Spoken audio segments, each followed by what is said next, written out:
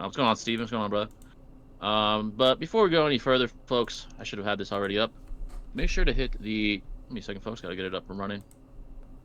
Make sure to hit the like button if you haven't already. It's greatly appreciated. I hope you folks are doing well. But feel free to ask about anything from the Nick stuff, Crazy Gojo, times, man. anime. If you guys want to ask, feel free. P Diddy, LP Diddy. P. Diddy is Whatever you guys want to. fascinating. ask. Gotta It works go for into the that. name, you know, P. Diddy, Yeah, you know, bro. pedo Diddy. Pedo Diddy, man. Gojo can rest in piss. He killed my goat Toji. Oh my Hey, god. shout out to Toji, bro. Toji agenda lives on. Shout out to Toji.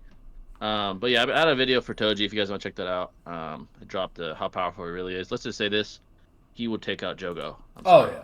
He would take him out. Yeah, I know people don't like hearing that, but he would slime. He would Jogo. do it. Isn't Jogo supposed to be like 6 or 7 fingers worth of Gojo? Yeah, exactly. I mean, yeah. Yeah. So I mean, Yeah. Kenjaku said like in general she's 8 or 9, and fucking Maki was doing okay against like 15 finger. She did better than Jogo did against 15 finger Sukuna because he got fucking slammed by Sukuna. Jogo died in like Exactly. it was horrible. Maki's a Maki beast. did I fuck she's a with her. beast. Yeah, Yeah, and definitely. she's it's stated blatantly she's equal to Toji now after her like awakening up. So yeah, so That's everything sick. she's doing, Toji could basically do. You could argue she's getting stronger, but Yeah. you could argue that anything she's doing or has done, he can do as well. So Oh, There you go. Gojo gonna come back just to see a 5 black Flash Sukuna mogging him. Yeah, if he does come back, like, what are they gonna make him beat Sukuna? I doubt that. Like, I doubt that, pimp. Oh no, he's What probably happened with probably Nick? gonna be like way more calculated if he does come back. And if anything, he maybe might he'll- even work with Yuji, you know what I mean, and some other guy, Yeah, and that's then what they I'm do, thinking. and that's how they That's do what I'm it. thinking. Yeah. Yeah, what happened with the Nick stuff? All right, so we'll break it down for the people who don't know. This shit, Yeah. warning, this shit is kind of it's fucked up. It's a lot. So It's there a was a lot. documentary called Quiet on Set. I think it's on Max. So if you guys have HBO Max or whatever it's called now, you On guys can Prime, watch it there. too. Yeah. On Prime. Yeah, it's on Prime. It's about the Nickelodeon culture. It revolves around Dan Snyder. For you guys that don't know, he created all the W shows. We'll give him that. He created Drake and Josh. He created Zoe 101. He created iCarly, Victorious, Yeah. all Victorious. that. Like he created Yeah. all those shows. But apparently he was like a fucking prick. He was treating his employees like shit. He was like implied to be a racist with how he treated like minority child actors and stuff. He just seemed like a fucking asshole. He would make like the older employees give him massages, and he was just a fucking prick. He would say weird shit. But the real bad shit that give him credit he didn't do was like the pedo shit. There was 2 guys. The first guy was like some weird dude who was sending Brian like Peck. Oh, okay. Yeah, Yeah. gotcha. I forgot the first guy's name, but yeah, the second guy's Brian Peck.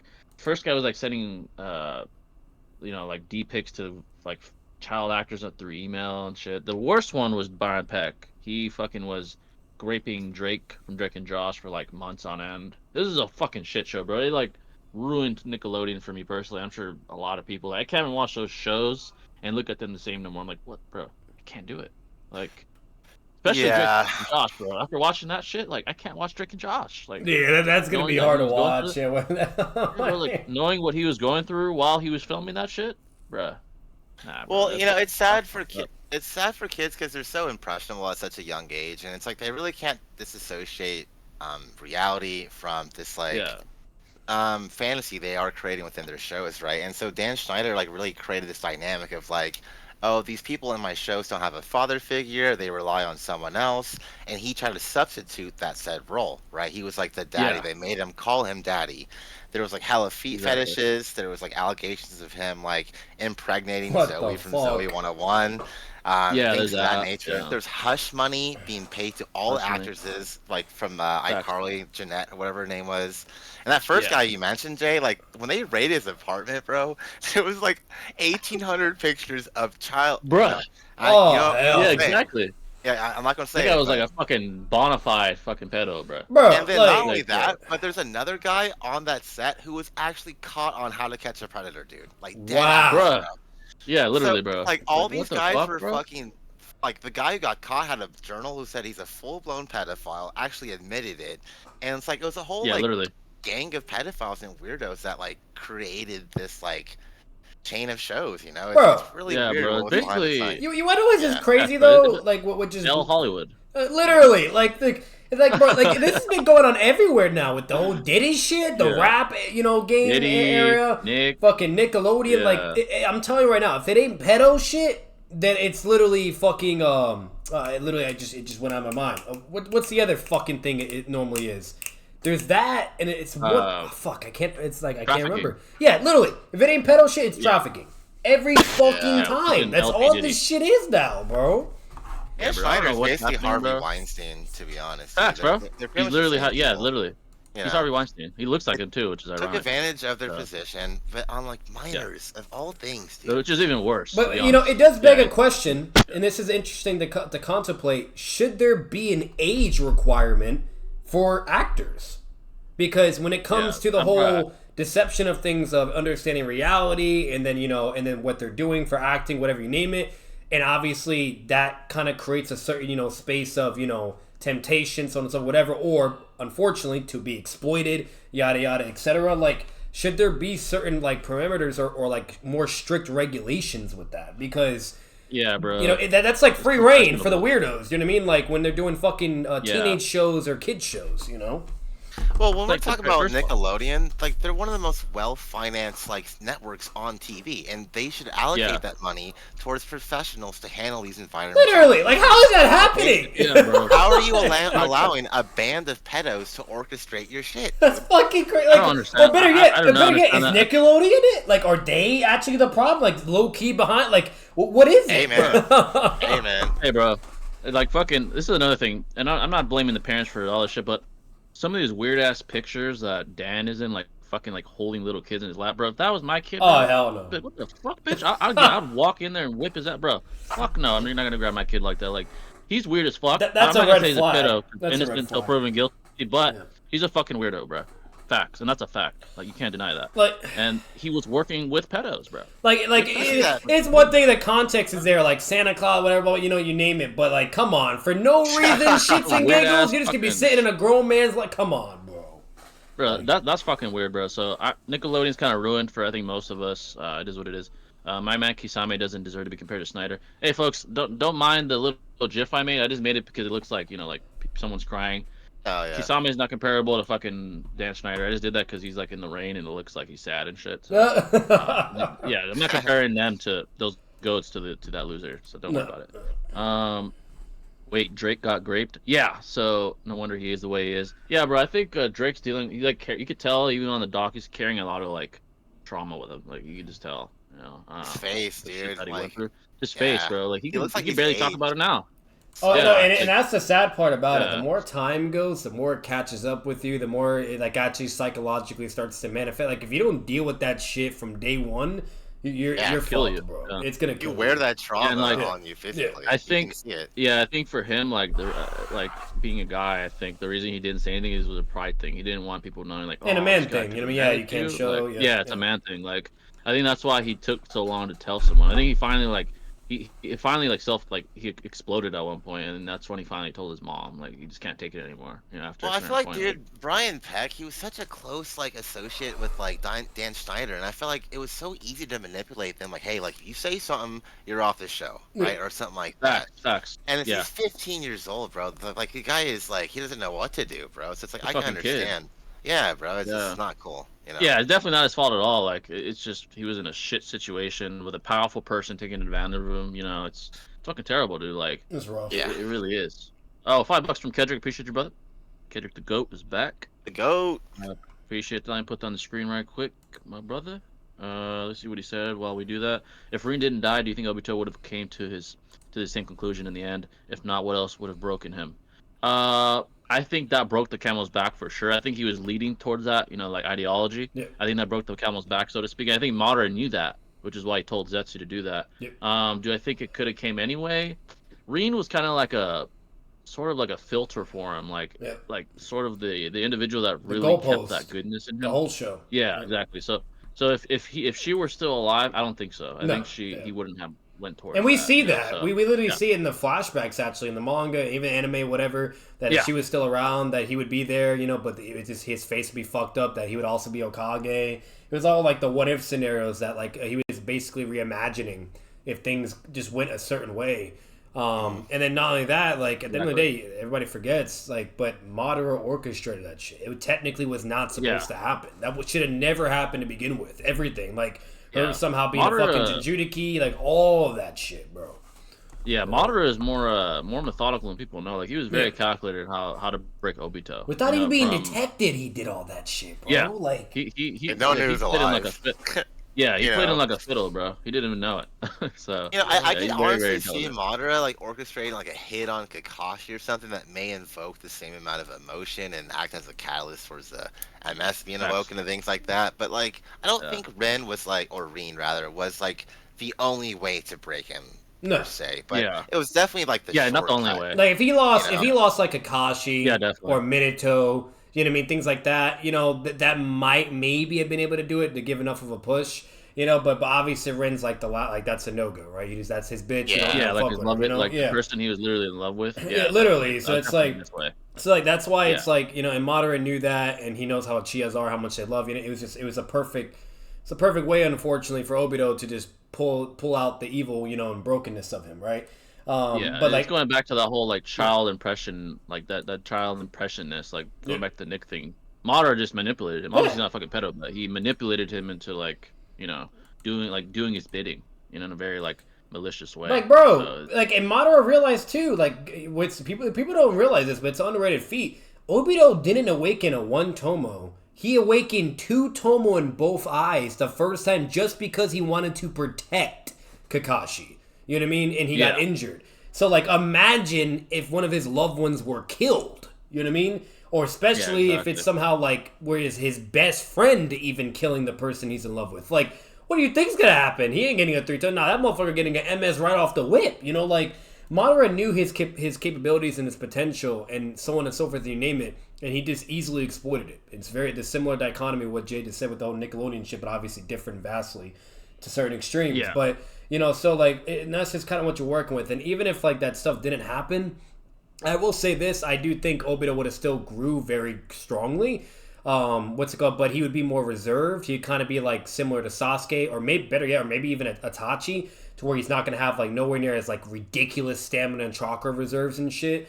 Because the only reason why he could spam the MS and just do that shit nonstop is because of Zetsu cells, Hashirama cells. If he didn't have that, he'd be fucked. You know what I mean? So the way it would go is, like, if he was still alive, he would definitely get the 3 Tomo really quick, or he might even be able to still jump to the MS, because look at Sadara as an example. She's actually very similar to Obito.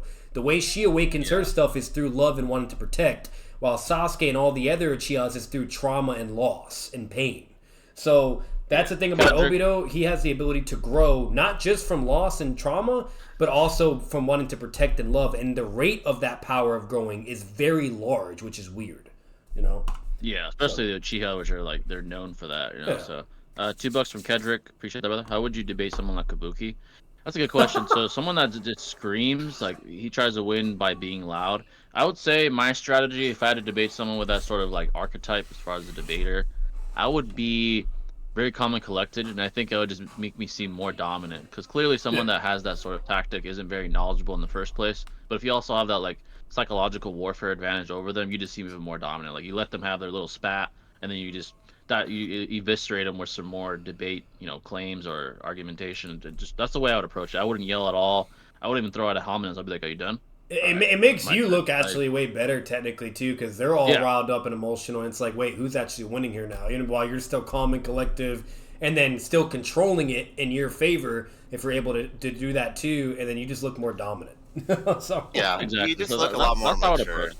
It's like, you know, you look at a 5-year-old child, right? They're like hitting a dog or like drawing on the wall to like get like the parents' attention, doing this stupid shit, right? Yeah. But it's like, if you give them a reaction, they feed off that. That's what they want. Yeah. So to remain stoic, like he's saying, and not like be provoked so easily is a way to like usher your dominance, essentially. So if you establish that and then just keep objective, I mean, like you just look like the more dominant one in anyone's mind, right? So it's like it's just very apparent, like you're the superior in that debate. And obviously there could be like different contexts too. Like if you want it to be entertaining and you therefore now you want to replicate or reciprocate, then whatever, that's another thing. But if it's like a serious manner, which that was serious, what's it called, then yeah, there you go. You know what I mean? It's not really. Yeah, exactly. I'm convinced that 20 to 50% of the industry are either rapists, pedos, Or racists, traffickers. murderers. These Yep. people are sick. Yeah, facts, bro. That's what it's starting to seem like, bro. Especially It's this all the year rich and the last people, couple man. years. All the old rich people, Like, bro. Powerful people in power like Weinstein or Epstein or Snyder or fucking. This is weird as fuck, bro. It really is. And what man. blows my Very, mind, very what weird. doesn't even make any sense, because most of them started from like nothing, though. You know what I mean? Like it wasn't like they were just given a spoon Yeah. from day one, you know, or had it easy. Like not some of them, you know, but not all. Like most of them, like started with Yeah. nothing or this or whatever, and yet that's what they turn into. It's like, what the fuck? Weird. Yeah. It's like No, that's yeah. what happens, Power- bro. Like. It's like power corrupts some, and power like makes some people prosper with power, and some are corrupted. It's unfortunately, you know. Like I would it's sad. understand that if you come from like a wealthy ass family or racist ass family, you know, whatever, you know, those type of parameters are variables. But like, it just does, it blows my mind especially if you came from nothing or if you were just an average Joe, you know, and that's it, whatever, Yeah. and that's what you come out to. Like that's just crazy to me, bro. It is disgusting, right? Yeah. Absolutely. But like I find it fascinating because like people who have such eclectic or eccentric minds, they do make good stuff sometimes. Like I think all of us can It is agree kinda Jake weird. and Josh was a good show. Like Yeah, it was. Yeah, it was. people who have like twisted minds who are not necessarily straight edge, quote unquote, they make good shit. And that's the fucking odd thing about it. I hate to Kanye. admit it. Like Michael Jackson, Yeah. right? Like great Michael music, Jackson. dude. You know, I Yeah. don't know. It's just hard for me to disassociate like the music or the artistry they created. I can appreciate it, but to disassociate Better it yet, Seth the completely from the pedo. person. Yeah, there's that. That's better. Yeah. Yeah, it It's is just a weird because that is dynamic. Yeah. It Yeah, is a it's a common commonality dynamic. amongst- Yep. Yeah. yeah, commonality amongst very talented people. Not everyone, and I'm not saying. Here's the thing: it's not a justification whatsoever. Like all those guys, the guys that are pedos are disgusting. But like, even just in general, like, there are people that have these sort of like extremely obsessive type mindsets, like Jordan or guys like that. They have, you know, he has gambling issues. Tiger Woods has like fucking sex addiction. John like, Jones. It's kind of bizarre. Tiger John Woods. Jones has a fucking drug addiction. Wilt Like, Chamberlain. Will Chamberlain, yeah. Kind of strange that. Will Smith is a Some cuck and great- simp. Yeah, fucking Will Smith. It is kind of weird that some guys that are so great have these weird things. Yeah. But guys like fucking Epstein are just fucking criminals blatantly. Oh yeah, But no, there's just in a, general, and to this day, commonality. I don't even understand how the fuck that man ain't canceled or still going with. Like, it blows my mind, bro. Yeah, it's like Snyder, you know, he's a fucking weirdo. There wasn't enough on him to like destroy him. He's you know, his legacy's done, but like they don't have anything on him. But it is really weird. It's just really weird shit, you know. So And not only that, speaking of- Jay, like with Brian Peck, Yeah. I think in specific, like he had allegations a long time ago. He went to jail for I think 16 months and had registered sex offender, right? Obviously. yeah, But then like a year later, he gets hired by fucking Disney, bro. I don't understand that. For, like I didn't Sweet Life understand of that at Zack all. and Cody Yep. and shit like that. Yep. It's like I don't Like- understand how that comes to light, bro. Like what That are you doing? Disney, how the fuck are you gonna? I truly don't understand how the fuck you got that job. That makes no sense. Crazy. Blows my mind. He's on the Yeah. registry, bro. The fuck? I don't understand Literally. that. Like, Working was that with not kids public again. record? Yeah, Yeah. that's. But bizarre. hey, but you know, I'm fucking over tripping and forgetting his name. But Kane the Conqueror guy, that Yeah. fuck that though. He gets yeah. He loses his fucking career. He 'cause lost some bitch scratched everything. her Nobody finger. wants to hire him, and then, Yeah. and then look at Johnny Depp. But that, you know, like Yeah, look- it's like how the fuck does Fucking that weird, happen? But then you have this guy, and you hire a fucking guy in the registry. Like, what the fuck? That's insane, bro. With kids, like, what the fuck? That doesn't make any sense, bro. People should be questioning. Like Disney for that I shit. feel like Disney, like that's take this. This is the fucking tripping, bro. crazy shit here. Disney is more offended and wants to crucify or punish you more. God forbid if you did something to a woman, and that's like, you know, allegedly, right? Because most of it's bullshit, right? Yeah. You know, but you know, even if it was legitimate, they'll take that shit to fucking infinity and beyond, Buzz Lightyear style, bro. But yet there's a fucking guy in the registry or some pedo shit, whatever. Like, oh, that's great. You can come and join Sweet Life of facts. Zack It's like and Cody. Yeah, Majors is shown in the video running away from a bitch. His career's over, but this fucking pedo gets a job, but with fucking children after fucking After raping being a in fucking- jail. Literally! Right? Yeah, Like, literally. what is that, Disney? Like, What is that? Disney? Yeah, Disney has some explaining to do, bro. What the fuck is After that me, shit? it was like, what the fuck, dude? What? when we just learned of Zack this and simple, Cody? when we learned of this simple equation Okay? Yeah. Woman damage is greater than kid pedo damage. Yeah, all Major did was like scratch your finger and accident or some shit. Like, bro, what the fuck? Man. I don't understand that shit, bro. That's crazy to me. Like, Yeah. Disney, fuck Disney, bro. That's all I gotta say. Speaking of Rin, one of the coolest and most underrated things Storm 4 did was integrate the Three Tails into her ultimate jutsu. That was pretty cool, yeah. That is pretty cool. Yeah. Kabuki spent his entire debate with Seth and Six going, do you really believe that? Do you need more patience to deal with that? Oh, fuck, yeah. You need a lot of patience to deal with that, bro. Oh, of course. Yeah. It's constant circular reasoning and constant ad hominems, constant fucking talking to a wall vibes, you know. He's like Noodles, but not as intelligent, basically. Yeah, basically, like, Noodles is intelligent. The dumb version. Yeah. He's like a dumb version of Noodles, yeah. If Sasuke was in CM2 when he used Kirin, would he have nuked Itachi right there? Kirin would have been 10 times stronger. Me and Shinobi actually talked about this in our Sasuke versus Gaara video. Yeah, we would assume it'd probably be 10 times stronger. Yeah. Would he have nuked him? Well, he barely reacted to it. It might have been faster as well. If it's 10 times faster, is a good argument. It actually would have hit him as well. Like, you know, I'll say this. This is like, Sasuke is such a weird, interesting character because, like, this is where it gets a little tricky because, like, you have the Datara fight, right? And, like, Datara barely dodged base body speed, right? Yet this motherfucker doesn't be like, let me use CM1 or CM2 and then charge him again, and I should probably speed blitz, right? You know, due to the amp. He doesn't do that. Instead, he tries to fight again in base and replicates the same fucking situation. So it's like, would he really do that against Itachi? Is he really that smart? Like, yeah, it's kind of weird because that is true. And he doesn't do it in the beginning of the fight either. He waits till last fucking minute as a trump card. That's kind of weird. Like, that is kind of bizarre. Like, and he's bloodlusted. Yeah, that is a strange decision. Like, maybe maybe like Sasuke's smart, but he is not like Minato smart, in my opinion. Like, Kishimoto is probably like, hey man, if fucking Sasuke uses CM2 and hits him with Kirin, it's wraps. So what do you do? Like, bro, look at his Chidori turning Onyx. Imagine a fucking CM2 Kirin.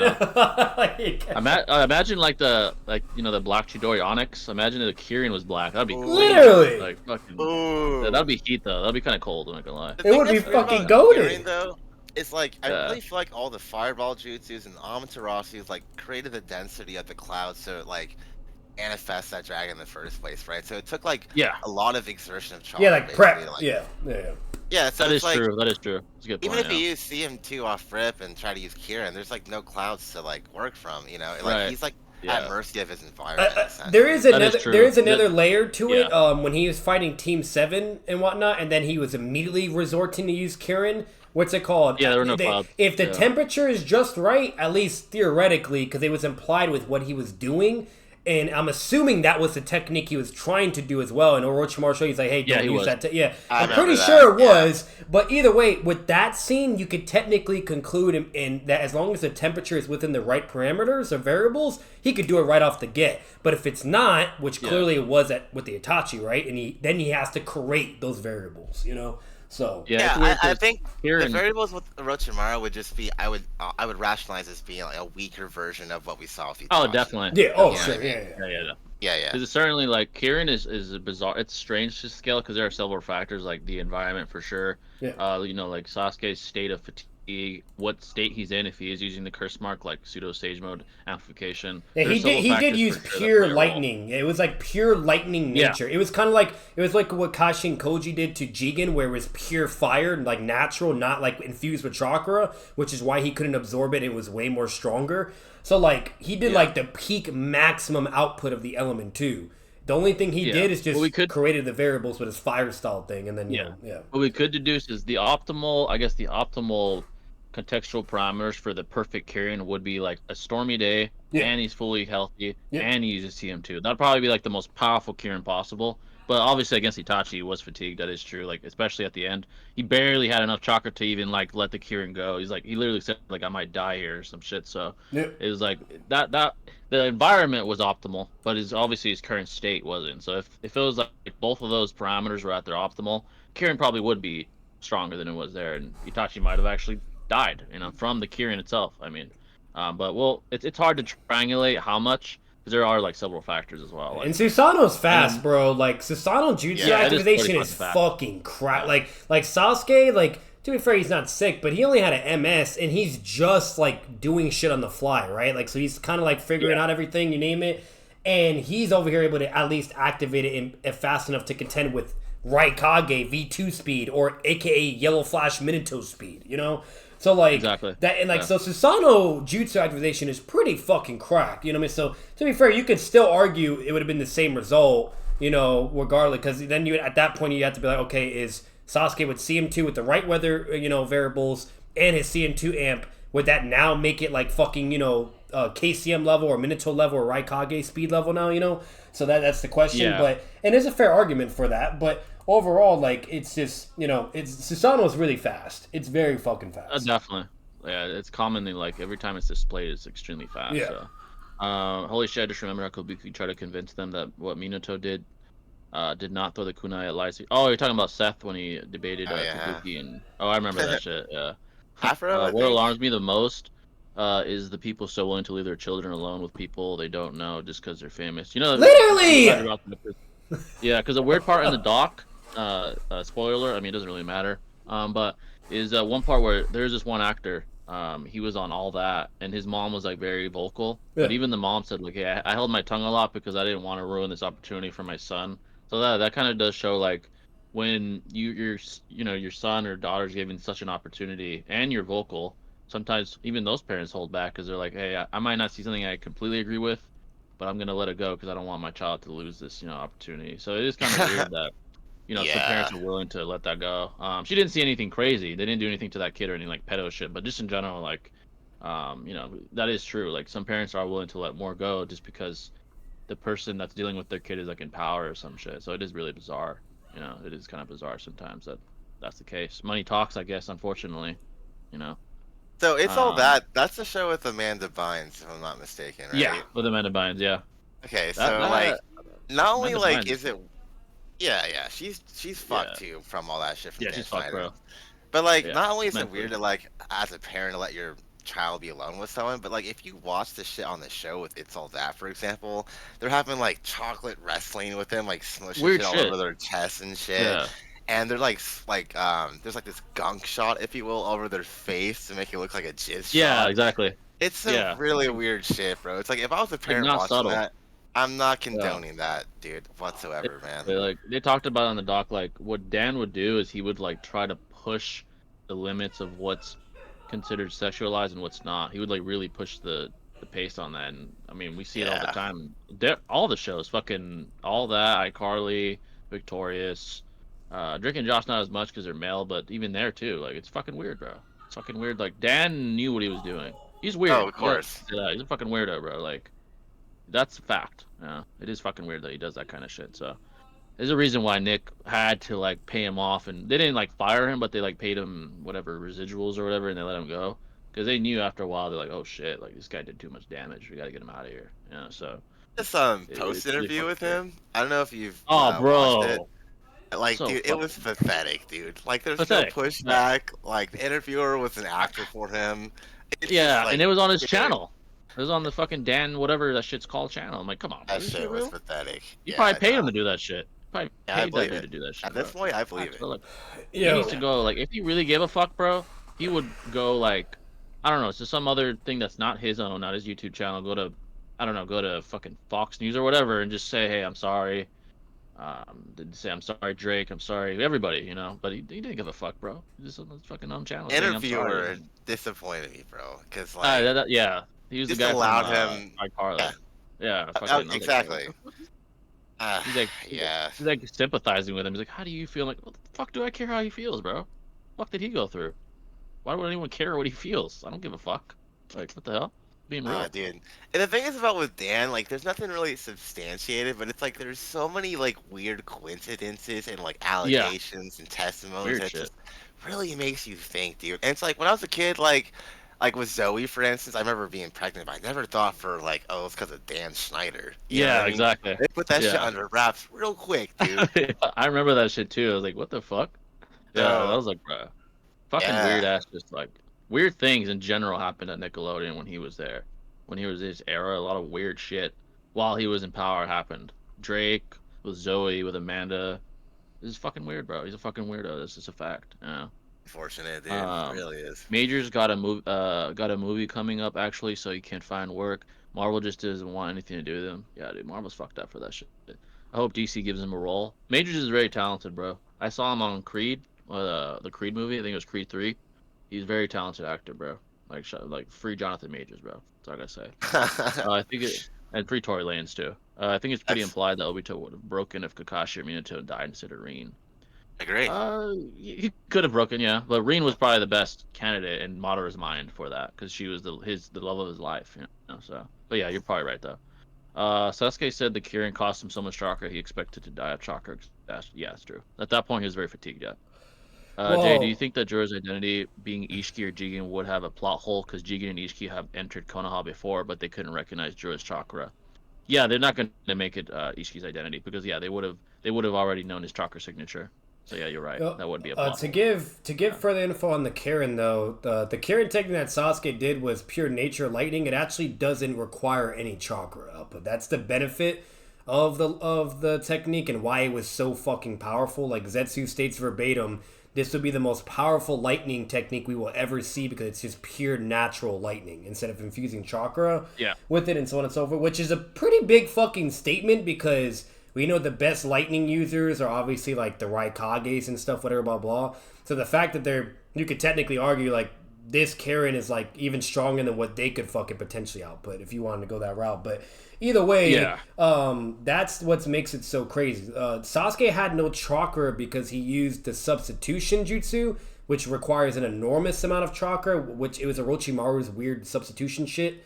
And then and then he did the fire style right after, along with activating CM2, and then he was completely gassed out, and that's when he had no chakra. Yeah, he was drained. Yeah, and then he was able to do Kirin, which requires no chakra, which is also stated verbatim. Now, he can infuse chakra with Kirin, because that's also stated as well, but Zetsu says it's not even like necessary because the fact that it doesn't require chakra and it's just pure nature puts it on a whole other enormous level entirely. So think of it this way, if you do a natural nature Kirin, and then even apply chakra to it, it'd probably even be more cracked. You know what I mean? So yeah, if you use like a ton. Exactly. Sure. Yeah, definitely. So yeah, that's why. Yeah, exactly. Like the argument of or the question of how powerful would it be if he was like full power in CM2. Exactly. It probably would have been stronger. Yep. Yeah, for sure. I personally feel like. Obviously, like, I know that statement 100%, but I feel like he does use at least a little bit, because it's like he's transforming lightning into a dragon. Like, there has to be some manipulation. At least to direct it. Yeah. You know, and also direct its path as well. So maybe just a little bit, like a little sprinkle. Yeah. You know? I would say at least maybe the Kirin itself, it doesn't have any infusion, but I'd say like for him to direct the Kirin itself, I'd say at least a little bit. That's fair, yeah, because he's doing like a change in chakra nature. Which is what that technique. It's technically it's what Naruto did with the Rising Shuriken. What's it called? But but no, I'm just going off like the statements. I was just reviewing it because I was like curious, but yeah. 100%. Yeah, totally. Yeah, I would say probably not the Kirin itself, especially since he was like near death. Yeah. He probably directed it with the small chakra I left, but yeah, maybe the Kirin itself probably didn't have any chakra. No, yeah, I agree with that completely. Yeah, he was fucking like dying. $5 from Kedrick, appreciate it. There's no question about how strong do you think Gohan would be if he kept training? Think about it this way. This is to put in perspective. Now, I'm not saying this would be true. Frieza, with 10 years of training, we saw how strong he got, right? In the hyperbolic time chamber. Now imagine how strong Gohan would be. Just put that into perspective. Yeah. How strong would he be if he went into the fucking chamber for 10 years? And what, Beast Mode 2? Yeah, okay. Imagine imagine what he would be. Imagine. Gohan, he was 3 years with Goku, I think, right? In the hyperbolic. Yeah. Training for 3 years, so. I believe. And initially he wasn't Super Saiyan, I don't think so, prior. Was he? Yeah, he wasn't. I don't think so. Yeah, no, he wasn't. Okay, so I think he got it in there. I think it was when he first got it, he was inside it, I think. Pretty sure. Okay. And when they came out, they're a 1.5. They're Super Saiyan in base, you know? Yeah, in base. That's not a huge gap, to be honest, bro. So it's what Frieza could do in 10 years. He went from being relative to Blue, low-key, to far surpassing Ultra Instinct and Ego collectively, dude. Slamming. You know, that's quite a gap, dog. So yeah. Yeah, Hey, that. Shinobi, that's huge. it's a little bit backtracking, but I just reviewed it. I don't know, bro, because Itachi, he says, because Sasuke's talking shit like, oh, you're gassed out, buddy, whatever, blah, blah. And then Itachi's like, the Sharingan can assess chakra and see chakra levels. Stop bluffing. I can see that you're out of chakra, meaning that you can no longer do anything. So he says he's out of chakra to Sasuke, like shut the fuck up. I know you're bluffing. And then Sasuke, and then it goes from there, and he's like, nah, like he's like, yeah, I don't have any chakra left. I've used it up in that fire style jutsu, but do you really think I would come here to kill you unprepared? So I don't know, bro. They're both saying it. If he's out of chakra, there's two things that happen, right? Yeah. Either he passes out or he's fucking dead. No, true. That is a fair point. Yeah, that is fair. I think I would say, yeah. Because Kakashi states that. He states that like multiple times. If you run out of chakra, you die. You either die or pass out. So that's true. Yeah. I think Itachi probably didn't mean it hyper literally. Relative to 0%. Like he's getting really close. Yeah, exactly. Yeah, like critical. That's fair. That's 5% probably. You got me there. I forgot about that. You got me there. Yeah. Why does Hollywood attract so much scum of the earth? Here's what I would say. I think power attracts scum in general. Power, money. I think. Yeah, money corrupts. In general, it tests your mental fortitude. It really does, bro. Yeah. Money brings out more of you that was already there more too. Of what you really are. Yeah, exactly. And guys like Snyder and guys like Epstein, those guys, they already probably were dickwads. You just didn't know about them, and they got all this money, and we saw what happened. Because think about it this way: money is power, right? You know what I mean? Like it allows you to evolve in a sense, right? To be able to open up to different channels, different perspectives in life to embrace in, yada yada, etc., whatever. So if you don't have like that element of power and so on and so forth, you're not really allowed to really reveal what you are as a person and so on and so. You know what I mean? Like it's not as transparent. But the moment you have that door open for you, it's fucking free reign, right? And then there you go. Now now you finally see what was technically already there. You just didn't have the resource to fully embrace it. And that's why it was concealed and you just didn't know. It's kind of like a deceptional thing, So yeah. $5 from Kedrick. Appreciate that, brother. Once again, if Joker didn't exist, who would be the greatest villain of all time? That's actually a good question. Villains that are all-time greats. Who would I put up there with Joker? Maybe. See, Venom. He's more aesthetically pleasing with the whole like badass power element of things for me, like the symbiotes and shit. But if I had to say like overall like writing, villainary, you name it, it's between. I'd say either Thanos, that I think had the biggest overall impact, or you could say Doctor Doom. He was a fucking problem. Doctor Doom's pretty great. Or you could go Green Goblin, right, of Spider-Man. Let's be real. How much that motherfucker has caused that man so much problems. Like, come on, bro. Yeah, so, and comic book wise, those guys are probably up there. Like Green Goblin's great. Green Goblin's great. Now, if we're talking, Darkseid's a good one. If we're talking all of media, because Joker's so great that I think he's just the best in media. Period. Everything. Yeah. I would probably say like Walter White was a villain in the end. One of the greatest. Walter White. Some other like all-time. Now I saw the villain Walter in this because I'm in season 2. I've been very patient with. I would have been done by now, but my girlfriend actually really liked it, so I've been having to wait for her to like catch up with me and whatnot, and then I can continue on. But there was this one episode where he's drinking with his kid, and like the cop is there too, and he gets fucking evil Walter piss mode. Like he was pissed. He wanted blood. Like his ego. Yeah, his ego got so inflated that every little like was pissing him off. Every little threat to his fucking manhood and ego set him. Yo, he went off on that cop. Like when he gave the kid like a third shot, and then the cop dude's like, "All right, I think that's enough." He's like, "Yeah, that's too much."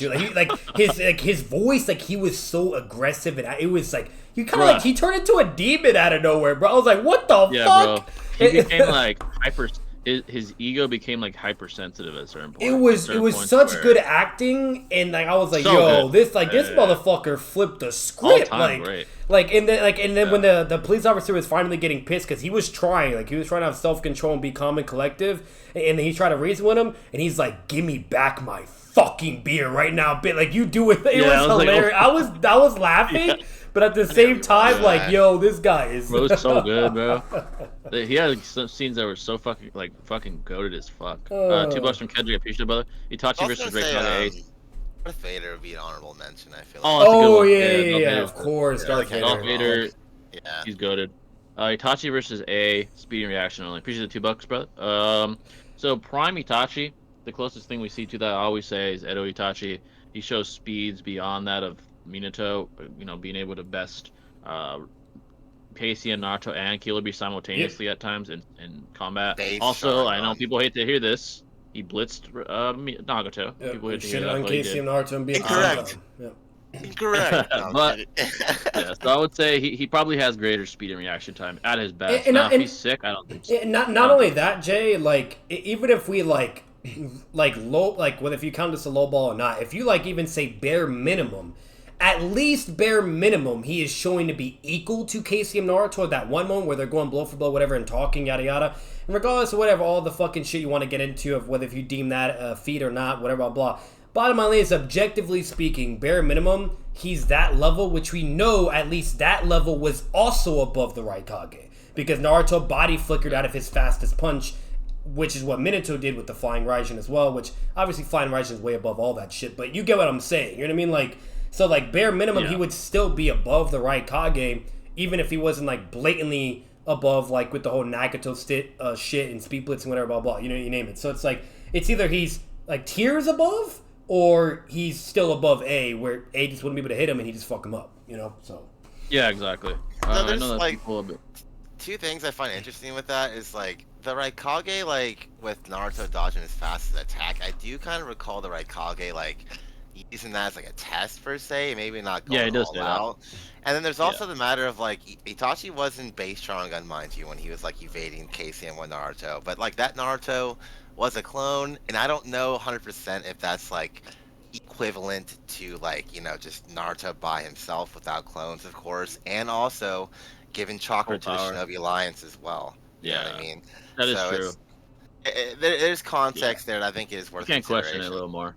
Yeah, for exactly. sure. Yeah, I agree. You could definitely question like the specific Naruto iteration question for sure. Yeah. Like he definitely was aiding like because the Naruto, because the problem with Casey and Naruto, he's never at full power the whole time. Like he's never ever at full power. The only time we actually see him at full power technically is like when he first acquires the power, but he can't even fucking control it right. Like it's really like to where like he literally speed blitz Kasame. But then he moves so quick, like he got stuck in the fucking rocks, and like Yamato's like, okay, he has the speed, but he doesn't have the finesse, yada yada, whatever, blah blah. You know, so it's like that's the closest we ever see. While in the war, like he's literally turning the fucking cloak on, using it as like a fucking lamp, okay? And even turning it on drains his chakra. And even Killer Bee says that verbatim. He's like, hey, are you sure you should be using the form just to get there quicker? Because, you know, it's using whatever, blah, blah, and the whole, like, Nine Tails and all that bullshit, whatever, blah, blah. But either way, like, so the whole time we see him, you know what I mean? He's not even ever at full power. But the closest we see him at full power is technically when he's against Raikage. And we see that whole interaction. Yeah, that's the closest. Yeah. And then after that interaction, then this motherfucker, like, starts spamming, like, all these fucking shadow clones, rising gons, you name it, and all his shadow clones are fucking mid-Kage level, by the way. Every single fucking one of them, to where they can literally low diff Inoki's fucking the second Shizukage, and then eventually even beat the third Raikage. Like, the clones are fucking cracked, but either way, that's besides the point.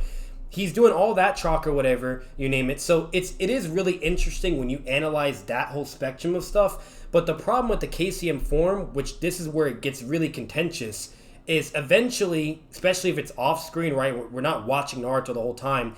His ability works as like a refilling mechanism. So it's like once the tank is low, he can't use it, but once the chakra is back, now he can use it again. You see where I'm getting at? So it's like when he gets to the whole Itachi thing in Nagato, it's like, where is he at? You know what I mean? Is he like still like fatigued, or did he replenish a certain amount? Yeah, like is he back at full? So that's where it gets really, really interesting overall. But you know, it is interesting. Yeah, it is a little more vague. Yeah, that's true, because KCM 1 is like the prerequisite for it is to tame Corolla, not befriend him. Yeah. So that is true. It's like an arbitrary amount of chakra being seeped into him. Once it's KCM2, he blatantly is using like all fucking Corolla's shit. Oh yeah, he's using. It's not even That is without true. question. Facts. Yeah. Yeah, they're like best friends at that point. But that is true though. Yeah, there's And even the whole Obito fight, like the problem with that is like when he leaves, like, or better yet, like we see it after the whole fight concludes when after Itachi speed blitzes Nagato, you name it.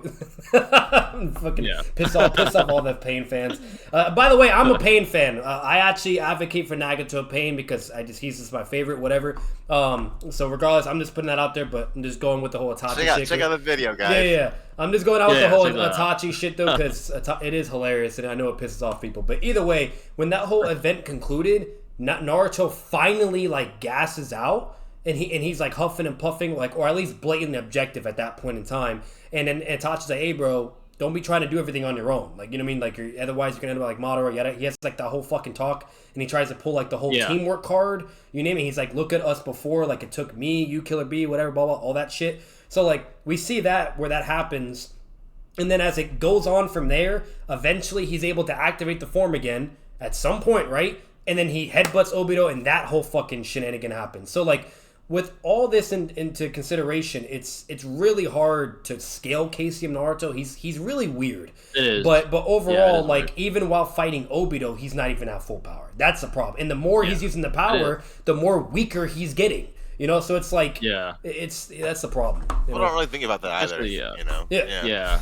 $2 from BT, appreciate it, brother. Hardest carry in an anime fight you've ever seen.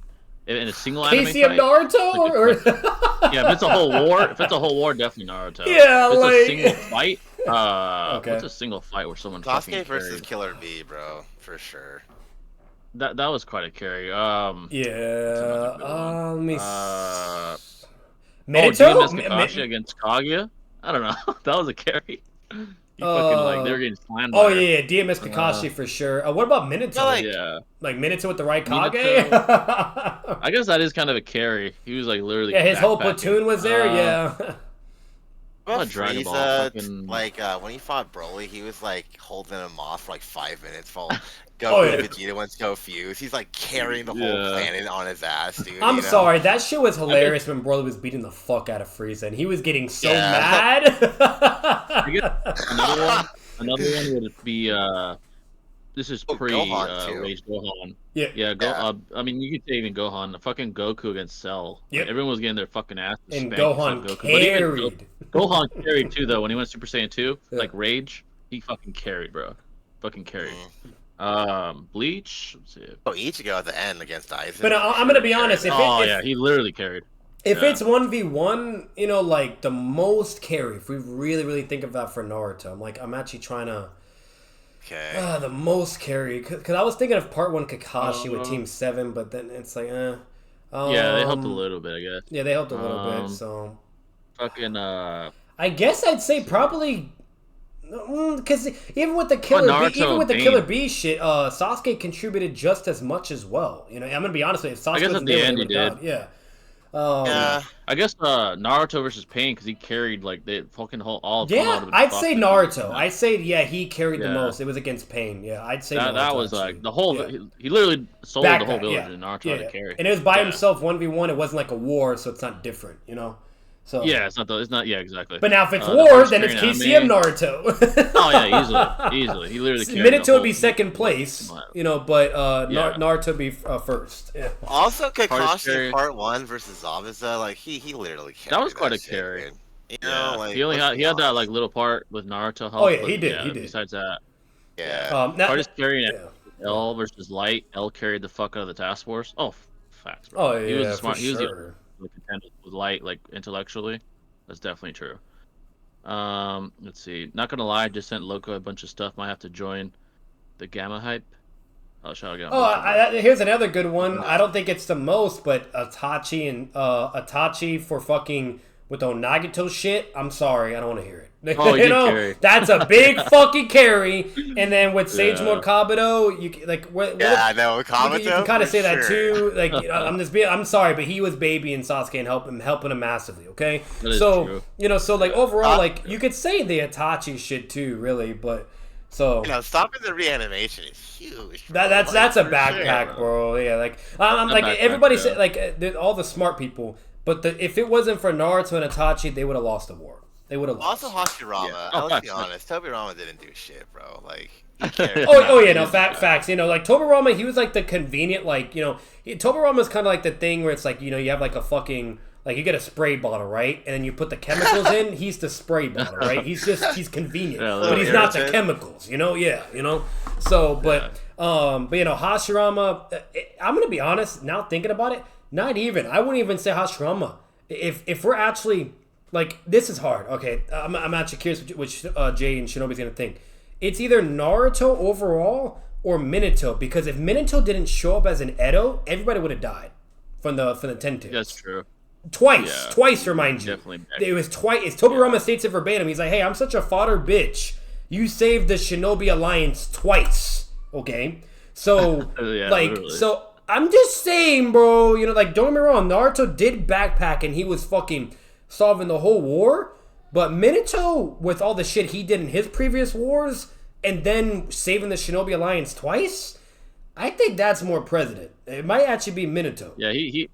Yeah, Minato basically carried the third grade. He Let me say can't- this real quick, right? Basically. Yeah. The reason why I say Hashirama is because like he taught Hiruzen, who taught Jiraiya, who taught Minato, who also taught Naruto. So it's like without True, Hashirama, yeah. none of this shit really would have happened. Oh, okay, if we're going He like basically- historical, yeah. yeah, sure, I'll give, yeah, but Hashirama technically backpacked the whole world when he fought Madara. yeah, like narratively, yes, Yeah. obviously Hashirama historically, I agree. But if it's like war setting wise and like the most general Naruto, capacity of Naruto. backpacking, I would actually say Minato or Naruto. Yeah, So- they like had probably the most kill count. The reason highest why, kill the count, reason bro. why I'm still leaning more over Minato is because he was already backpacking wars before and had to run on site, and he also saved the Shinobi Alliance twice. That's the entire fucking ninja world, bro. Okay, Yeah, both of them. Yeah, Twice. backpacking, bro. you know, Minato so will go, bro. Yeah, I that's feel what I'm you. saying. You know what I mean? And he got there first. I don't want to. Hey, I'm gonna say this right now. You know, maybe we'll push a new agenda. Okay, they're all trying to get to that fucking battlefield as quick as possible. To be fair, you could say Hashirama wasn't because he wasn't in Sage mode, so I'll give you that. But Minato, all of them, they were all trying to get there, and Minato was way fucking faster than all those motherfuckers. Way before. Way before. But Yeah, way before. Tobirama fought Jubito. My God. But dude. I'll just say it, a Gohan new and- agenda. Minato's faster than base Hashirama, Tobirama, and Hiruzen. Way fucking faster. Yeah, bro. You know? By the way, folks, if you guys see on the right screen here, fucking this GIF perfectly describes talking to fucking Kakuzu fans, Tobirama fans, Sasuke fans, or Facebook scalers. Bro. Literally, perfect shit right there. Like you just know it's a never-ending cycle, bro. Tobirama shattered the Diddy Gate that hold down the 10 tails, and God, bro. he The also Jubito shit, bro. Like, bro. he hurt the Divine Tree with his Squirtle water style. Gohan and Goku's father-son Kamehameha over Vegeta's final explosion. You mean like which one's cooler? They're both pretty cool. They're both pretty good. And also, yeah. like Kiba, like dented the fucking Rashomon gates. Is that supposed to impress me a lot, dude? Yeah. Like I'll say Keep that this: feedback. Dragon Ball Z is so legendary to where I'm sorry, but like Boruto tried to replicate the moment in a sense with Naruto's Not rising close. up with Boruto. Nowhere close. Like I'm sorry, the father and son Kamehameha just goes so fucking hard, bro. Even in the games was fire. when they show it again as like ultimate moves, it's so fucking good. It's Just so fire. good. Yeah, it's fucking amazing, man. I remember Discord servers. I respect Goku Okay. for sacrificing his life multiple times, but like what I don't respect is giving Cell a sensu bean, bro. Like you're just That Oh, was dude, wild. that didn't make any fucking sense, bro. That was dumb as shit. I was like Goku. What the But that's fuck are you doing? Goku for you. He don't care, bro. it's like that wasn't fair. Let me give you a sensu Yeah. bean. Like, bitch. I'm like, bro, what the? It's too And then chivalrous, Cell bro. in the What end fuck is over that? here not playing fair and cheating in the That fucking shit, bro. That was dumb as fuck. I don't know what the That's fuck he was fucking doing. Goku for you. Instant that was transition a dumb Kamehameha was fucking lit though, dude. Like that was. Oh, that shit was fine. fire. Yeah. Yeah, that was definitely like peak Dragon Ball. I remember Discord servers getting into the flame wars over whether Itachi blocked with Kirin with what does that shit say? With his full Susanoo or with a ribcage. Thoughts on that topic? I'm pretty sure when he got hit with Kieran and like the smoke went I away, don't he was think it still in a was. skeleton. Like, it was still a skeleton Susanoo, Yeah, right? yeah, it was a skeleton. And he said if I didn't have this, I'd be dead. Like, I don't think it was the rib cage because the rib cage is the least most Agree. durable out of everything. And like, and Yeah, the probably Raikage was not. chopping through that shit like butter. And I don't know. I'm gonna at least give Karen some credit. Probably the I don't head. think Sasuke's fucking KCM, which I think is nonsense. But Yeah. but I'll say this: Karen is no joke of a jutsu. You know what I mean? And if it was Yeah. rib cage, I do, especially sick AIDS Itachi. You know what I mean? I think it would have went through his rib cage. I'll say Even that. the trajectory of the trajectory of the Kirin's from above was Yeah. probably like the skull. It would have, yeah, it would have to be the skull, bare minimum, which makes sense. And even the skull is fucking cracked in durability because Sasuke had the skull shit in the 5 Kage Summit. He didn't even have like he had to turn the rib cage off. He was like, oh, this shit's fucking ass. He learned the hard way against Raikage. But when he activated the skull and it went up to that the second form, like Gaara. All of them, Gaara, Darui, all those motherfuckers spammed all their strongest jutsus, and he ate that shit with just the skull. Yeah. Like, that's the second Really, weakest durability form for a Susanoo, and it's fucking cracked. Like, Yeah. I think it Yeah, is rib cage, I doubt it. ambiguous. Yeah. I feel like upon it implosion or explosion, like there's obviously a huge smoke screen that's like Yeah. blocking our peripheral, and I feel like it is plausible to say that Itachi used like the Susanoo or even the Yanamir upon the Yeah. strike, but was so fucking fatigued that as soon as it was done, like hitting him, he had to like melt away his like Susanoo because he's literally on the brink of death. You know what I mean? He couldn't just sustain it for very long. So Yeah, exactly. Oh, $5 from Yeah. Kendrick. I appreciate that again, brother. I've been watching The Boys. I'm in season 2. Billy the Butcher's my favorite character. Why is Homelander in the Deep so weird? So Homelander has probably one of the biggest Titty god milk. complexes I've ever seen. Yeah, he has that, and he has like parental issues, which is why he has like this weird fetish with moms and shit. Like where that one blonde lady was like, he's so fixated on her. Daddy Literally like issues. from a sexual aspect and from like a motherly aspect.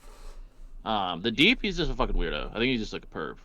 So he's not really. He's much to say about he's him, the but- embodiment of a fucking epic failure, like disappointment, like bro. Yeah, he's just a pussy. Like he's a pussy, and like that's all Over here about blackmailing Homelander. that chick to fucking get sex too with her, like Yeah, Homelander is just like a very traumatized. Like ironically, regardless of how powerful he is, ironically He's he's a like man-child. super traumatized and like he's a man child despite having like godly power in that verse. That's why he is quite the villain. He's a great villain. he's honestly, funny as because- fuck though. He has his moments. Yeah, he's funny as shit. Funny as shit.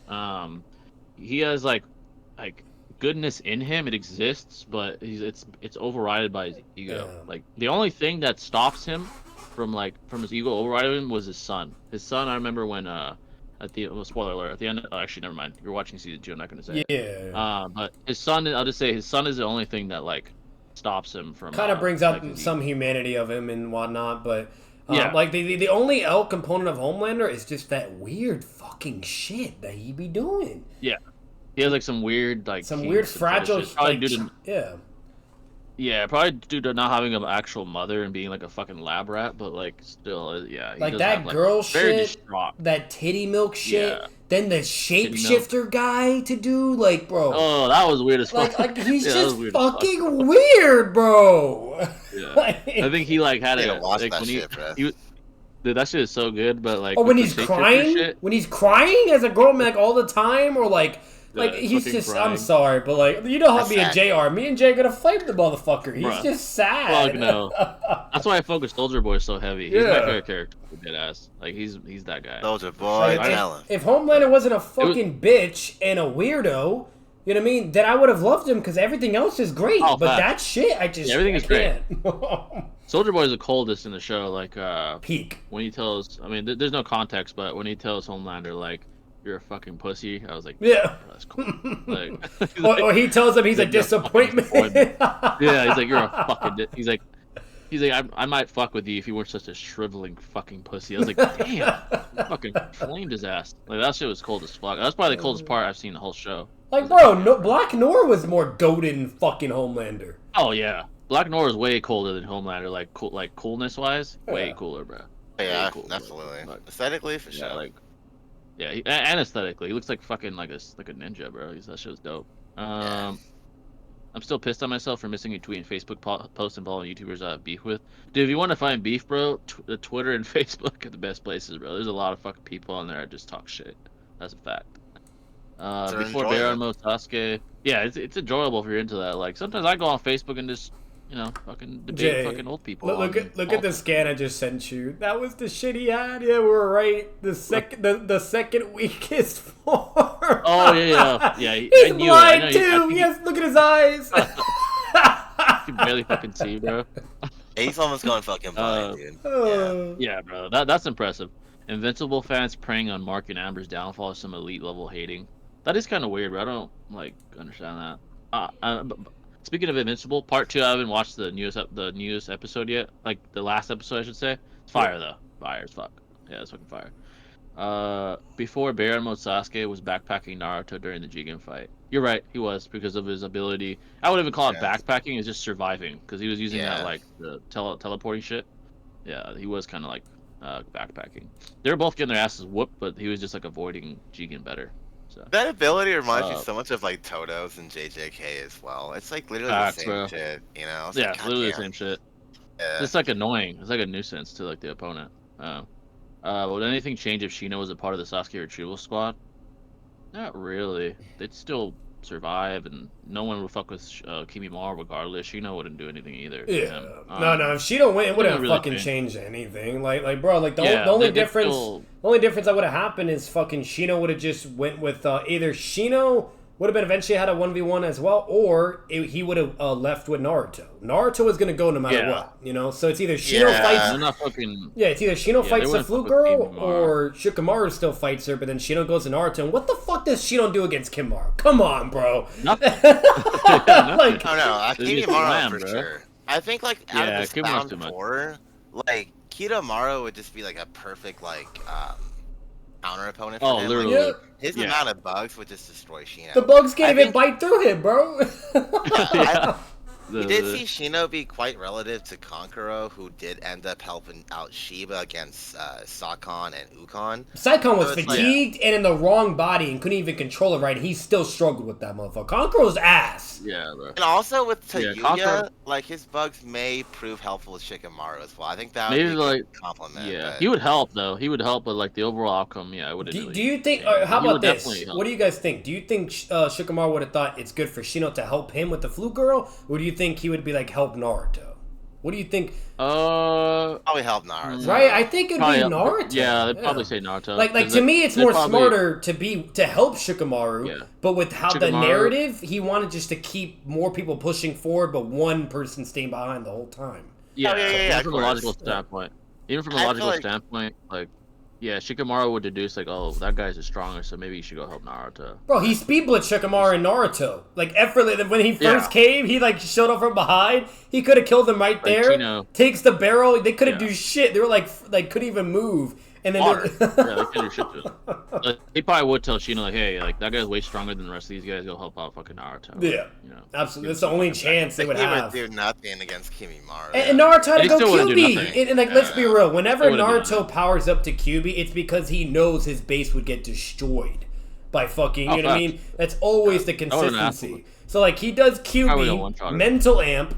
2,000 plus shadow clones, a QB cloak on top of it, and still can't touch him once. Still gets slammed. Yeah, he's just on another level. He was still pretty healthy. It wasn't like when he fought Gar, he was like fucking dying. It's the same. It's the same aspect of like where people want to have the audacity to say that Naruto or Sasuke could shit on Kakashi. It's like, are you fucking kidding me? And it's like that's literally what Jonings would do to fucking Naruto and Sasuke. It could be 2,000 plus of them, bro, and they'd be shitting on him. Just fuck them all up. Yeah, literally. Do y'all think Naruto would have packed up Tendo if Minato hadn't restored the seal or not? I think the Tailed Beast would have ended up destroying it would have ended up destroying the Tendo Pain. It was super fatigued. He was. It wouldn't matter anyways, but because Pain does say he would enlarge the planetary devastation when it was crawling out, and at that point he would capture it if the bullshit didn't happen, the plot armor, or whatever you want to fucking call it, but. The problem though is like fucking if like the whole seal shit, like if that like failed somehow, then like at that point, like it would just transform further, and then Pain would have just been fucked. But while it was in the ball, Pain probably could have got away with it because it wasn't full 9 tails yet. It was like I think it was like 8, and it was like, and it looked all weird and shit. It was like an ugly ass, crusty ass rat looking creature.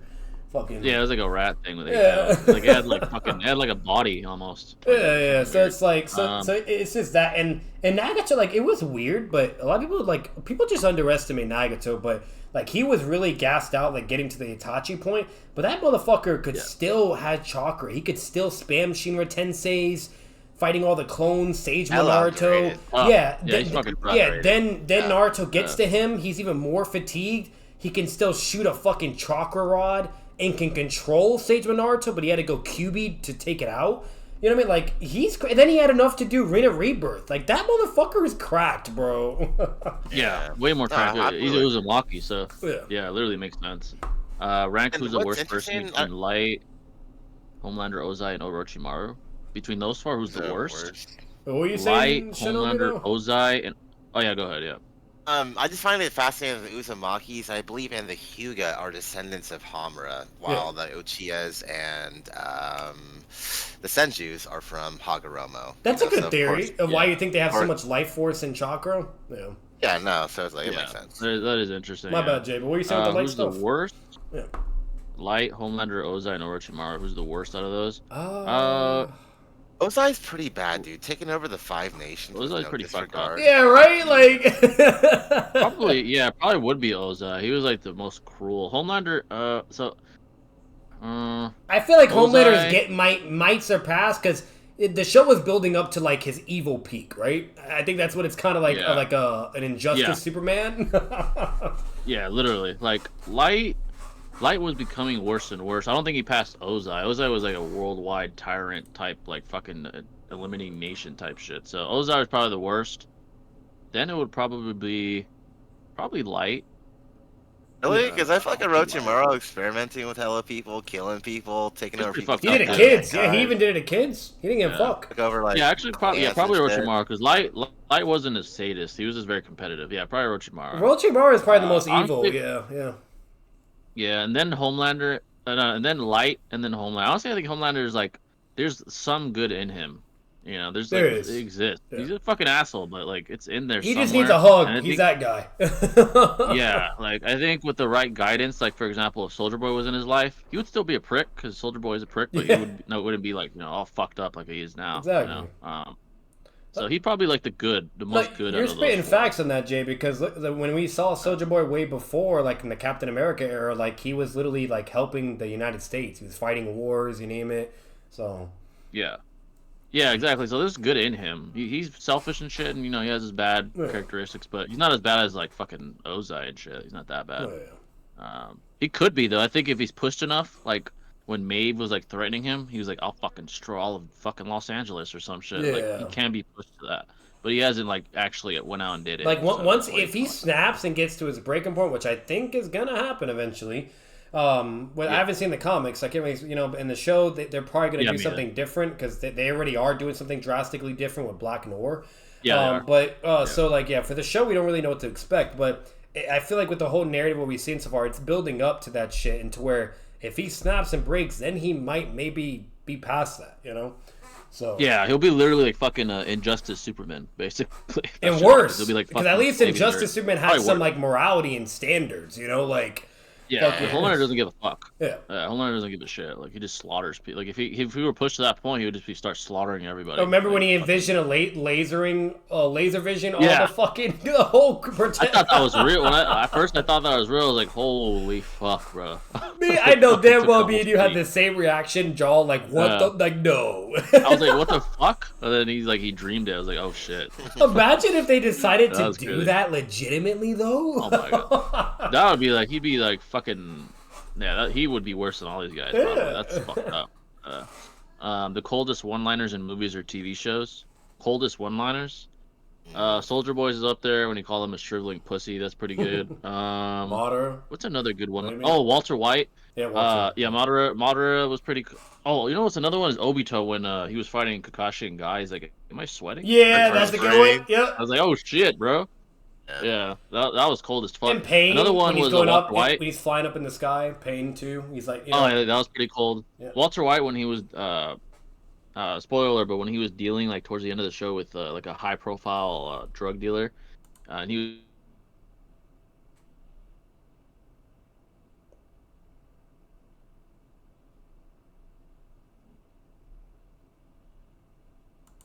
like, that shit was cold as fuck.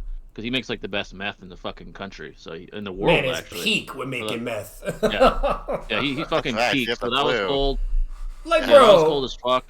Jay, when he made What was when that? he fucking lied to that kid and he said, "Hey, it's a do or die. We're getting low on our shit. We gotta like do all this, whatever." And that man made so much shit. The amount of money he got from just like Yeah. that was crazy, bro. He had a fucking storage unit of money. I was like, what the fuck, bro? I He had was a fuck ton of money. like, he didn't even have to do that, but he said, "Just fuck it. I'm just gonna work my His ass ego. off for like a couple Yeah. days That's why and just be it was set so for life brilliant, and have really, this 'cause- money." Yeah.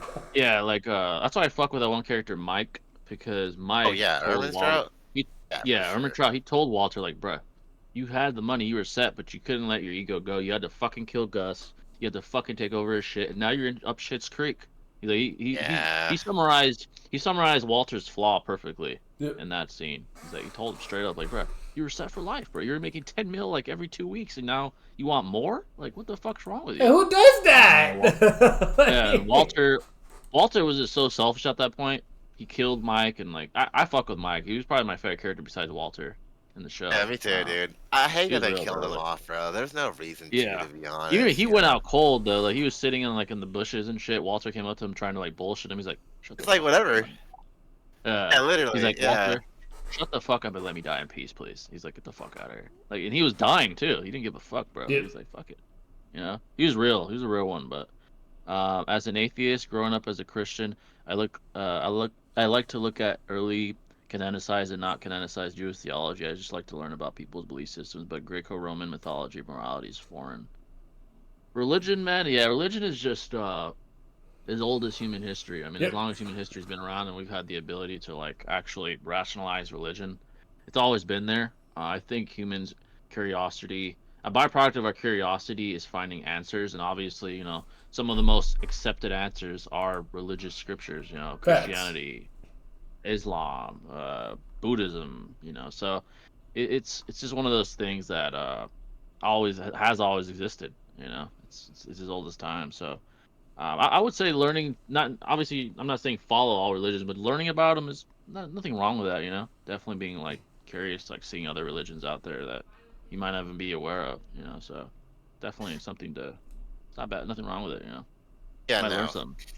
I think curiosity is part of what humanity is, part of essentially, and I feel like Yeah. what life is and how it was started in the first place is something that we've all tried to answer in some form or another. When we look at like Yeah. ancient times that like started these scriptures with like Buddhism or Hinduism, etc., these were faiths that were meant to rationalize the explanations of this phenomenon around us, and Yeah. with time progressing and evolution in terms of technology progressing, like we have science and other things that kind of like complement theories in terms of rationalizing them. And so I feel like religion is meant to serve as an answer to folks. You know what I mean? I feel like it's such Exactly. a pseudoscience what life really is. And if that gives you Yeah. purpose and like more power to you, you know what I mean? So Exactly. And I would say the best religions that the reason why they're so heavily followed for generations and centuries because they serve as like a manual for what we do know, right? Like Ten Commandments, Islam with their sort of laws. So they also serve as manuals to what we do know, like how to live your everyday life. And a lot of those religions do have very like noble sort of, I guess, statutes to follow. So religion definitely has its benefits. Obviously, there's the downside, like the extremists and stuff from all religions, not just one, but the yeah. extremists that take everything hyper literal, like literally fucking killing your wife if she fucking looks the wrong way or some shit. Like those are the extremists, But religion definitely has its pros and cons for sure. The thing about it is like it really doesn't like um evolve with how humanity does in some ways because like I think of things like abolishing like homosexuality completely, or not having sex till marriage. Seems kind of like obsolete ideologies in today's culture. Yeah, And I absolutely. mean, Yeah, it's like yeah, I definitely agree. it's not like the Constitution that's meant to like evolve a society. I think it's like something that represents an era. You know? Exactly. Yeah, it's not a living document, especially Yeah, to thank you. extremists. Like extremists, it's like a stamp, solidified scripture that has to be followed and interpreted like hyper literal. Like if it says stone them, then stone them. Like that's the most hyper literal like fundamentalist interpretation possible. But many like modern religious advocates or people that follow religion, they interpret it in like a symbolic, more metaphorical sense. They're not like, oh, I'm gonna stone my wife because she fucking cheated on me. You know, like they more so interpret it as, oh, okay, she was unfaithful, so I gotta leave her, you know, stuff like something like that. So yeah, definitely when reading those scriptures, I try to have a level head and not take it hyper literal. Obviously, that creates problems, as we know. So Yeah, Certainly. like what's going on, Nayo? Come on, brother. the Bible is it's a very interesting phenomenon because it has a Yeah, lot of things. Like there's so much information to the point where people can construe it and utilize it in whatever way they to fit their narratives and lifestyles and morality and philosophy. That's what's really interesting about the Bible. And there's many contradictions, especially between the Old Testament and New Testament, which is what makes even further problems. And exactly. once again, Yeah, which is why people like are just all over the place with the religion, whether if they're using it for bad intentions or good or not. You have Christians that use it just, to love and approve everybody, right? Then you have people that use it, oh no, you should not do this and this, but it's okay to do this and this, whatever, and we're here to police, whatnot. So like it's a really interesting thing. I've read the Bible twice, but it's very interesting. There's a lot of contentiousness, yeah. I will say that. So Yeah, absolutely, definitely is. And yeah, another thing, just about history in general, like not even just biblical religious scripture, is yeah, when you pass down information for millennia, there is going to be fragments that are lost or corruption. Hmm. So yeah, that's why the argument against the Bible's history is that, oh, how can you possibly prove that these scriptures are still telling telling about records that were told thousands of years ago? How can you prove that it hasn't been yeah. corrupted or changed or modified? That's a good Fabricated. point. Yeah. Yeah, or, like fabricated, like you can't prove it. Like I forgot who said it. Like, how can you prove that something that was written on stone tablets thousands of years ago is still to the T what was said Yeah. back then? That's a good point. I mean, it's very, It's very like playing fair. telephone, you know. Yeah, exactly. It's like And playing then like telephone when and it is uh, rendition, like they put in the pieces that like fit the recent bias of society at hand, you know. And this exactly. extends to other Yeah, civilizations, like even the Mayans. They had like scriptures passed down from the Olmecs, right? Or the Egyptians with the Sumerians, and this is a motif that goes across the world. So it's like, yes, they have information, but that information has always been passed down from someone else. They don't just learn it on the spot. exactly. You know, civilization Yeah. is a gradual process. You know. Exactly. It's a like a subject to change entity. So it's actually a good point. And as far as religion, I don't see anything wrong with it. Just like anything else, in moderation. I think anything beyond moderation is bad for you. Anything, Yep. and then that includes religion. But I think in moderation, it could definitely aid you, especially discipline wise, And if you're doing it for like good etc. incentives and for to be productive and positive shit, whatever, blah, blah, then by all means, you do you, brother. You Yeah, know by what I all mean? means, yeah, Whatever. But if you're doing no it to be problem with like a dickhead, to be negative, to put people down, whatever, blah, blah, or some it. Which fucking some do for extreme sure. shit, then that's a Yeah, fucking problem. like I'm Bible sorry, but I'm thumpers, not gonna. like Yeah, no. yeah, like Bible thumpers in general. I'm not even describing any specific religion, but just in general, they're the most self-righteous, like hypocritical people, right? Oh Because my God, yes. they flaunt their holiness in your face, like it's like you're scum of the earth. And like, oh man, I'm forgiven. You're flawed. You're dirty. I'm like, bro, what you're doing, the way what you're saying might be what the scripture says, but the way you're carrying yourself Yeah, is what the scripture says you shouldn't do. So you're a fucking hypocrite. exactly. It's They're ironic, hypocrites. Yeah. you know. So I don't like that. Like, despite me believing what I believe in, I don't agree with that ever. No matter what religion you are, I think it's very hypocritical to try to shove your holiness down someone's throat and try to like Yeah. flaunt yourself as Like, like perfect or like Like, holy. like what I will It's say very this, I don't know you guys' views. Maybe I've asked it before, but I just don't remember or not. But Huh. I do believe there is a god or some alien being that is just fucking cracked out of his mind, and that's why everything is yeah. the way it is. Because I'm sorry, there's just no fucking way for me to really sit here and be like, oh yeah, just space was already there, and things blew up and now we're here. Like, I'm sorry, there's just no fucking way. It's either something is so powerful in advance, aka an alien, or aka a literal fucking god, whatever, blah, and so on and so forth, just beyond things that we are nowhere near, we probably won't ever be. You know, so Comfort, man. Yeah, you know, so, you know, I've debated. So, Yeah, like I've debated multiple times, is God real? I've done both sides, but my argument for why he is, this is from a logical standpoint for like the rationalist, is from the micro to the macro level, like micro being literally like beyond subatomic sizes, like quantum size to like the biggest, which is universal, I guess, or beyond. There's order, right? From the universe having, you know, structures of galaxies to solar systems to planets. And then the micro level you have from cell to atom to electron to whatever is beyond that. So many details, bro. Yeah. There's so much. The commonality is order. That's my argument when I've had debated it. Yeah. When I debated why God's real, and that's a hard argument to defeat. You can't defeat it, but I've won a lot of debates because of that, and that's a logical reason why I believe there has to, not has to, but I'm not going to be an absolutist, but there most likely is a creator, basically. Most likely is a creator. The hard thing with that is, like, when you argue in God's favor, right, it's hard to, like, really prove anything because it's faith-driven to begin with, you know? And it's either way, it's like, both sides is hard to prove, actually. Either way, you know? Yeah, you can be a radical scientist who, like, believes in the Big Bang Theory. Whatever you name it, but, like, no matter if you're a scientist or a huge, like, religious person, the fact of the matter is, like, we all pay homage to either the universe or God or gods, depending on culture. So it's like, ego is not supposed to be representative of these cultures and ideologies being bestowed upon you. It's supposed to be like humbleness and appreciation for what was given to us in the first place. You know, so exactly, I agree. It is antithetical and extremely hypocritical for people to do that in the first place. Like, agreed. Like and here's the thing, like, yeah, go ahead, my bad. No, you go ahead, bro. I'll go right after. Yeah, I was just gonna say, like, even if you're an atheist, like whether you're atheist or a fundamentalist, I don't think you should look at the other side as like an enemy. I think that's a problem. Facts. Like, just because, you know, they believe in something else, it shouldn't be so detrimental in your eyes that you deem them as like an enemy or fucking they're gonna burn. Like, it's contentious, bro. The fact that there's two opposing sides. Clearly, you know, there's a reason.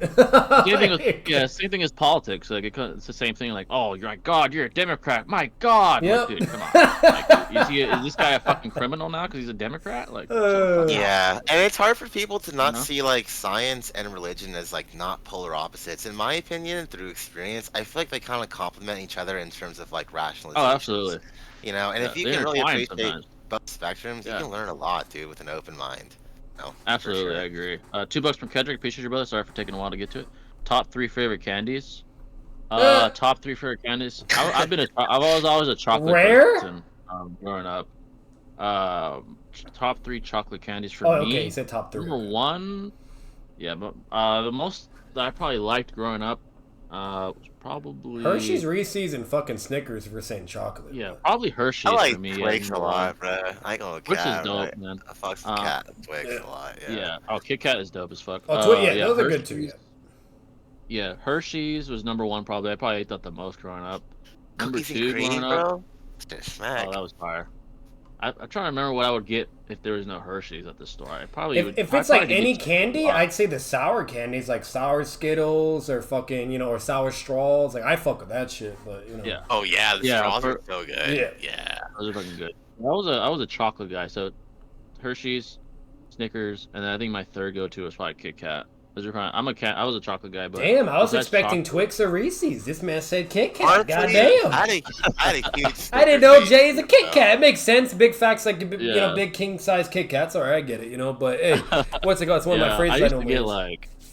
I used to get those fucking, like, I mean, I would get sick sometimes. That was a fucking sweet tooth, but I used to get like those fucking king size, like, giant ass fucking.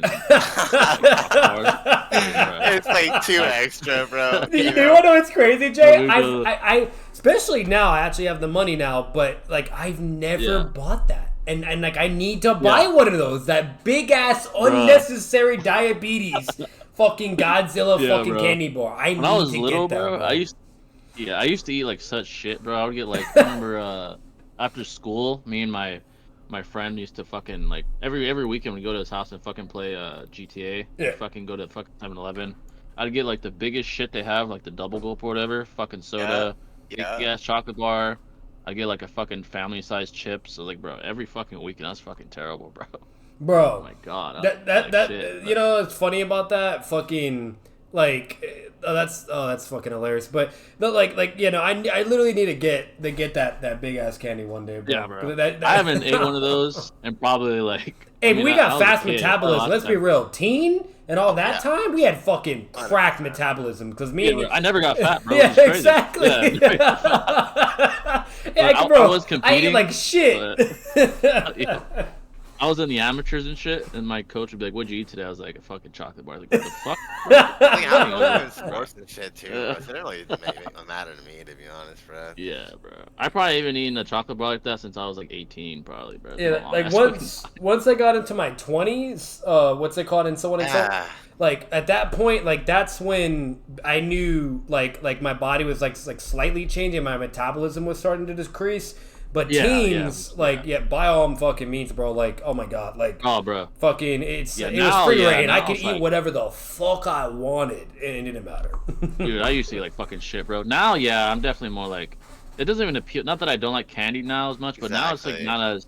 It's appealing. not I don't the know why. same. It's not- It does. It changes. Yeah. It's weird. same with I'm the ice same cream way. in a way too. Like, Yeah, I just don't it's really like- crave it ever. I Same. can- You know? Yeah. Yeah, like I can eat it, but I'm like, I mean, it's whatever. It's but like when you're a throughout, kid, it's you like, know? holy like shit. the moment has to be Yeah. right. Like for instance, like if I go to a restaurant, right? You know what I mean? Like, and I eat good, Yeah, whatever. restaurant. Then I'll get a dessert, right? Because I want something Ex- cracked. You know, yeah. like if I have enough room. Yeah, literally, Sometimes yeah. I'm just so full I can't even do it. But yeah, at that point I'll fucking do it. But like randomly, it's like, like I'm gonna be honest. It's been a long fucking time of me just oh yeah, I want to go get a fucking chocolate bar or just get some, Right? or a Dude, bag. it's Like a I just long don't do time, it, bro. Yeah. So. Nah, yeah, I think that shit like dies out. When you're a kid, it's all you want. Like fucking. But every I day, think you yeah, can. exactly, and that's what it is. Like, but I'll tell you what, it's good because it hits different. Because when you go out without it for so long and you finally do want it, it's great. You know what I mean? Like, so Yeah, exactly. Like, yeah, now when it comes to diet, all I crave is like, fucking like, foods like actual food, like fucking whether it's a burrito or whatever. That's what I crave now. Like when. Oh yeah, no, yeah. Oh, me when you're a it's kid- just good foods. Yeah, facts. Real fucking. Yeah, good foods. Yeah, Yeah. when you're a kid, you want to fucking eat like shit. I mean, I think that's what those type Makes of foods sense. appeal to the most Yeah. anyway. Fucking kids, yeah. Like that's why kids are incentivized to buy fucking candy and shit. So Fucking But donuts like, and makes shit. sense. yeah, donuts, yeah. But to backtrack a Yeah, little I'll bit, just- like one thing before I forget, fucking with the whole science thing, God real, whatever, blah blah. Like, what I will say this overall, I'm like both sides in a sense, where what Shinobi's reasoning, you name it, whatever, and then like obviously I'm always gonna be facts, right? Like that's just how I am as a person. Facts are always gonna be my Yeah, me priority, too, you in a name way. it. But Yeah. what I also understand is our intelligence is limited. That's the problem. Our ignorance is very severe to what we actually know. We're still learning. Fucking hypotheses are changing all the time. Theories, whatever you name it, the whole fucking nine. Eventually finding out that there is things even beyond the Big Bang, like things that are way fucking older that we're just, you know what I mean? Like, there's so much to the point where because our intelligence is limited, it's to the point where it's still technically logical and reasonable to conclude that there is either some alien being that is cracked or a god, right? You know what I mean? Whatever, Yeah, because exactly. it just makes sense. Because once again, we're so behind in certain, barriers and areas of intelligence. It's if you go along that substantiation and with other variables on top of it, the logic is there basically to conclude that there might actually Exactly. be some higher being. Because I'm sorry, with everything that we have, you name it, I just don't see how the fuck that's just magically there, right? And poof, like, just like natural like- science, right? Like I just don't see it, But Like despite all our advancements in every aspect of reality, we still are very limited in our understanding of reality. So, like science could be a category, definitely- right, Jay? Like I feel like that could be its own Yeah. category of things too. Like I know I'm going to fiction now, but just how like you have Marvel and DC where you have science and you have magic and then you have this, you know what I mean? Like that might be Yeah, a thing in exactly. our world, or universe or whatever. in a way, like, you know? yeah, in a way, you could argue that because something you believe in fundamentally is kind of like a religion in a way. If you want to go semantic route, you could argue that like the most extremist scientists are religious in that aspect in Yeah. a way. I know like religion and science are typically held as like antonyms, but you could argue like, hey, you're a fundamentalist in science in a way. Facts. You believe that fucking the universe blew up out of like random event, and here we are. Like It's like, bro, so like black in a way, holes and shit. Like, there's so much. Yeah. Like So I'm telling you, bro. If you guys there's some YouTube channels you can go to. There's some really goated science YouTube channels or space and shit, whatever, Yeah. blah blah, or even like dark science, whatever. There's some crazy shit out there, bro. Unfortunately, I don't have the time to go over it. I wish I could, but there's some things I've seen where it's like, what the fuck? You know what I mean? Like, it's just crazy.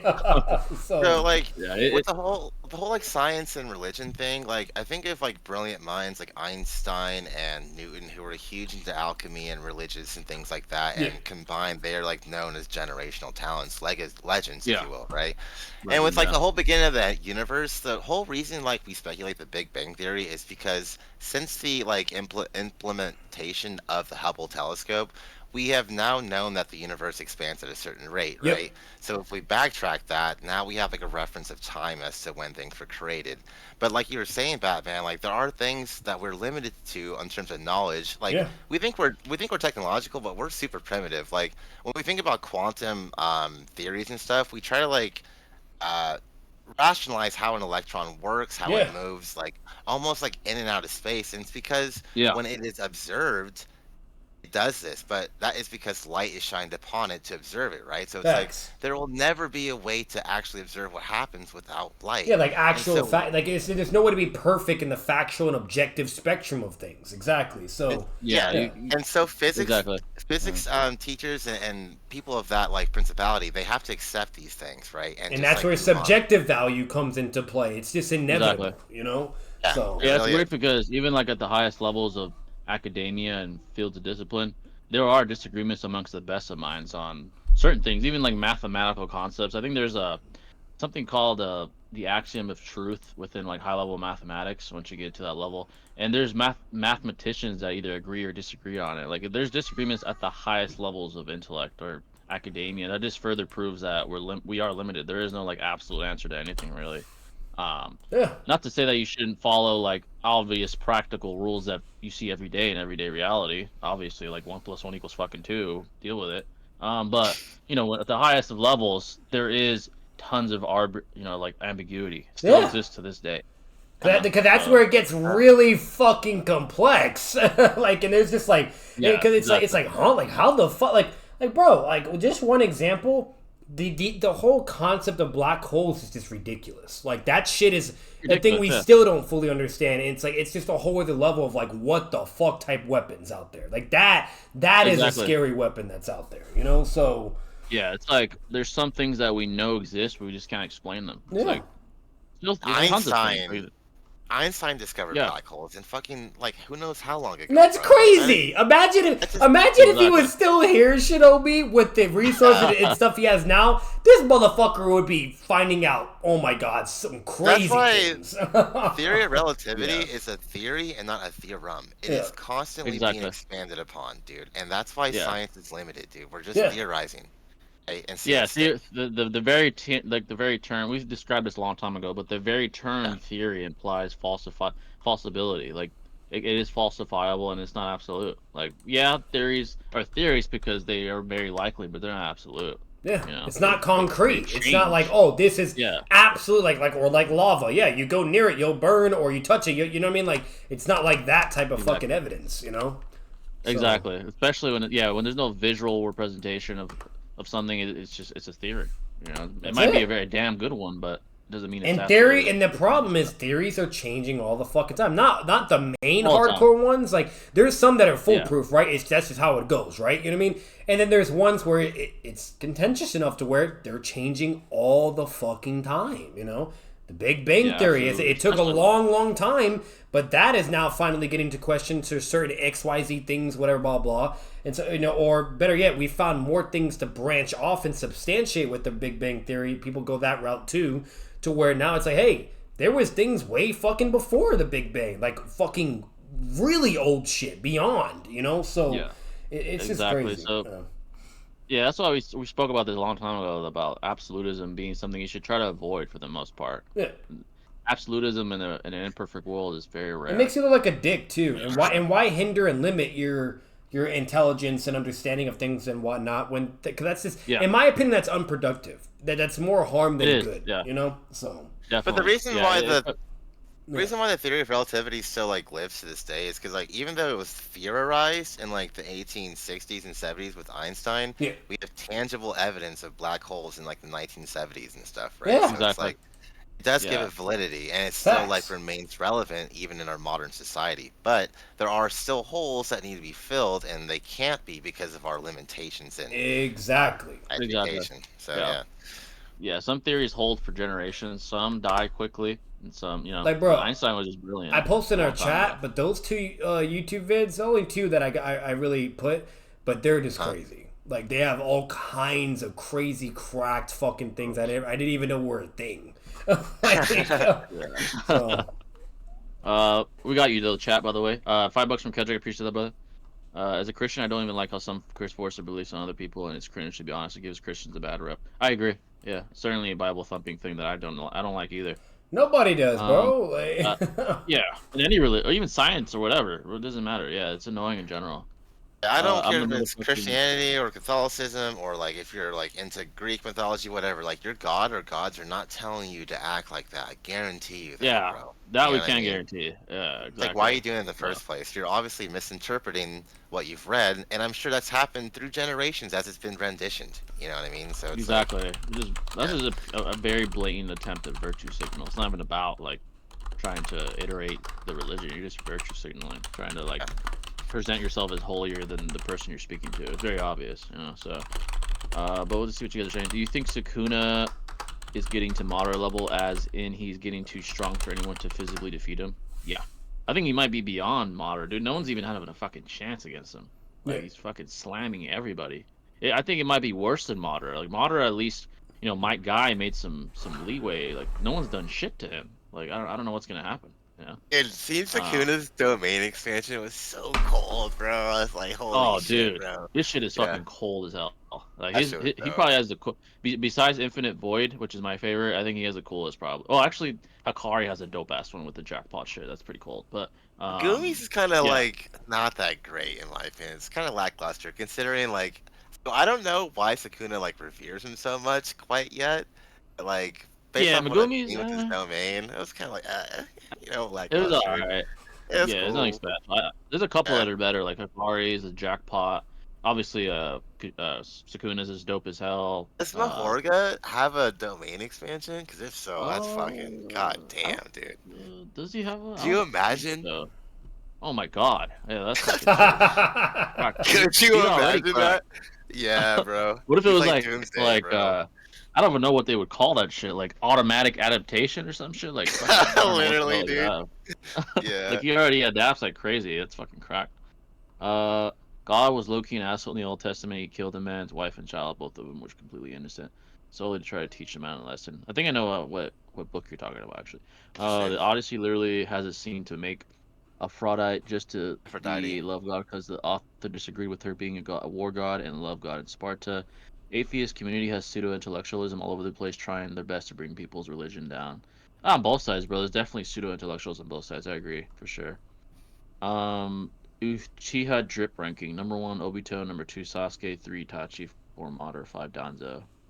Sasuke Danzo's drip? bitch. What Oh, you the mean heck? Shisui? Oh, okay. Uh, who was the most drip in the Uchiha? Number 1, he said Obito. Obito with the white mask is pretty dope, but Fire.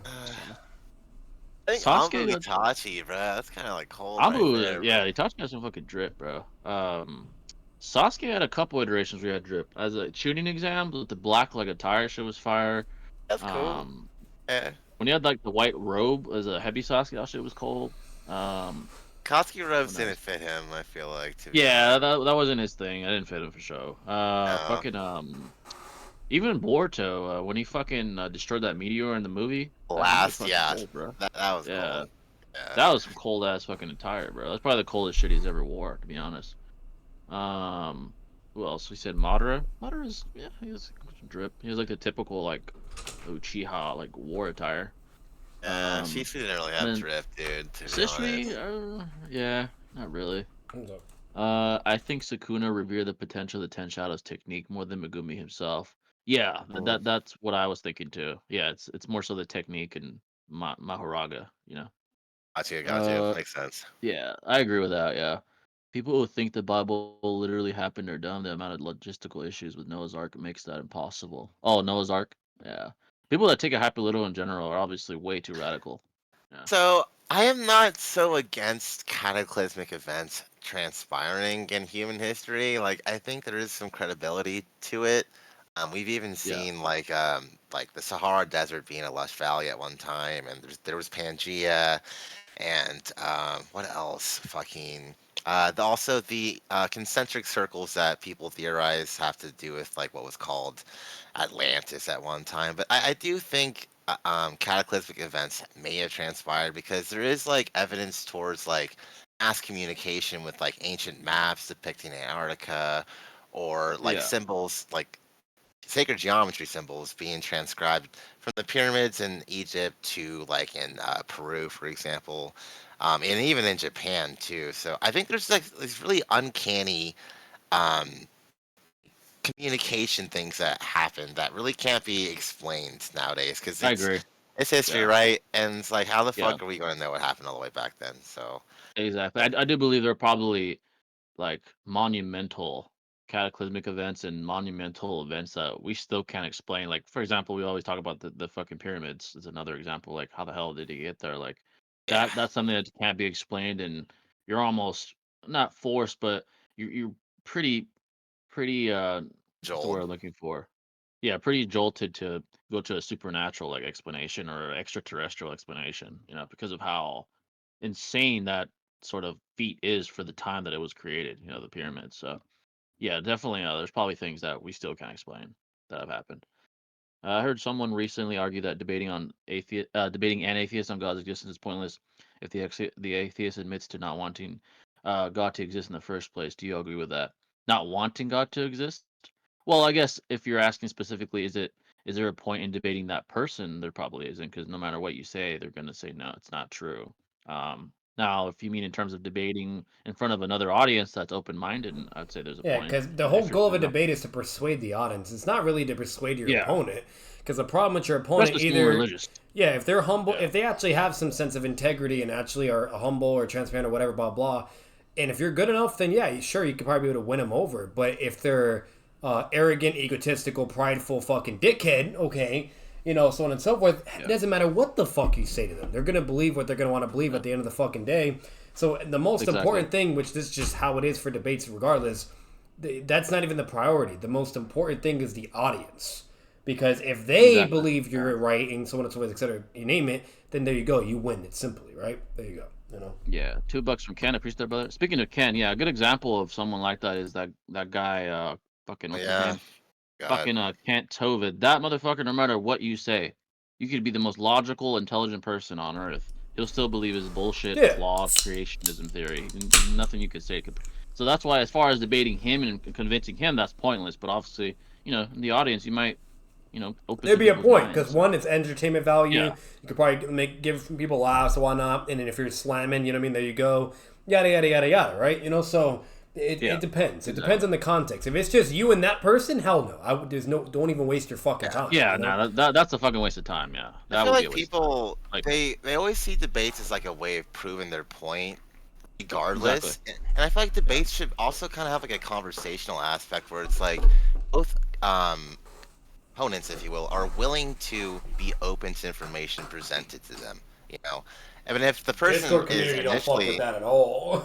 yeah, I know. It's Yeah. like if Exactly. off rip you're just going to dismiss things. It's like, what's even the point in engaging in a conversation or It's because debate, right? immaturity. That's the problem. It's Yeah. It's immaturity. just like a purely, yeah, especially in this community, it's a purely competitive sport Yeah. to most people. But That a too. debate could really be, yeah, it could really be a conversation like where you both learn. Like even if you are Yeah. right, you still learn something. So Mhm. that is definitely a flaw in this community and many others, where it is like a sport type of thing. Like, oh, I'm gonna fucking beat your ass and shit. So Calm basically down, that dude. that It's that kind of fiction. thing.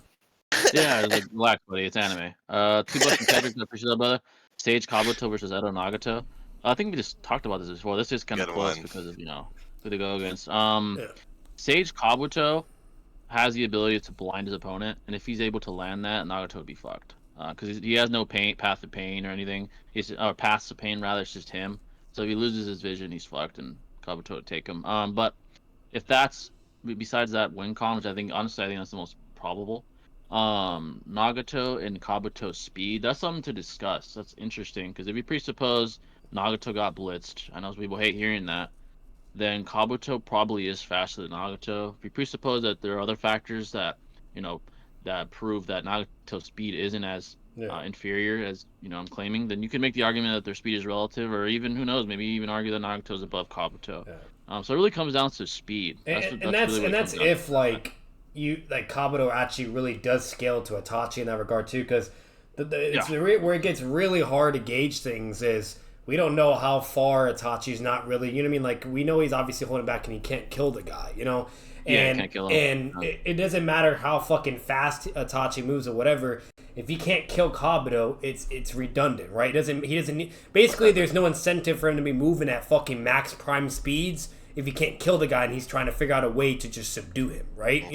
So because the problem is he can't knock him out either, because if he just knocks him out or incapacitates him, then he can't cancel the fucking, the Edo. He has to Genjutsu him.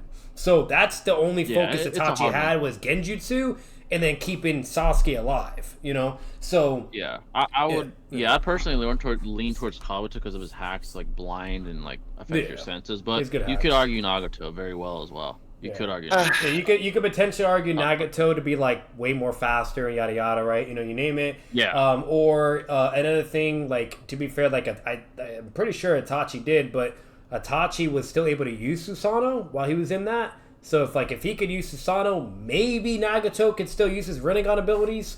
I don't know. But then again, it's like Rinnegan abilities, does that even operate the same sense as Mangekyo ability? You get what I'm getting at? So, right. Yeah. It was auditorial nonetheless, though. I feel like it's like the whole Nagato thing, dude, it's fucking weird, obviously. We've already talked about it. We know the drill. Yeah. Like, you guys know the drill, okay? But it's just like, let's just presuppose that, like, at least Itachi and Nagato are relative. I think that's fair to ascertain, right? And, like, because Itachi wasn't going all out, and if Nagato were to be, then I think he would have the adequate speed to, like, contend with Kabuto. But it really comes down to, like, the reanimation jutsu, like, how much chakra can, like, Nagato expend. Maybe a Chibaku Tensei would take that out outright. I mean, he has, like, the soul jutsu to, like, seal people, if you will. So I think he does have adequate, like, chakra and abilities to, like, contend with Kabuto. And it also does, like, be contingent upon the terrain as well, because, like, Kabuto does have an edge in the Ryuki cave. Environment obviously. So it's like, all that is contextual, but even if he is in the cave, I don't see Nagato having a problem, like, breaking out of that shit. Oh, yeah, no, he can do it. Like, bro, we've seen the Shinra Tenseis of, like, going anchors across the fucking land, you name it. Like, bro, he could just blast that shit through the park, or better yet, just open it up, and now it's not a cave anymore, like. And he's Edo, so it's like a massive Shinra Tensei would, like, take chakra away, but he's fucking Edo. Yeah, so who cares, dude? No, he'd be fucking set. So, like, it's really interesting to think about. There's many ways you can dissect it. And it's literally what Shinobi said. It's either you think they're in a similar ballpark where they can interact with each other, and then it just boils down, who do you think's hacks is better, right? And who do you think wins and why, right? Yeah. Or it's Nagato just outright is way faster and fucking soul and kills him, right? And speed blitz and kills him. Yeah. There's that, but other than that, or it's once again with Kabuto, does the blind shit, and if Nagato can't do anything, then bam, he's dead. So. It's a very that's one of the most contentious topics, I'd say. It's a good one though. It's a good one. It's a good one. Where do Walt and Jesse rank in best duos in fiction?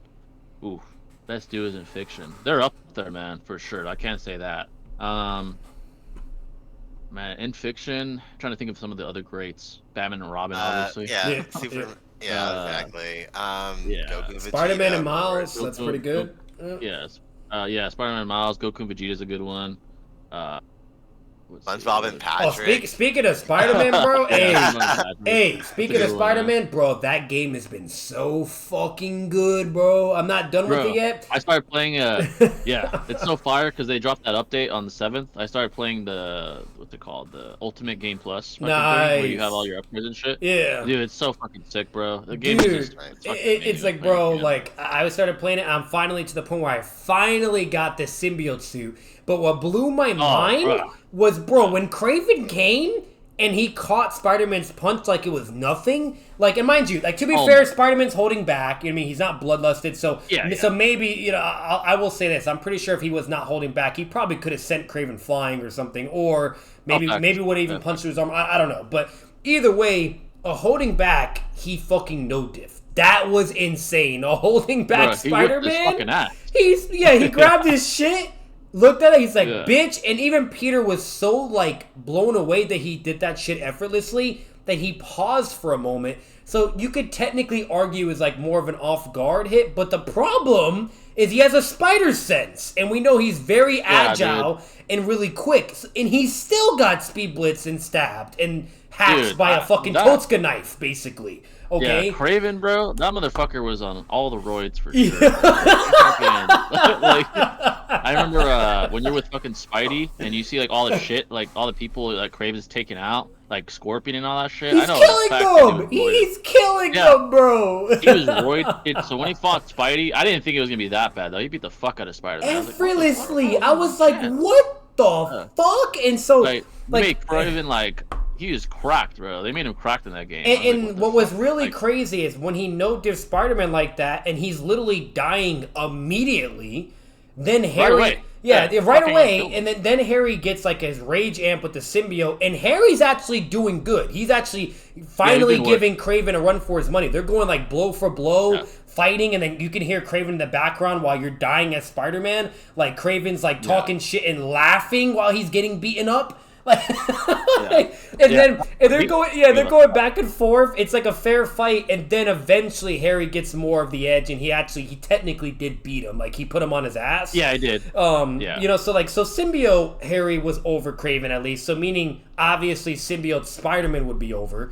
But like at least from what I've seen so far. But overall, like the game has just been absolutely incredible. Like from beginning all the way to that point, the intro, and this is a tough pill to swallow because I'm a huge Batman fan, and let's be real, even objectively and subjectively as well, high subjectiveness. The Batman Arkham games were always considered one of the best superhero games ever, right? You know, so this is hard for me to swallow, but at least bare minimum so far, the intro for Spider-Man 2 blows away any of the Arkham games. Like you can make some arguments for Arkham Knight or maybe even Arkham City especially, but the intro for Spider-Man 2 was insane. That Sandman shit was crazy, bro. Yeah, I gotta agree. Like that fucking intro, bro.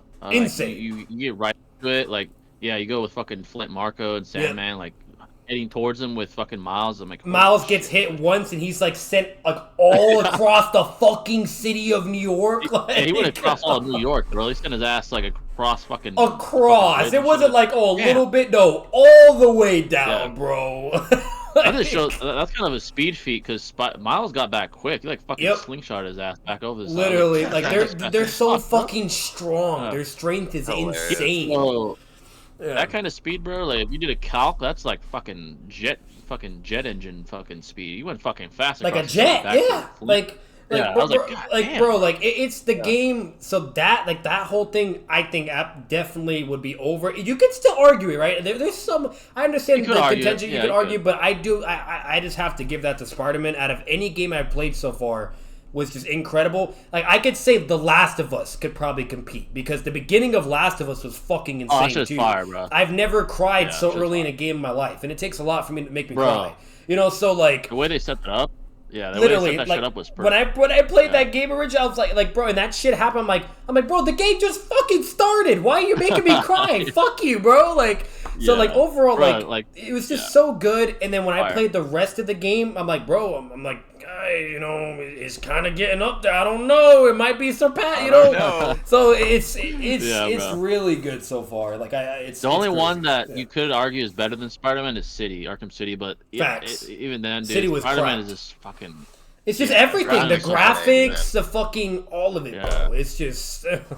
It's fucking cracked, bro. Like anyone who hasn't played that shit, play it immediately, bro. It's worth the money. I know games are expensive as fuck now, but that game's worth it. The only gripe I do have, I will say this: the only gripe I do have, if I'm nitpicking, because it just didn't make any logical sense. It was kind of like some Suicide, a squad kill the Justice League bullshit all over again, but nowhere near to that extreme extent. Because Spider-Man 2 is goated. When Spider-Man has the symbiote suit and he's fighting against Kraven again in the bell tower, okay, what didn't make any sense is how, for one, like, well, to be fair, Spider-Man's holding back, so there's that. So that would actually explain it. But what didn't still make sense is when Kraven found out his weakness, which was sound, okay? Yeah. Peter fucking left. Like, why would you leave when this motherfucker knows your weakness now, bro? You finish him right there. Like, that was kind of weird. Like logically, yeah, like that didn't make any sense logically. I'm like, bro, like this is a technician. He's clearly really intelligent, preps, hunts his victims, whatever, and also very powerful to no diff holding back normal Spider-Man version of you. Only a symbiote holding back version of you is able to be equal with him, okay? So it's like, bro, why the fuck would you leave? That shit. Yeah, that was kind of weird. Like he got rid of the bell. The bell couldn't be used either, so that was an excuse. Yeah, you know. So like the symbiote for sure. The symbiote would have, if it was like bloodlust, they would have just fucking taken Kraven out. Oh, instantly. Like, yeah, that was weird as fuck. And like Harry was bloodlusted. But he couldn't kill Kraven. He was struggling because he was saying over and over, like, I'm going to kill you, whatever, blah, blah. What did you do? Yada, yada. But yeah, no, if it's Spider-Man, yeah, he'd be dead instantly. But he's obviously holding back still and fucking, and so like, and they were fighting, and you were beating him up to a degree, but Kraven got the upper hand with the bell shit, but then you get rid of the bell, and then you just leave? Like, what? Yeah, like, that's kind of odd. Yeah, that is kind of weird, but how many people is Hedon packing in JJK? Hedon? Hedon would fuck up a lot of people. I don't think he'd probably fuck up. He's most low of the Kage level. I think he would. He's low Kage level. Yeah, he would struggle though with guys with insane. He might struggle with Gojo just because he can't hit him. Like he's very like taijutsu based. I don't know what the fuck to do to Gojo. Infinity's on. That is true. He scales over everybody though. He would kill everybody else except for Gojo. For Gojo. Yeah, he just scales over everybody unless you crack the JJK scaling and use like light speed shit with Kashimo and all kinds of shit like that. Yeah, the problem with JJK, what I've heard so many times, is their speed. That's the discrepancy, and I'm sorry, but Hit On is at least, you know, whether if you think is equal or relative, he's equal to Kakasu arc fucking Kakashi. And Kakashi's pretty cracked. You know what I mean? And whether if you think how that corresponds eventually to the Pain arc, whatever, you do you, but either way, like that's pretty high level of speed. Kakashi's really fucking fast, you know. I was looking at like that guy Choso. Remember, he's like the older brother of the. Oh yeah, the blood. Yeah. So it's like his blood piercing thing. It was like stated to be faster than sound. Whoa! Yeah. Oh my god! Naruto. Part one characters reacted to sound right away. It's not impressive. I'm sorry. It's like, oh, Mach 3. Holy shit! Like, wow. Literally the force to death. We got these motherfuckers dodging sound attacks and shit, bro. Like, come on. Like, that's a special like grade. No joke. Exactly. He's special grade. So yeah. It's like, special grade.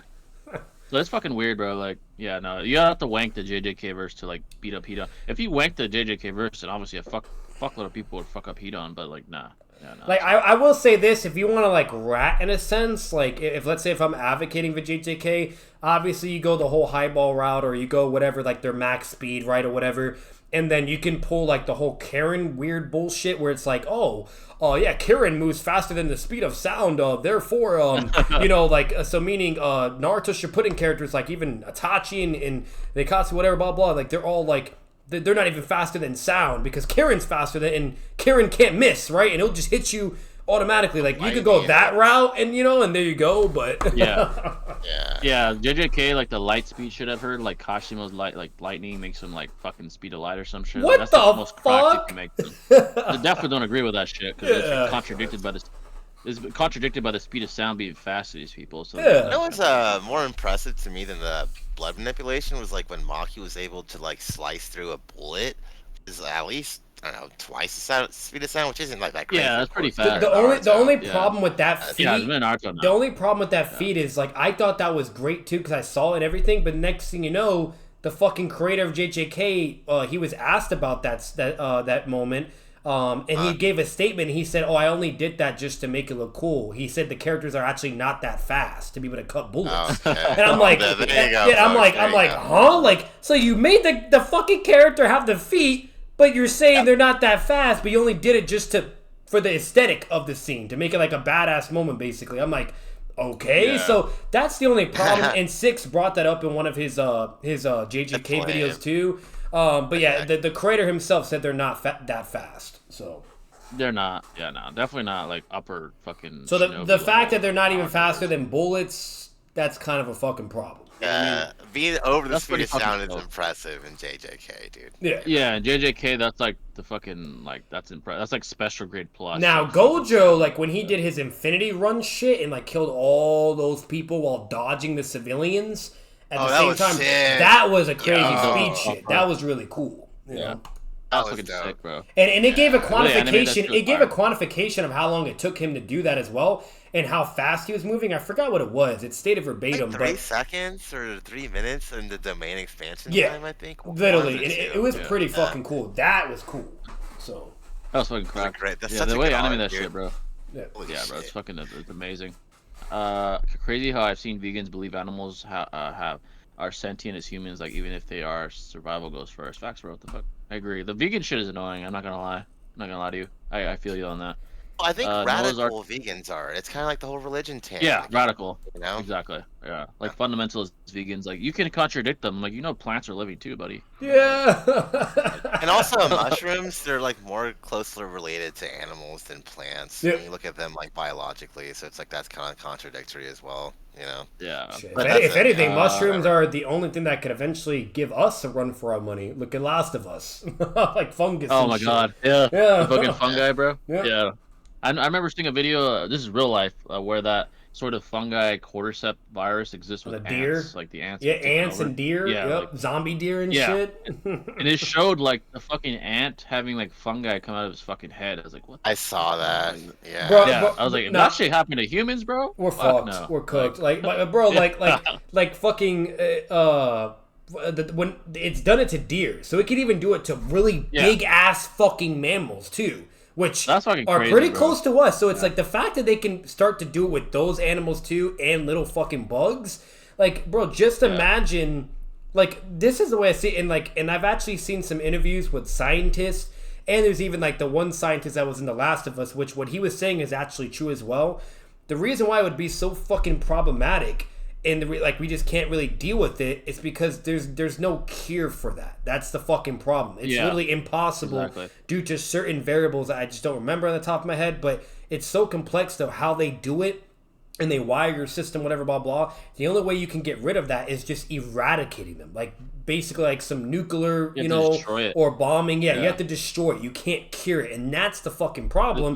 Because if they're affecting humans, it's like a fungal. It's like a fungal thing. Exactly. Like if it's like the flood in a sense too. Like if basically if it's affecting humans and can affect animals, you're fucked. You're having to fight against bugs, animals, and humans. What the fuck do you do? You're definitely you'll definitely get sick then. You'll get fucking bit by like a. So like that's actually an extinction level threat. Like if it evolves, if it does, and it's possible that it can, we're fucked. Mutates. We're fucked. Yeah, that'd be fucking terrible, bro.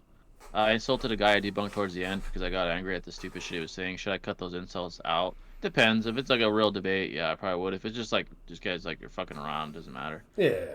Jesse and Walt versus Naruto and Sasuke in terms of writing as a duo, their dynamics are much different. Naruto and Sasuke were like rivals trying to like one up each other, and trying to reach like the pinnacle of shinobihood. But Jesse No, and that's Walt a were just like, tough question. yeah, yeah. Jesse and Walt were more like father and son type dynamic, and Walt eventually began to exploit him. When he went like in his darkest moments, he was exploiting Jesse. Like when he lied to him about the fucking kid he killed and shit. That was really fucked up.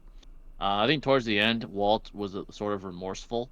I'm not gonna spoil how he went out, but towards the end, you could tell he was remorseful, and obviously the way he went out kind of indicated that. In terms of writing, I mean, dude, Dude, honestly, Jay, uh, like I have to go with Walt and Jesse, just because yeah, that like that shit is so well written. when Yeah, I think it's about Naruto as a character, like it's kind of like a replicate or duplicate of like Goku in a lot of ways, and like his right. Yeah, yeah, story, it is kind of like polarizing, but like not really. Like he himself is a kind of basic character, to be honest. There's not much complexity yeah. or layers to him. He's like Not he is who yeah, he is. definitely not.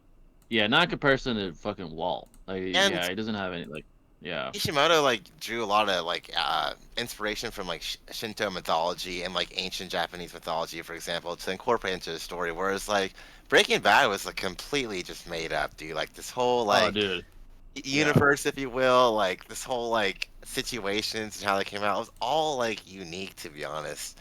And I yeah. don't know. I In think terms in of terms of writing, complexity, yeah, they have oh it. yeah, I agree. In terms of writing, Walt, man, I mean, Breaking Bad is prolific. I mean, I'm not to say Naruto and Sasuke, they're not like amazing characters, but Breaking Bad writing is like fucking the pinnacle of writing. It really is. Yeah. And Walt is like prolifically great character, like in fiction, period. Like beyond just the type of show he's in. He's fucking like one of the greatest characters ever to ever fucking grace the screen. So, yeah, Jesse and Walt are better. I'd say.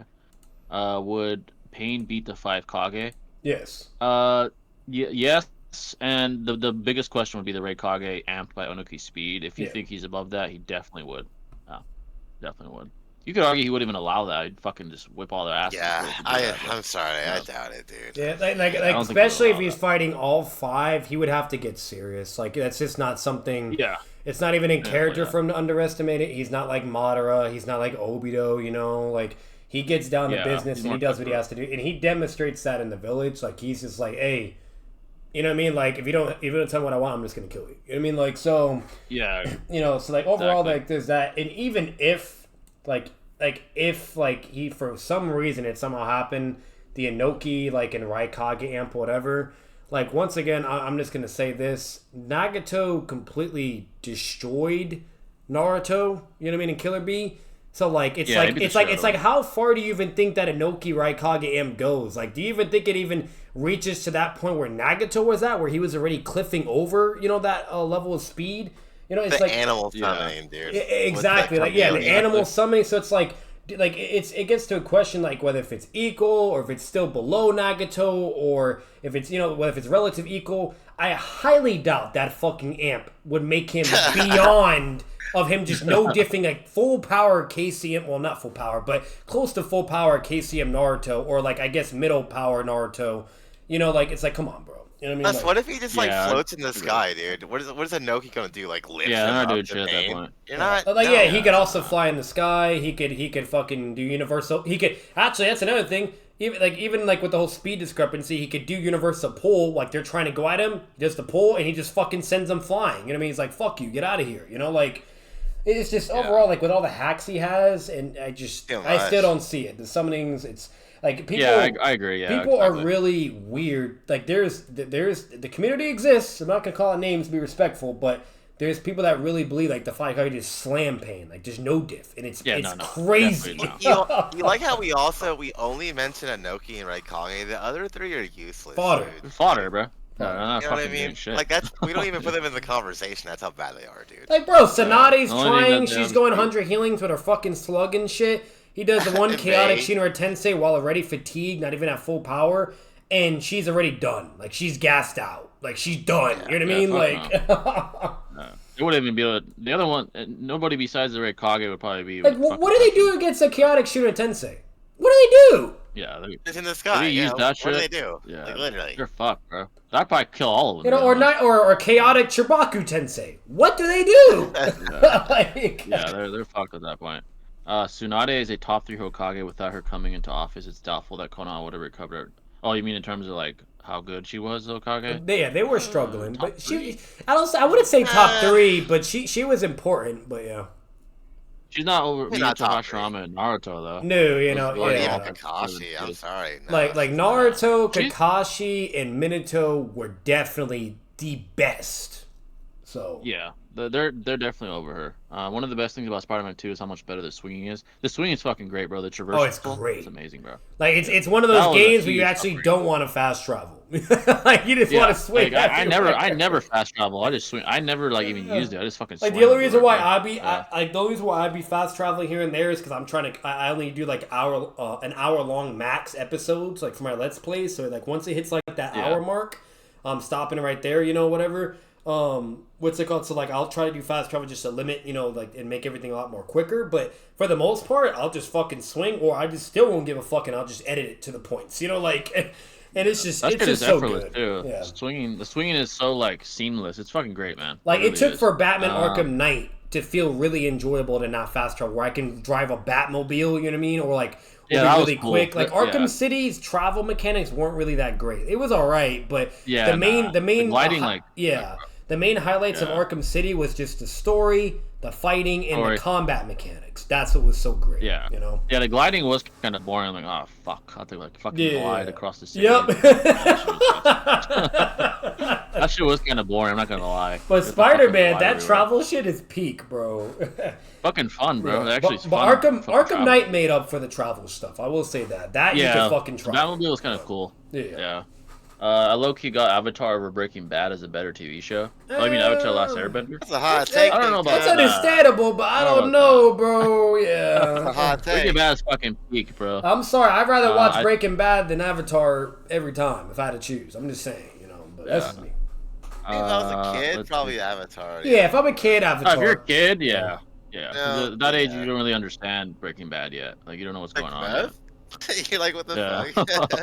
Cartel. Like, you don't get what the guy's doing. All you get Yeah. is like drugs and shooting people and shit. Like, I like the development of Sasuke wearing an open vest in early Shippuden because CM2 destroys his shirts. Then he starts wearing normal shirts again after he gets rid of the curse mark. That makes sense. Yeah. Noodles would say that Gege's statement of the bullet feet not being valid is irrelevant due to death of the author. Yeah, Noodles is a fucking retard, bro. Who cares what he says? Yeah, I don't give a fuck what that loser says. How would y'all rank the Insomniac games? Spider-Man games? Spider-Man 2, easily yep, number 1. Yep. Yeah. Honestly, I think Spider-Man 1's above Miles Morales. Not that Miles Morales is a bad game, but I still think Spider-Man 1's better than Miles. Same. It was good. Yeah. Miles was good, but It was good though. But it wasn't definitely not over Spider-Man 1. Like, you know, if I'm it really didn't hit. comparing, like, and I'm being brutally honest, I'd say it's mid in comparison. So Yeah, it doesn't hit the same way as Spider-Man 1 does. Like the story, like it was not bad, but the one Spider-Man 1 hit though, man. Like when you play that shit, it's fucking. I will say this: Not as much I think Spider-Man Miles 2, has though. better suits than Peter, and from Spider-Man 1. In definitely. the Miles Morales game, his suits are fucking goated. Like, I'm sorry, black Definitely and red better is my suits. weakness for colors. So like that's a given for me, but he had some pretty crazy suits in that game. And Spider-Man 1 had some awesome suits too, but I just thought the suits were way better in Miles. So Yeah. Oh yeah, for sure. Yeah, Miles definitely had better. now suits. Spider-Man 2, that has the best suits. Oh, that shit has a fucking. They even added more with the update. They have like a Literally. bunch of fire shit. So It's fucking That's fire. crazy. Me and my friend are planning to debate Yuji and Toto versus part 1 Naruto and Sasuke. The side I'm taking. I thought it would be originally close, but it's looking like Naruto solo so far. Thoughts? Yuji Yeah, and I'm Toto. sorry, bro. they're Part just 1 Naruto slow. and They're Sasuke. Yeah, slow as Especially fuck. Final Slam. Valley Naruto. Like I'll say this: the Yeah. clap speed, that is obviously really fast. That's like instant, like, you know, like fucking It's switching. transportation. Yeah, literally. So like, Yeah. there's that. But Yeah. the problem is, guess what? His combat speed and reaction speed, that is nowhere near that. They would react So, to everything. yeah, he wouldn't even be able to Yeah. clap. But before he could clap, he's dead and blitzed. Like, Yeah, That's Genjutsu, maybe? I mean, just And Genji, saying. yeah. it's possible. yeah. Naruto, and here's the thing: Naruto has QB. Like, unless you guys Yeah. are taking that out of the debate, if he has QB, he fucking slams. And like, the Night Tales is way over Sakuda, so I don't want to hear it, bro. Yeah, way. That's not even a fight at that point. Yeah, that's not close. Thoughts on the Arkham Knight criticism that the Batmobile is overused? You could argue it is, but Yeah. I don't think it was. It's a staple, in my dude. opinion. It was Yeah, I it was thought cool. It was cool. yeah, Yeah, I thought it was good. You could argue it's overused, but I don't think it was. Yeah. I like it though. That's the thing. I like the. Yeah, I liked using it. Yeah. Like slamming all those fucking like. I didn't like the race Riddler shit, but I liked when that shit was so annoying. Yeah, bro. yeah, I fucking hated that. But I love the combat Batmobile shit. That I fuck with. Yeah, the combat was dope. Oh, yeah, like the fucking always. races, bro. I get so pissed. 'cause Yeah, that shit pissed me. Yeah, like the stupid ass traps that the fucking Riddler would have, like where it slams your shit. If you Bro, miss the and way shit, like, the way bro. Jada said fuck, he's like, oh, the memories are painful. Yeah, I used to rage, bro. I used to rage playing that. No, shit. I got so Like, mad at it that I literally Yeah. gave up and just watched the YouTube shit. Cause all I wanted to see was what happens with Riddler, right? You know, and how it affects the story. I think I like, did it, but fuck, man. Yeah, that like shit was fucking like bad, no, bro. and eventually like it was way further in time when I like beat it for like the third or fourth fucking time. I don't remember. Then I finally was like, all right, fuck it, I'm gonna do it. I found all the trophies. I did. I painfully went through the Batmobile. It's not recorded. I haven't recorded that game yet, but it was like when I was. I think it was like when I was in Colorado in like 2017. But that's when I was doing it, and I did it then, and I did a full 100% completion on it. But oh my god, that was the only thing I fucking hated with that game. Dude, Riddler in general and Arkham. The ending, hated it was the I ending like, and the Riddler shit. That's it. yeah, I fucking hated the Riddler. I was so like every time I beat his ass, I'd be so happy. I'm like, fuck Yep. the Riddler. bro. Fuck All the yeah, trophies. dude. He's a bitch. Yeah, bro, he's a bitch. All the trophies, the fucking riddles. Literally, you gotta do everywhere, like, bro, it's like being in college and you gotta write all these unnecessary ass essays. You know what I mean? It's like for what? Dude, Arkham bro? City. I remember I had like fucking like 300 fucking things to do for the Riddler. I'm like, God, fucking damn, Literally, bro. bro. Like, fuck you. No, that shit was annoying as fuck, man. Not gonna lie. Let's see, Baki versus Teen Goku. I haven't seen Baki, so I don't know too much about him. But I heard he Goku, like, this power level was like 240, something like that, and Roshi blew up the moon at 280. For yeah, reference. he's already over like small. He's like planetary already. So yeah. Yeah, Baki's Kakashi not didn't doing do that. shit. Yeah, Kakashi didn't do shit as Hokage. He was carried by Naruto's efforts. I mean, we didn't see what he did because it was like not really like told. in He the manga. definitely kept shit together. Like no wars He remodeled happened. the whole village. He remodeled the whole novels to it. village. Yeah, Yeah. the novels. Ninja tools. He was somehow able Yeah. to get fucking Sasuke's like verdict out away and allow him to help. Like he did a lot of shit. He helped modernize, bro. He Yeah. basically like helped during the modernizing era. I He guess came you up could with the say. gate formation military group as well, with all these random people doing the gates. You know what I mean? Like, which that Yeah. is pretty crazy because the gates is extremely hard to fucking do. Like.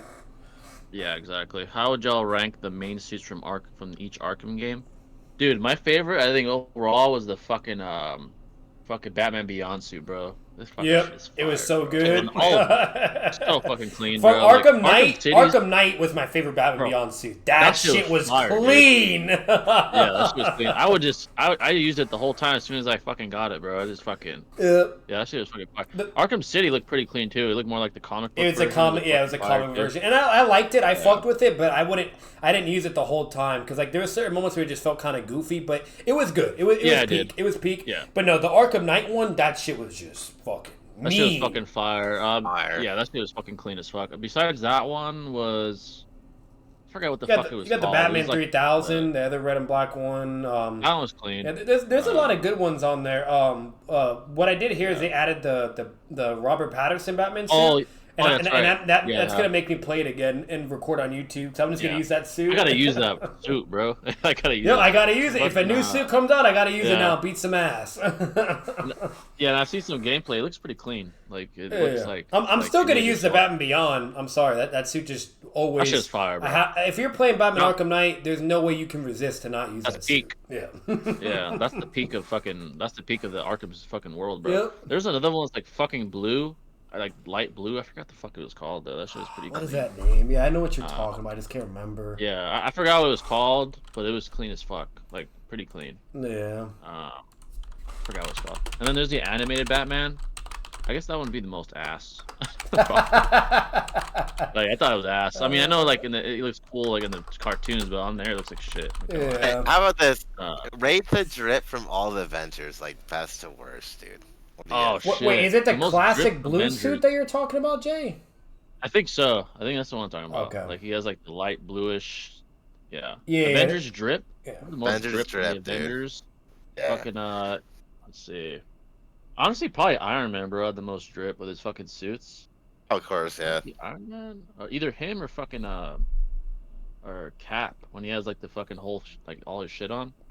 Pretty fun. Okay. I mean, who else is it? Oh, Black Panther. Forgot about him, bro. His shit is clean. Oh yeah, Black Panther, you're he's right. fucking Clean as fuck, bro. Bro, when I saw the Black Panther suit from Miles and Spider-Man 2, I was like, yo, this shit is clean. That shit was clean. Yeah, honestly, you know who I thought a cooler suit than him was fucking his enemy in Killmonger. I think that was his name, right? The gold one. That shit was fire. Yeah. That's Michael B. Jordan. Oh I like that one more, honestly. That shit was so clean. Yeah, the gold. Like, the gold. Yeah. Miles has that too. He has gold, black, and red and black for the Black Panther Yeah, suit. honestly, if he was an Avenger, he'd have the most drip, but he's not. He's a villain, so. But Black Panther or Iron Man. Mountain is I transforming might say TV Black Panther because that shit is focusing just on sleek. performance. It's And we've got fire. Yeah, an you amazing really can't team go of wrong people with to that. do it. Hulk got no drip, obviously. I mean, Yeah, fuck no, he probably has at least, the bro.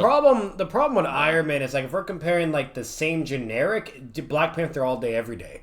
Like the only way Iron Man could triumph if it's like one of his special grade suits that he makes like which way could probably look more badass or something. Yeah.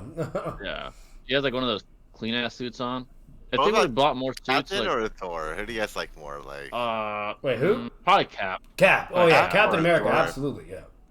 okay, This guys, shit is slick. Thor, he's cool, but I don't know. There's something about him where he's just corny. Yeah, it's a little bro. corny. He's Thank corny, you. bro. It's a little basic. Yeah, it's a little basic. And then who else is left? Hawkeye Black Widow. sucks. Hawkeye has this basic ass archer shit that he has on. Yeah. Black Widow is just she's a bad bitch. She just has like the tight ass leather shit. She looks bad as fuck. I'm not gonna lie, but it's kind of Scarlett basic. Johansson. Isn't that Scarlett? No. Yeah, Scarlett Johansson. She's bad as fuck. Yeah, she's But bad as hell, dude. it's just leather. All she's wearing is leather. And then who else is left? Spider-Man. I mean, Spider-Man's drip for sure. Yeah, the it's one with the least classic. probably is Hulk. Hulk probably has the least amount. He's just fucking wearing those fucking ripped ass like pants he wears, and that's it. Literally, dude. Yeah, Black Panther probably has the most drip. His shit is clean. Zuko and Ira over Walt and Jesse is a dynamic. Zuko and Ira are pretty great, bro. They might stack it up to Walt and Jesse, but it's tough though. It's tough. Zuko and Ira are pretty great though. I'm not gonna lie to you. Yeah, they were, man. They learned a Yeah, lot from pretty each good, other for pretty good. sure. And they're both Yeah. like individual, really, really good characters too. So Thanks. yeah, they're pretty fun. It's a hard I don't one. blame. Yeah. I don't blame you for that take because I understand it. Like, I don't know who I'd choose. It's a tough one, but I understand. Does Batman not like the Arkham Knight ending? The ending to the game? Yeah, I wasn't a fan of it. It wasn't like horrible, but I just didn't like how Scarecrow beat him in the end with some weird it didn't feel. It felt like a very weird, rushed ending. To where it just didn't seem realistic. Like for how Arkham Batman is, like it's something I could not picture of how he would lose in a situation. It doesn't make sense. Like if it's more of like his parents, you know what I mean, like being exploited as a weakness, or if it's like something Joker, that's understandable. But what he did and how he did it and that worked, I thought was very fucking retarded. Yeah, the way he was defeated, I didn't like it. It was a much. hostage Like, Arkham situation. City- He was basically like, oh, Yeah. I'm gonna fucking, do this or whatever. It's like, bro, they're all right there. You're fucking Batman. How can you not stop? You stop that every time, but now you can't stop it. Like, All of a sudden. yeah, so it's that, like, bro, that was my it is problem weird, with the I'm not gonna lie. fucking ending is literally you see this guy doing the impossible, right? Or always 10 steps ahead, you name it the whole fucking nine, whether if it's intelligence or just brawn fucking skills and strength and, and power. He always triumphs because of that. Yet, out of nowhere, conveniently for the plot, now he can't do anything. And he's just going to stand there. Yeah, that was kind of dumb. Yeah, I was like, bruh. And like, then you he's beating forced to fucking- release his identity to the world. That's another thing that pissed me off. Every fucking Batman always has a contingency plan for the identity. Every single fucking one. Exactly. Okay? And it never happens. Yet, somehow, some way, now it can just casually happen that easy. For instance, like Injustice Batman, eventually his identity is, like, leaked. But he at least can have some fight with it. You know what I mean? Like, with Arkham Knight, it's just like, oh, Jim, it's okay. Just let it happen, brother. You know, like, it's like, what? Like, what the fuck? No. No. I don't know. There's just certain You could at vibes least where I act got like- bitch boy vibes, or this is not Yeah. Batman vibes. And that's why I didn't like it. I was not a fan. It's a little convenient, like the way he went out, like, bro. He's not And gonna then be what that also good. didn't make sense is his identity's released, whatever, blah blah. What happens? Oh, boo hoo! Now I gotta fake my death. Like, huh? Like what? Yeah, no, Like what's the point of like, that? Like I get he wants to protect people, whatever, but their identities are still concealed. You know what I mean? It's not like they know them. You know what I mean? Like so it's like what? Like the only person that would be technically threatened is Alfred, his fucking butler, which he could just hide him. You know, like or figure shit out or whatever. It's not like Alfred goes on fucking vacations. He's literally with Bruce all the time. You know, so. Overall, like, there's just certain weird things about it that I just didn't like. And then the worst part about it, it would have worked in a sense and I could have tolerated it. But then when Suicide Squad came out, when they explained why he came back out, it defeats everything they did in the fucking game. It defeats the whole purpose.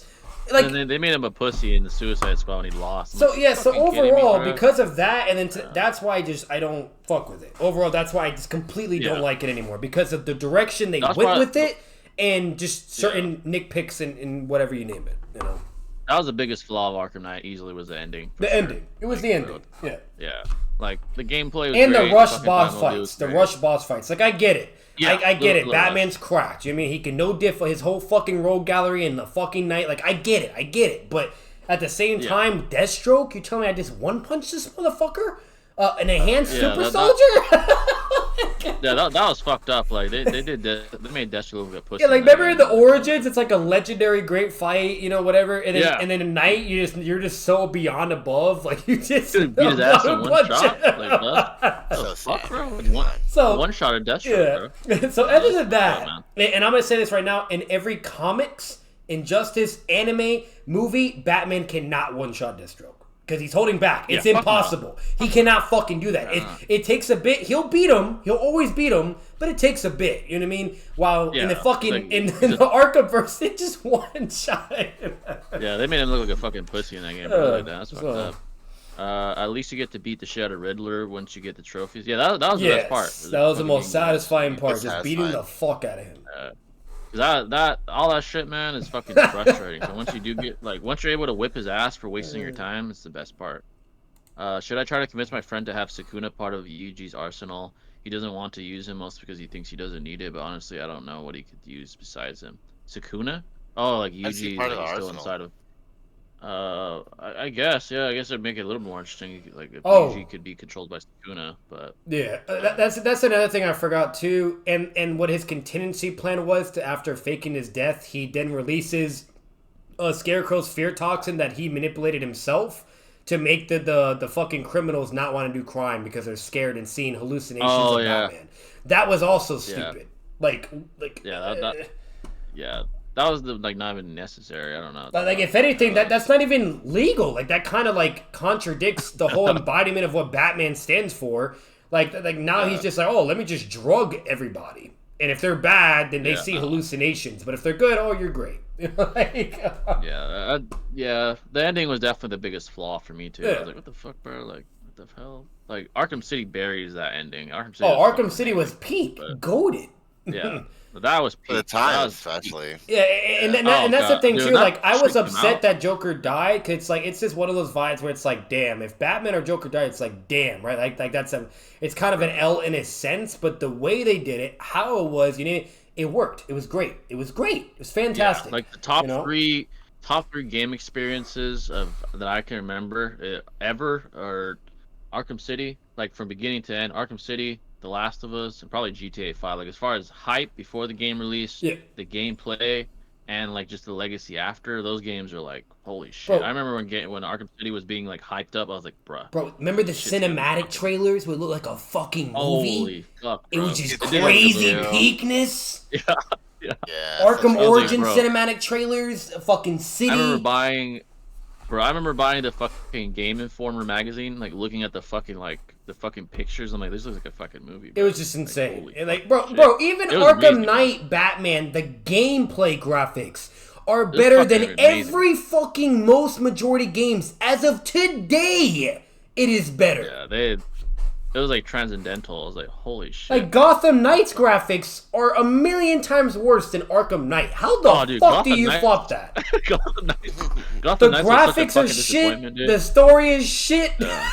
Dog shit. I feel like I was like fucking arcade playing Gotham Knights. Like, what the fuck is this? like is this fucking Pac-Man? Like I only enjoyed it still because of my DC Batman bias, but it was so fucking bad, subjective and objectively, bro. It was so bad. I felt like I was playing an arcade game at the fucking arcade shop. Like, what the fuck is this? And I had such high expectations. I'm like, oh shit, it's gonna be. Yeah, I remember. Peak I was Arkham hyped for years. Yeah. I was hyped for like 2 years on this shit's gonna be peak, and it was fucking ass. So fucking bad. Like the only good thing about it was I don't know her age, so don't fucking judge me. I'm assuming she's over 18. But was Batwoman's booty, bro? When she's on that bike, oh my god, you name it, bro. Oh, you know what? You know what was nerfed for fucking Suicide Squad was fucking Harley Quinn's ass, dude. If you compare her ass to Arkham City, to her butt to Batwoman's butt, oh yeah, Harley beat cliffs over. Dude. When you're carrying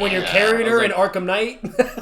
Yeah, like in Suicide Squad, bro, her ass was like, I don't know what they like downgraded how hot Harley is in. It's hilarious. Suicide Squad, she's fucking trash. She's flat. You name it, the whole nine. Looks the graphics. Like, oh yeah, that's another thing. Suicide Squad, the graphics are worse than Batman Arkham Knight.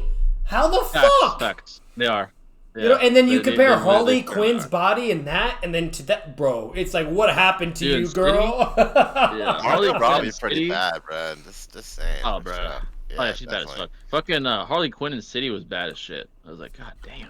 Like, she was fine as hell, man, the whole time. Like, I was like, you might actually have to show that pic on your fucking stream, low key, bro. I gotta let me find this shit real quick. Arkham Knight, like there was a picture where they compared it. You just see the difference. Like, what the fuck happened? What happened? Yeah, exactly. $2 from Credrick, appreciate it, brother. Hot take: Garo has the best character development. I feel like his character development is very underrated. Like, it is really, really good. Jay, you might like the peak suit and the peak butt. Look, this is from Arkham Knight. Look at that. I just said in chat. Look at that, bro. Look at that. Yeah, they made it way better in the fucking Arkham games, bro. I don't know. They even had jiggle physics, bro. Like. Yeah, they did. And fucking what's her name? Catwoman was bad as shit. And now let me pull Suicide Squad. The same Harley Quinn, remind you, but they fold that too. They folded everything, bro. They just dropped the ball, bro. Gotham Knights and Suicide Squad. I'm not gonna lie. How do you think Genjutsu would work on Aang? Could his past lives break him out of it? That's a good question.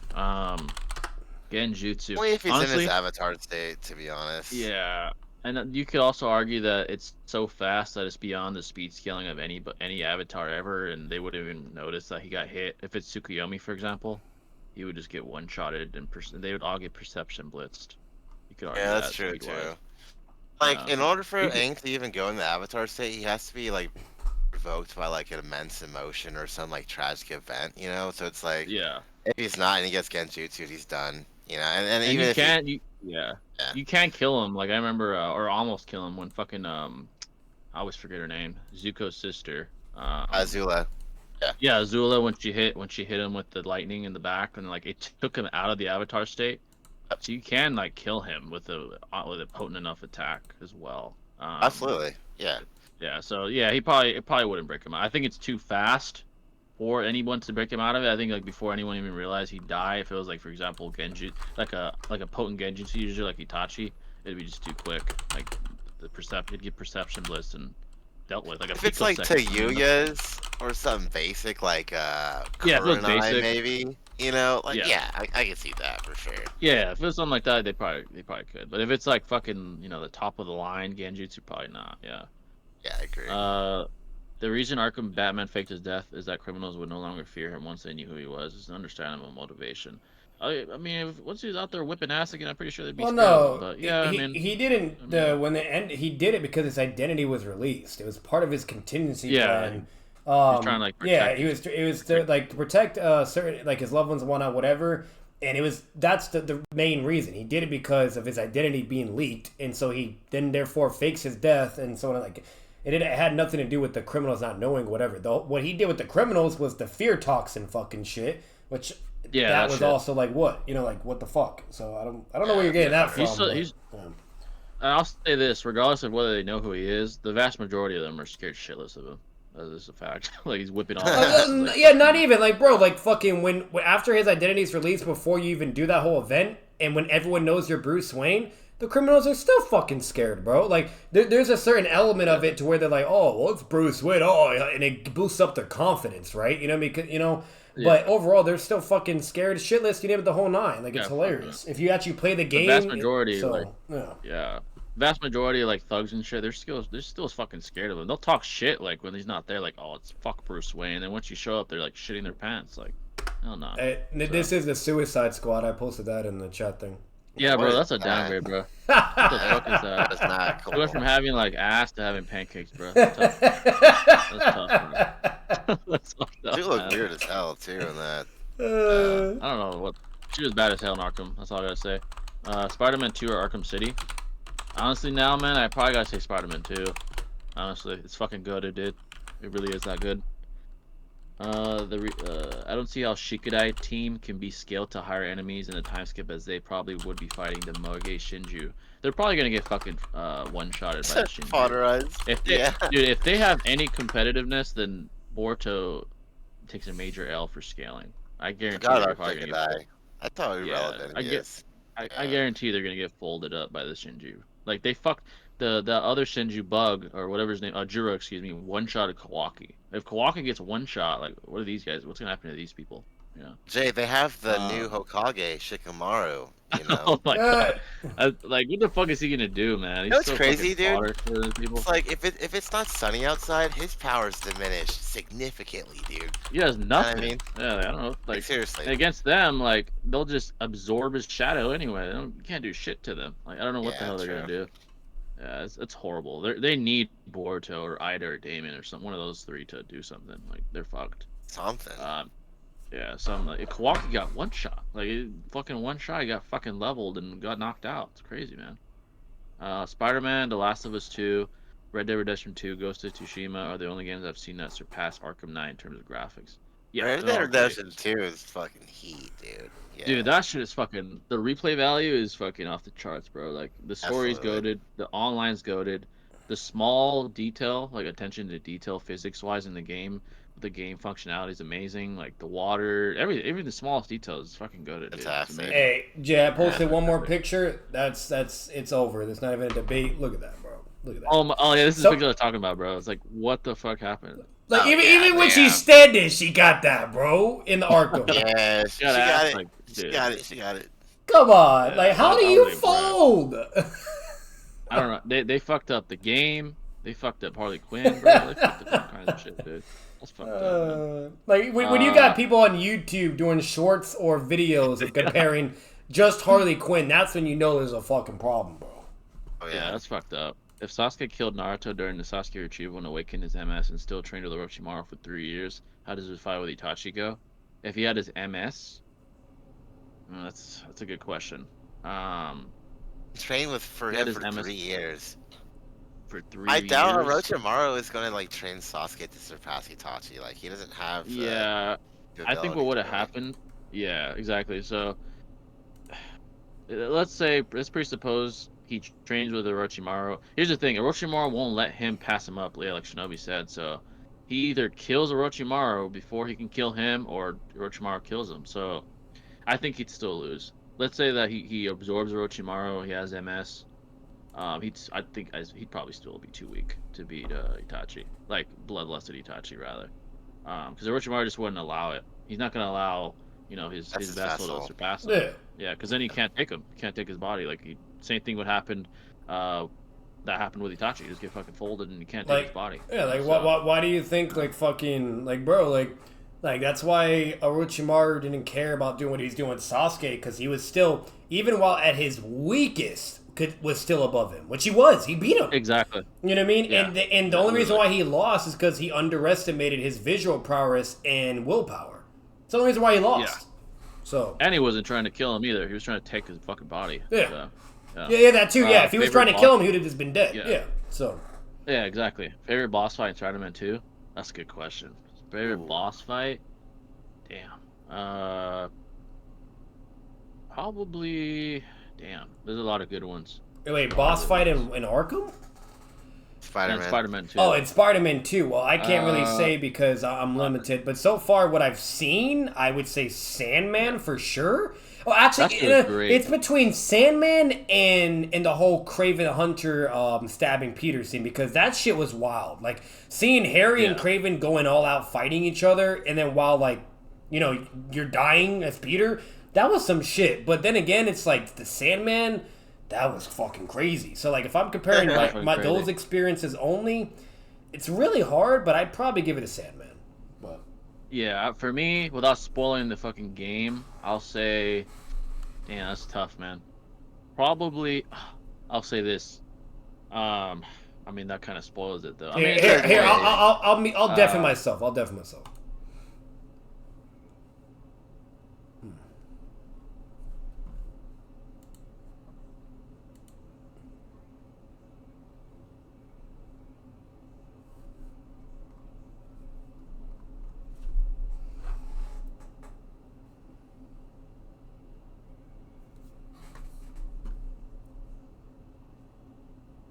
tell Batman that I said it. Hold already. on, I'm back. Yeah, Okay, cool. I appreciate Once the you typing. get, yeah, once you get to the fight I said, you'll probably agree. By the way, it's fucking. Oh, I'm fire, pretty dude. sure we're very similar fucking minds. So I'm assuming Yeah. I'm assuming it's either against Venom or it's towards the end of the game. So Yeah, you're gonna see. You're gonna be like, holy fuck! Like this is fucking fire. Damn. Onuki. look at that. Onuki Even in the versus boob Kisame? department, bro, Jay, the boob. What the? She fuck? still clips. They took the curves away. They took her ass away. They took everything away, They bro. took her boobs away. Yeah. Even her face was better in Arkham Knight, dude. Oh Fuck. shit. That's the last thing I'm doing, but I'd be like, this is hilarious, bro. Costumes too. for sure. Onuki versus Kisame. Kasami, I think- what the gosh. fucking? Oh, I think no. Kisame's he's just too fast. Like, Like obviously, yeah, particle style would kill Kisame, but he's just too fast. He's too fast. His combat, everything, and especially if it's his Biju, a tailless state Biju form, bro. Oh god. Yeah. Come if he on. hits Onuki once with Samehada, he's fucked. So he's gonna eat all that chakra. And he's fucked. Better yet, if he goes in his tailless Biju state, where he has like Bijus over the chakra, basically similar to what the Raikage was. Blitz. Yeah, like he could speed blitz. Or two, imagine him doing that water prison. What the fuck does Inoki do? He can't fly in water. Oh god, no. You know? He's fucked, dude. Ayo, I just finished watching Spider-Man 2's game this week. It's peak. Dude's fucking fire, dude. What's going on, by the way, sweet dude? Shout out to the Walkie Talkie podcast. Shout out to them. I know they had 6 on, by the way. So shout out to them for that. And they had It's lit. 6 on. Yeah. Shout out to 6, by the way, too. Go. Maybe my Go Konohamaru and Shikidai team together would jump on Moige Shinju somehow and would do something, or maybe they just get some crazy new abilities. Honestly, dude, Konohamaru's a disappointment. I'm sorry. I don't think he's gonna do shit unless they give him a major amp, like he fucking discovered Sage Mode or some crazy ass shit. Like I don't think he's doing shit. He's so fodder, bro. Hey, we heard how good Prime Hiruzen was, for example, and He even was the Osmo man, was dude. dope, for example, too. Yeah. It's like, come on, bro. You're supposed to be Team 7's new dude. leader? Like, So disappointing. Yeah, yeah, bro. Shout out to you. Hey, shout out to you, brother. Shout out to you, sweet dude. Sasori versus Tsunade. Sasori. He's blatantly over Sonin level. Yeah, Yeah, Sasori. we just talked about this Also- actually in the latest video. Yeah, You guys check watch that out. watch our video. We talked about that actually. Like we went, especially Sasori scaling. stuff. But We went- Jay Shinobi, he's a soccer victim. Oh my god. Oh, we went over that too, bro. Yeah, we went talked over about that too, though. We had to go Literally. over that bullshit because we know for sure that would come up. Fucking, he's Sakura level. Like, oh my god, dude. There we go. But yeah, any questions at all, folks? Sasori is way underrated, dude. He's a dog. He's a dog, bro. People don't even realize what he really is. You know. People always use like the Datara shit too, like, oh, he was lying to Naruto and Kakashi about being weaker because he was trying to. Data is lure him so away. prideful, Like, bro. Why would crap. he wouldn't? That doesn't make sense. Yeah. Dude, when He's they the went most to prideful- go like kill Gaara, Yeah, he's dude. like, Data, you do this shit, bro. I'm chilling, bro. You know what I mean? Yeah, Like, bro. He's like telling him what to do. do So, my dirty work, okay? Like, yeah, literally, bro. he's always telling him like I'm gonna fucking kill you and shit. Like, dude, like, come on, man. Like, he's not. Sasori's a dog, man. He took down a fucking nation, bro. Come on. Hey, a random thing though. Shout out to Joker though. That man got a good taste in women though. I'm just saying. Oh, facts. Joker, bro. Just thought of that low key. Dude. You know. Harley Quinn's a bad bitch. Yeah. There's no cap. Shout out to Joker. Joker pulls, dude. Right? Yeah, that Joker is. He has Riz. Like, actually, now I'm thinking about it, he really has. He has. That's actually a good scaling video. Joker's God tier Riz. How this motherfucker was so insane, he somehow made a professional psychiatrist fall in love with him. PhD, bro. PhD. That's some next level shit, bro. How do you Riz that? Dude, imagine making a PhD psych ward level psychiatrist go crazy. Yo, like and fall in love with you, and she's bad too. And she's bad. Like, what the fuck, bro? He's gifted, bro. Shit. He should be a psychiatrist, dude. That's upset. Oh yeah, he fucking shit. He probably solved so many. He probably solved so many problems, but then in the end, he'd be like, "This is too boring. I'm just gonna make them lose their fucking minds now." Yeah, exactly. Trust the process. Kishimoto's cooking something for Konohamaru. Hey, man, you know what? I actually hope so. He's an L, He's bro. ass. He's beyond cold. He only had 2 peak moments for me, to be honest. It was his Rising Gun moment to flex and like that one fodder fucking joning dude.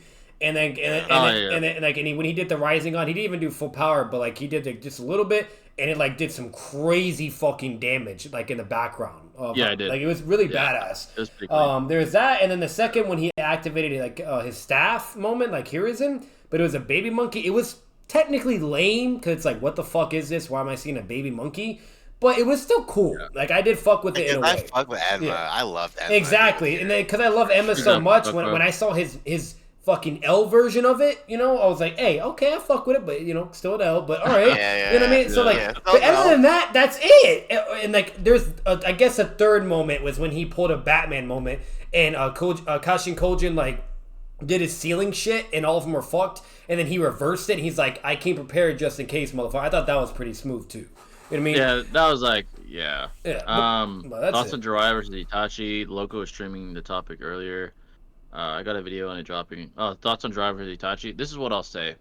Oh my god. There are many ways to prove why Itachi's above. Oh. One of the most obviously blatant ways is what he did to another fellow Sani member in Itachi and Orochimaru. Blind he too? effortlessly sodomized, fodderized, just completely fucked up Orochimaru without even looking at him. Then you could argue, while blind, damn near dead, he reacted a stronger to Orochimaru. Orochimaru possesses. Yep. Yeah, a stronger Orochimaru with Sanin plus ability with Hydra Snakes, while Jiraiya conversely is Sanin plus. Couldn't even stop Orochimaru back then when they were young. He's inferior. He couldn't be, he got fucked up by pain that was holding back. The only reason he even had any sort of success was because of the auditory genjutsu. So blatantly, it's just very obvious that Itachi's above Jiraiya. Obviously, people use the statement of Kisame when he's like, "Oh my God, it's a Sanin." Yep. First of all, he's lying. He's lying alongside Kisame because first he's undercover, and two, he doesn't want to blow his cover with Kisame. So obviously he's gonna say, "Oh." Let me read that insanity. I'm gonna find that while Jay spits. Let me get that insanity. But Jay, Payne said Jiraiya could beat him if he knew more about him. Oh yeah, that statement. Oh my God. As far as that statement, you could easily refute it by saying this. You could easily interpret it as, oh, if he knew of Pain's secret, then he would have went after Nagato directly and he would have brought help on top of that, which is rational. It doesn't mean that fucking Jiraiya would have beaten him right there and then. Like, come on, man.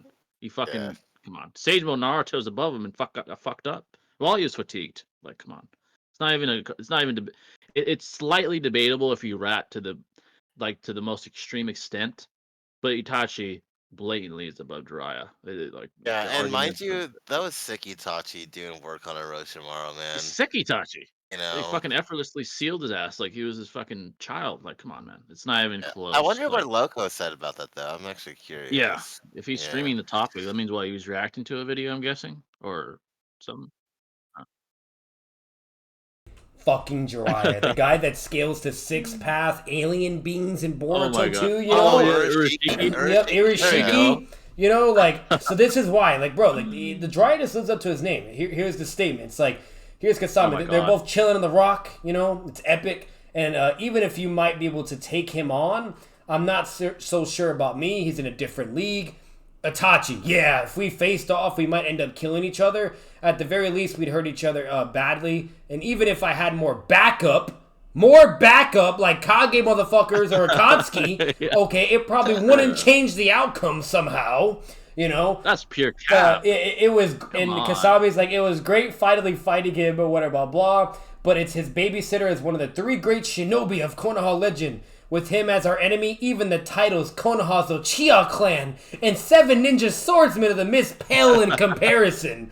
Even though the statement Itachi just said before just contradicts that bullshit.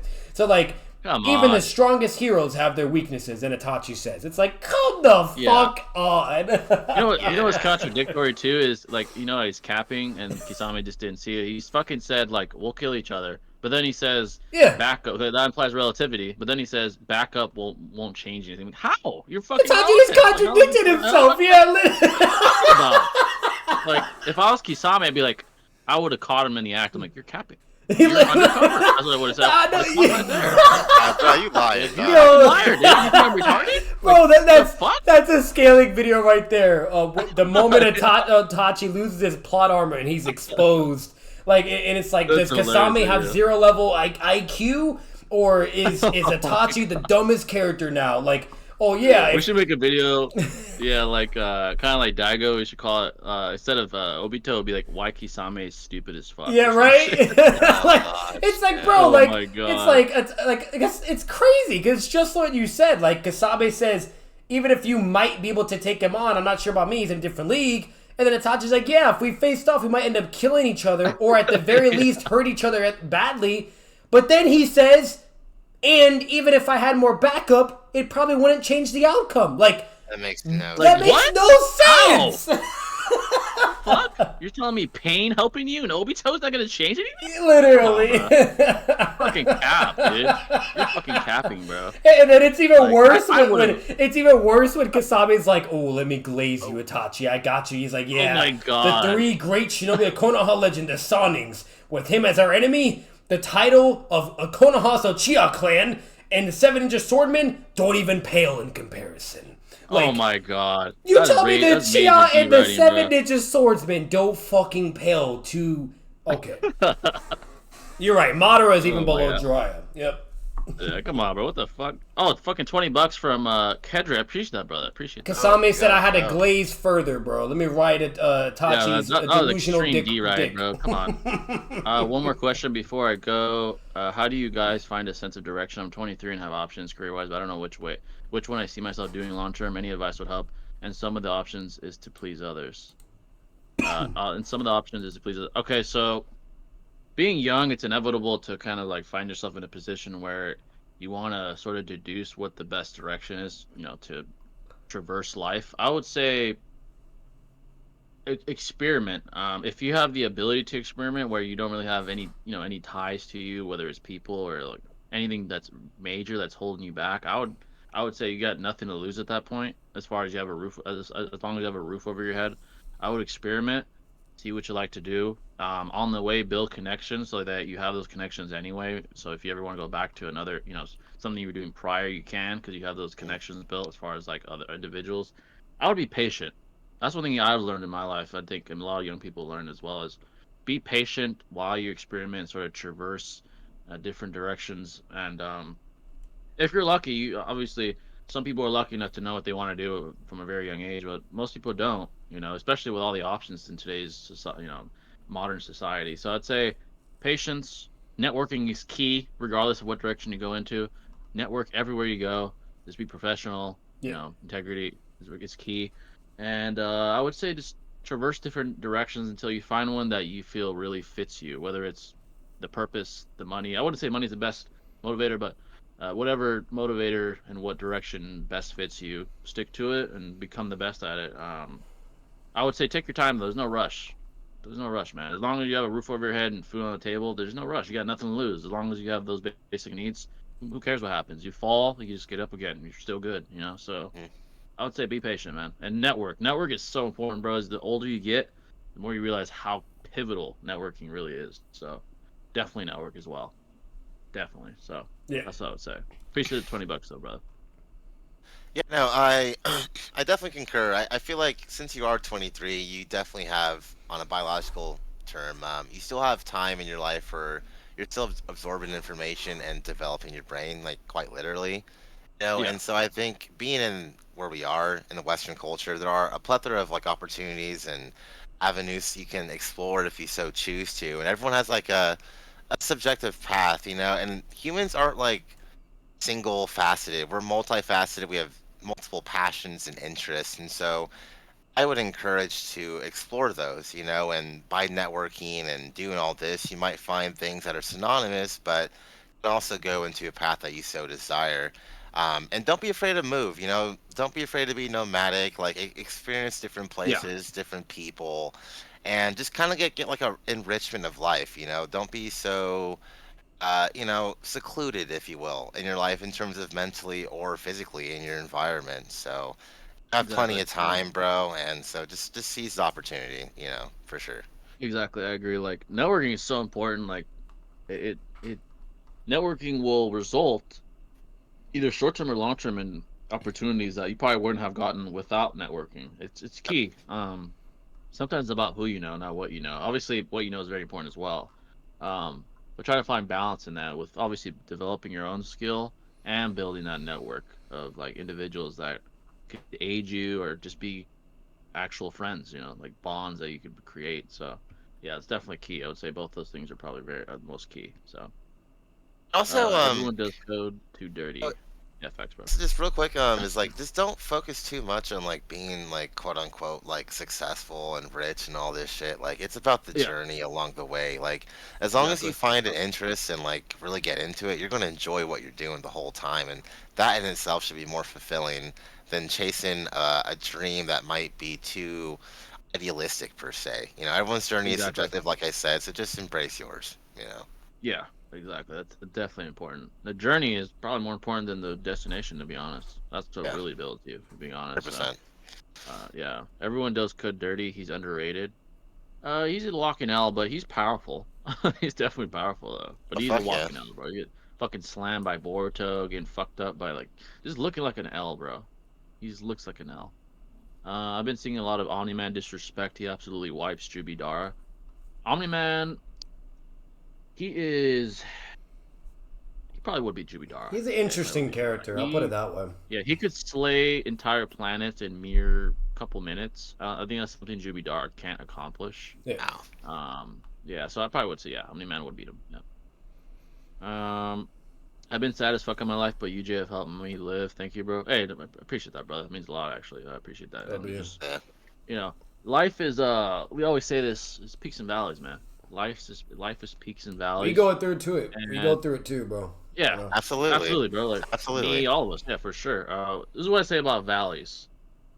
Valleys, the best way to prepare for valleys, and it might be cynical, but is to engage in difficult sort of endeavors, whether it's your career or just the gym, whatever. Because when you do have those valleys, and they're gonna come, they come to all of us. You're better suited from a biological standpoint, from a mental standpoint, to handle and mitigate those circumstances, whatever they may be, whatever you know travesty you're currently dealing with, or whether it's something minimal, some trivial, or something truly truly like catastrophic. Your mind, even from a biological standpoint, adapts to what you put it through. So if you're someone that's always pushing forward and always engaging in challenging rigorous tasks, even when other types of stress come, your mind is better equipped to deal with whatever the travesty is. So prepare for the valleys and enjoy the peaks. That's all I got. That's what I would say. The peaks, they'll come as well. They're more rare, few and far between, but enjoy them and prepare for the valleys. That's a wise man told me a long time ago. Prepare for the valleys and enjoy the peaks. So, but I appreciate that. It means a lot, though, man. Yeah, I mean, obviously reality isn't a utopia. It can be quite dystopian at Exactly. times, but it creates a balance at the end of the day. And when we do go through those valleys, we come to a place of like conciliation and reflection. And the more that you go through these valleys, the more you can learn to be at peace with just yourself and not distracting yourself with anxiety of the future or past, rather. And Yeah. so being like self-confident, embracing your own like journey, focus on your health physically and mentally. That's the best thing you can do, not only for yourself but for others that you do gauge upon in life as well. And so it's a slow but gradual process, but if you have the discipline and motivation to embark upon this journey, then I mean life is a blessing, guys. Like we said earlier, there's a whole like religion aspect or however you want to rationalize it, but the fact is we're all here talking to each other and enjoying life, and that's what we're here for. So make the most of it. There could be reincarnation or there couldn't be. It doesn't really matter. Exactly. What matters is what's going on right now and how you're doing, or what you're doing rather, to enjoy your life. Exactly. Yeah, as well put. Appreciate the dollar, by the way. Happy bar. Appreciate that, brother. But yeah, life is every person in life is given a hand to it's kind of like It's a unpredictable. game of poker. It's literally where testing every you man's every day. yeah. Every person has a chess match ahead of them, and Yep. sometimes you make the wrong move in the chessboard, but you got to learn to with time and experience, you learn how to best traverse in life with your, I would say, specific set of circumstances. Everyone has different hand dealt. Some people have the best hand, they're fucking trust fund babies, and others have the worst in fucking third world countries where they could fucking get barely a slice of bread a day, so just do what you can with the hand you're dealt with. That's what I gotta say. Yeah. And for young people, which is most of us in this community, think of it this way: if you have internet, you're in a first world country. If you're watching this, you probably have a roof over your head. Yep. That means you probably have food on the table. That means that you, as far as basic needs, you're set, right? So you have nothing to lose as far as like, oh, if I fail, whatever, I still got this stuff anyway. So as far as career, which is where we're all at, even myself, you got nothing to fucking lose. You fail, so what? You get up again, do it the next day, and the next day. Yep. If you're, before you know it, you'll be at another level, financially, mentally, intellectually.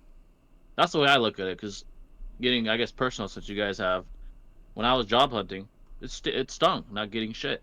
I was like, fuck, man, it is what it is. But to me, the way I look at failure is just, as we were talking about this before the podcast, it's just a forceful indication that adjustment is needed every time you fail. I don't really complain. I just adjust to, according to the failure. That's the way I look at failure. I don't really look at it as like, oh my god, this is the end of the fucking world. To me, it's okay. I gotta adjust. That's the way you should look at it. And harder said than done. We're all emotional creatures. But 100%. your mind adapts to that, though. It adapts to failure. You're like, it's gonna fucking sting. You're gonna fall. But you look at it from a methodical, intellectual, logical standpoint. Like, okay, I just gotta adjust. Win the next time. So that's the way I look at it myself. Harder said than done, though. I mean, it still stings, but love y'all. Yeah, I appreciate that, brother. Appreciate that. Do you agree? Do you agree with the theory that Obito fucked over the Mist Village as hard as he did while controlling Yagura out of spite for what they did to him and Rain? Do you agree with the theory that fucked over the Mist Village as hard as he did out of spite? Okay, now I see what you're saying. Out of spite, perhaps that was part of the reason, but I know you had interest in the Three Tails because of the Akatsuki plans as well. I'm sure that's part of the reason, though. I'm sure he's not happy with the Mist Village because of what they did to Rain. But That's interesting theory. I can see that. Yeah. Probably part of it, at least partly. One thing I will say too, when it comes to life as well, like it's really important. You're gonna eventually hit your rock bottom eventually, with that whatever regard that is, and that's gonna be mentally and psychologically. Physically, you have to put yourself in those environments in order to be tested to that. But mentally and psychologically, you will be. It will happen in a certain amount of time, whether if it's loved ones passing, whatever, yada yada, whatever the hell it is. You will eventually hit rock bottom, and I can't stress this enough. It is extremely important to fight the most at those points in times and to grow from those moments and just become even better as a person and to use certain variables to really help yourself, whether if that's a close loved one you have, best friend, whatever, girlfriend, whatever the fuck it is, just to have some type of crutch to lean on, because there's going to be certain moments where you're going to need things to get through certain things in your life, because sometimes you're just not able to do it on your own. That's a mistake a lot of people make, is they try to do everything on their own, you know what I mean? Or they think they know everything, Ignorance is not really that good to do.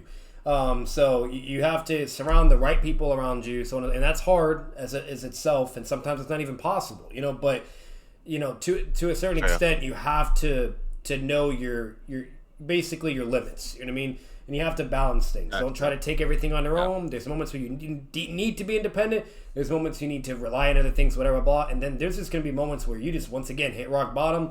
You're fucking done. You might even fighting against yourself or just giving up, you know. But if you have the right environment and you're in a good spot, you'll be okay. Because if you're not, then then there's other events where you either become homeless or you lose your job, or unfortunately it happens, and I hope it never happens to either you or anyone else, but suicide as well, yada yada yada yada. You know what I mean? So, and that's the most important thing. You will be tested. Yeah. You know. So. Yeah. Oh, absolutely. Yeah, we all are for sure. Everyone goes through failures, man. A little longer. Yeah, facts, bro. It's inevitable. Even the best of us do. Also, like, to believe. Batman saying, like, I think it's important for folks to not look at something as a failure and be like, hey, like, did I do something to cause this? Hey, is this karma, etc.? Like, I really think that's like a way to approach that situation. You know, like, it's just best to take things at face value. Try to digest it, process it the way you know how to, and then move on from it. But don't think of it as like a curse upon your life or whatever. We all go through it, and we share that amongst humanity, you know? So it's just part of the natural order, you know? Yeah, exactly. So also another thing I think is important is pacing yourself, especially if you're a grinder. Like some people just grind every fucking day. I think pacing yourself is pivotal, because back then I was I'm still a grinder now, but back then I wouldn't take a break. I got to a point where like it was affecting me mentally and physically, both. I was like, oh fuck, like it's because I wasn't taking a fucking break, and I learned the hard way, like with the mental demons I had years ago. But it's like what Goku said a long time. I think he was talking to Gohan, I believe. He was like, you gotta learn. Sometimes recover is more important than fucking training, man. You gotta recover. It is what it is. So that's pivotal as well. Don't push yourself past the point of no return, I guess you could say, where you're physically or mentally just exhausted to the point where it's detrimental. Because at that point, training isn't helping no more. In fact, it's counterproductive. You're burning yourself out to exhaustion, and you know, so that's very pivotal as well, especially if you're a grinder where you just at it every day, you know. So I would say to keep that in mind as well. I also like the theory that Obito took his hood off when fighting Minato because he hoped Minato would recognize him and was disappointed when he didn't. You could argue that. You could argue that's possible. Like the hair, maybe. Seeing the hair. I recognize him with that huge mask on, though. you know? Yeah. No. That was probably the last thing on Minato's mind, though, to be honest. Yeah, like there's so much, and not only that, I don't think. I can't remember. Like, did Obito ever say something about like testing Minato to recognize him? I don't know. I don't know if that was a thing. I feel like it was, but I don't know. Yeah, that after his child being threatened and all that shit, that's probably the last. Yeah, you know, that's what I'm saying. Like, and not only that, like even before when you analyze Obito fully, like there's a moment where Obito just screams and says none of it matters anymore, because before he attacks the village, he's staring at the village and contemplating of doing what he's about to do. Yeah. And then he finally just says, "Fuck it, I don't care anymore. None of it matters," and just goes full vengeance mode and just starts slaughtering everybody, kids, adults, you name it, and even tries to kill fucking Minato's son, bro. You know, and went to kill his wife, like, like all this shit, bro. Like, so I don't know. I don't think he was wanting him to really recognize. I think Obito was just out for blood and just hurting. Yeah, he was out for blood. And Minato was also out for blood and also doing his very best to protect everyone. Because the thing that what people forget is when you're a Hokage, you're not just focused on beating your opponent. You're focused on protecting your village. And that's the same aspect with Gaara against Deidara. If it was just a 1v1 with Gaara and Deidara, Gaara would have done tremendously way better. But because he had to protect the village on top of fighting Deidara, it's kind of a handicap. Same thing with Minato. Yeah, it was a handicap. You know? Yeah, So, exactly. Tobirama versus Pain. Pain fucking slams. yeah, slams that that's a fucking wash. But I will say this. No, Tobirama Tobirama could do some flying Raijins to escape some things or whatever. But he's gonna be gassed out eventually, because if he can, I'll say this: if he can at least fly in Raijin a live Madara's attack, you know what I mean? I do think he could probably do it some degree. Like his flying Raijin jutsu speed is just cracked. That's for anyone. Boruto, Minato, Tobirama. You know, so I'll say that, but how many times can he do that, right? And then once he gets what nerfed, is running away gonna do? Exactly. What does running away do? It prolongs the inevitable. And the moment he tries to use his combat and reaction speed, he's folded. He's done. The moment he goes for that. He's getting Shinra Tensei. Look what happened. Yeah, Literally. look what happened to fucking Madara when he tried to use his combat speed and reaction. He got folded, right? Like his flying Raishin was keeping him alive, but every time he tried to attack him, Madara would just dodge casually and then just no diff him off screen. Then you have Jubi Madara and Minato with Sage Mode as an Edo. He does flying Raishin. He gets fucking bodied in Blitz. Like that's literally what would happen with fucking Pain and Tobirama. He would get bodied. Exactly. So, yeah. I still have mental demons I can't see or hear. People are ridiculous, dude. Yeah, was Rama fucking scaling, bro? My God. Yeah, I still have mental demons I can't see or hear. Some YouTubers I have beef with without spending the rest of the day stewing in hatred. Yeah, I think this is what I've noticed too. If you're like stuck in this Discord community, like the toxic area for days and days on end, man, or take go a outside. Like, go get some sunlight, bro. Like take a shower, touch grass, weightlift. But I'll say this: this was really big for me. Weightlifting did fucking wonders, or working out. I don't know, but if you haven't tried it, I don't know, bro. Or if you're in like that struggle mindset where like you want to work out but you just never do and you just procrastinate. I'm telling you, bro, just get off the fucking couch. Go out, go find a workout buddy, whatever. Weightlift, do some things, whatever you name it. I promise you, it would do you wonders, bro. That was such a good stress reliever, you name it, etc. Of me listening to my music, working out, you name it. And back then, when I was single as a Pringle, especially if you go to the gyms, there'd be some baddies there. I'm just saying, there too, whatever. You can develop your social thing. Who knows? You can even try with some of those girls. Sometimes they might want to talk with you, but I'm gonna be honest with you. Most girls that are in a gym, they're just. Nowadays it's technically tricky and different. But back then, at least when I was in my high school and teen, they actually just wanted to fucking work out, right? You know what I mean? They didn't really want to, be bothered. If anything, it would kind of like annoy whatever. It would have to be proper or the right timing or enough like, oh, we've seen each other a lot, right? A building type thing back then. Yeah. Now, girls are just fucking, they're a loose cannon in gyms. They either trying to fucking cancel or do some camera, some bullshit, yada yada, whatever, or they're legit or they're not. It's you don't even fucking know nowadays. So good luck. But either way, the main important point is developing yourself. I'm telling you, for me, it went a long fucking way mentally, health wise. So yeah, I would say the gym, bro. Every time I think that I can remember once I'm out, I feel better than when I went in the gym. It's just fucking like it releases like. Obviously, tension, endorphins. You get stronger physically. You feel more powerful. Just confidence goes up as well. And it is a good place to pull if you know what you're doing. Like, if you actually know how to pull in the gym, pull baddies, you can do it. And the way I do it is, like, if I see a girl I see a lot in the gym, obviously I look for, body language signals. Like, is she looking back at me? Stuff like that. If that's there, then I'm a Riz her up. It's a green light. Green light, dog. I'll say this right now. Jay's so fucking on point. A girl will let you know. She will, whether if it's low key or not. If they are into you, they will let you know, bro. I promise you. Like tigers. They're much more. Yeah, they're much more subtle, but their eyes will tell you. Yeah. Like they keep looking at shit like, you're waiting for me to come up to you. I know that. That's a fact. Like, you're waiting for me to go. Now there could be exceptions too, obviously, with like the really shy ones, whatever, blah, yada yada yada. But in those, you just it's kind of a catch-22, and you got to figure it out. And but in Riz game, right? But the majority of girls, it's obvious. You'll know, bro. You know what I mean? Yeah, it's obvious, bro. And like, you go up to them, you just gotta have Riz, and the rest is history. It is what it is. So it's actually a good place. And rejection's not a bad thing either, too. I'll also put that out there. Everybody's being rejected. I'm gonna say this right now. Every man on this planet has been rejected. Okay, and why? Because that's a power that women have. Okay, it is what it is. It's reality. Every man has dealt with rejection, and even to this day, high status value, like rich or celebrity or athletes, even they have been rejected, bro. It don't matter. Obviously, your success rate's more higher, whatever, blah, but you get what I'm saying. The fact that those type of men can even be rejected, and overall, every man has been rejected, period. Never ever let that dissuade, ignore that. You always push and keep going, whatever you name it. Kind of like. Exactly, kind of like failure in general. Like, once you get to a point where you just only let it sting, it doesn't really matter. Like, she said no, whatever. That's it. Rub it off. Like, plenty of fish in the sea. Even, I've been rejected in person. Like, I remember I went up to a girl in the gym.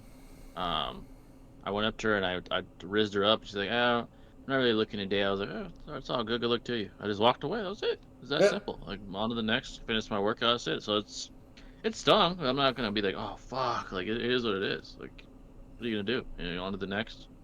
And another thing you could do too, like, yeah, you either move on to the next, or like what Jay said, or better yet, play the long game. You know what I mean? Like I said, the build-up problem. Most women, it's all about building up and getting to that level of whether if it's trust or this, whatever it is. You know what I mean? And like, let's say if you know she's there a lot, whatever, and you're seeing whatever, and just casually, just gradually go through and just maybe just talk here and there, or just be friends, right? And eventually, once again, if she's getting into you or things are changing or the vibe, you'll more than likely know. Or if it's enough time it's built by, then shoot your shot again. And if it's still, then at that point just fucking call it. Like, Game over, dude. So there's a certain point where it's pretty. Yeah. So like, don't be weirdo about it, or keep trying. But And I'm no dating expert. This is one thing I have noticed though with women. With women, when you talk to them, it's got to be a subtle increase in like sort of level of intimacy. Like women aren't like us where it's like a light switch. We're like, oh gosh, she's a bad bitch. Like, women are different. They need to, like, they'll meet you, they'll look at you, they'll eye you up and down, but all right, he's all right. Let's see where this goes. Like, the vast majority of women, if you go up to them and be like, you're a bad bitch, they'll be like, excuse me? Like, it's over. Even if they are attracted to you. Like, they're not gonna play that. So you gotta go up smoothly. Like, you could only get away with that, like, mind you, not this doesn't even work 9 out of 10 times. Rare. But you can only get away with that if you're like rich, right? Or like your status, you got the look, like Drake exactly. Yeah. But like, even then, even Drake, like, if he normally does that, right? And normally it'll work because of his status. But there's women that he's done that to, and they'll look at him like what you said, and be like, what ill, like, or what the, like, or excuse me, like. So it's like, it's just. Girls are like guys are like a light switch. This is one guy told me this. I forgot who, but he said guys are like a light switch and girls are like more of like a slow winding furnace type of thing. Like, it's a slow burn with that, which is a good analogy because that's exactly what it is. Like, they're not like, I guess, picking you right away. It's like a slow thing, like a slow burn. You have to slowly ignite the fire until it's raging, and then you're in. The girl's like clearly feeling you is different, but the vast majority of instances you gotta smoothly transition into that, because if you overreach, they're gonna think you're either weird, you're a fucking perv, whatever. They're not gonna fuck with you, they'll friend zone you. They really care about boundaries. They really care about that. And here's the thing, you can overreach in two ways: being too much where you look like a fucking perv, or you're too nice and you look like a fucking, like, you're their friend, or you're gay, or you're their brother or some shit. That also happens. Yeah, you're too nice. It's like, oh my. So you gotta be right in the middle, like assertive enough to where they're not like, oh, he's brother material, but not overreaching to the point where they're like, oh my god, he's a pervert. Like, you gotta be. It's harder said than done, and every girl's sort of threshold's a little different. You gotta kind of read the room. That comes with experience, though. That comes with experience. Like, every girl's a little different. So that's something that. I'm not a dating expert, but through experience, I have noticed that it's complicated. It is to riz a female up. It's a case by case basis. You gotta be methodical, man. You gotta be methodical. You gotta be, like, calculated with what you say. See how they react to each statement you make. It's a game, bro. It really is. So, this is the little thing that I've learned and others have told me as well. The hardest aspect of it at the end of the day is getting to that approval level, because that's the game, right? It's about being approved, you know what I mean? And whether they deem you worthy enough, whether if it's just for no strings attached, a relationship, whatever the fuck it is, that's the first obstacle, right? And then so on and so forth, then getting to that whatever, and being able to read them or analyze or know what doesn't work, what doesn't, things like that, whatever. And that's the biggest obstacle. And if you can get through that, then you're good, whatever. But, and it's not common, but it can happen. And definitely don't, overlook things or fucking drop the ball. But there's moments where girls just don't give a fuck. When they're really feeling the moment, and they just want to either have a hookup, or if they want to just have a friends with benefits with you, pretend like they'll let you fucking know. Like, I'm telling you, they will. Yeah, you know what I mean? Like, that's happened, bro. It'll be it's clear, and they'll be willing to do that with, like, the bad boys, you know what I mean, or the Mr. Good Luck, charms guys and whatnot. There's this roommate I knew, Chris. I probably said this already before. That, like, he was like a good-looking dude, right? You know what I mean? Name it. Had a lot of money, whatever. Had all those variables. every fucking night this man would be bringing a new bitch. Every night. You know what I mean? Just a Dude, fucking... some guys just a have bag. Riz, bro. Yeah, exactly. You know, so it's like, once again, they do exist too. It's not common, but here and there will be moments, whatever, and that's if you hit that variable or category. So, and if that's there, by all means, there you go. Or sometimes this is rare; they'll go to you to get a relationship. You know, so. Oh, facts, bro. Yeah, that's like the ideal situation where like you're so good at rizzing that the girl wants you, and in a way they ask you like indirectly, like, oh my god, and you're like, hey, you're exactly where I want you to be now. Yeah. You know, so it's like that takes a lot of experience. Some guys are just naturally more charming and more like obviously better looking and shit. They will always Those have guys, it easier. Yeah. Some guys have, some guys have the Riz God gene. It's very rare. Yep. Very, very rare to have the Riz God gene. Yeah, they have that Riz gene where you just pull, like, even if you're fucking broke, you just pull pull bitches like that. It's very rare. Most guys need to, like, develop themselves. When I was young, I couldn't pull shit. I was fucking, like, I did okay, but I couldn't pull shit. Like, talking-wise, I was fucking ass, bro. It takes experience. You know, for sure, I was fucking timid and shit. I'd be, like, now looking them in the eye and shit. I was like, bro, not looking back at it. But, like, it takes experience, so, for sure. Definitely takes experience, and you're gonna get rejected. We all do. Even fucking Drake and shit. There's a bitch that on Twitter that outed the DMs between her and Drake, and him trying to pull her and her saying no. I'm like, bruh. Yep. Even Drake gets fucking rejected. Yeah. So it's just that's just a man. That's just a man issue. It's men, unfortunately. Yeah. That we will always have that woman. That's what I'm saying. I'll say it this day, but woman, I swear to God, in the majority of things, not all, I won't say that, but in the majority of things, women have it in easy mode, bro. And I mean, especially when it comes to the social dynamics. I'm sorry, if you're a girl, you go to a guy, you're never ever gonna get fucking rejected unless you're doing some wild shit. 9 out of 10 times, a guy is gonna say fucking yes to you if you were a girl and you said, hey, you want to go out, or hey, you want to, you know. I'm sorry, like if we were able to do transformation jutsu right now, me, Jay, and Shinobi, and do what Naruto and Konohamaru did, bro, and be going out, I guarantee. Which for one, I wouldn't do this because I'm not gay. But two, like, it's just, if I was doing it as like a poll and statistic just to prove a fucking point, the amount of yeses we would get would be ridiculous. Okay? That's insane, bro.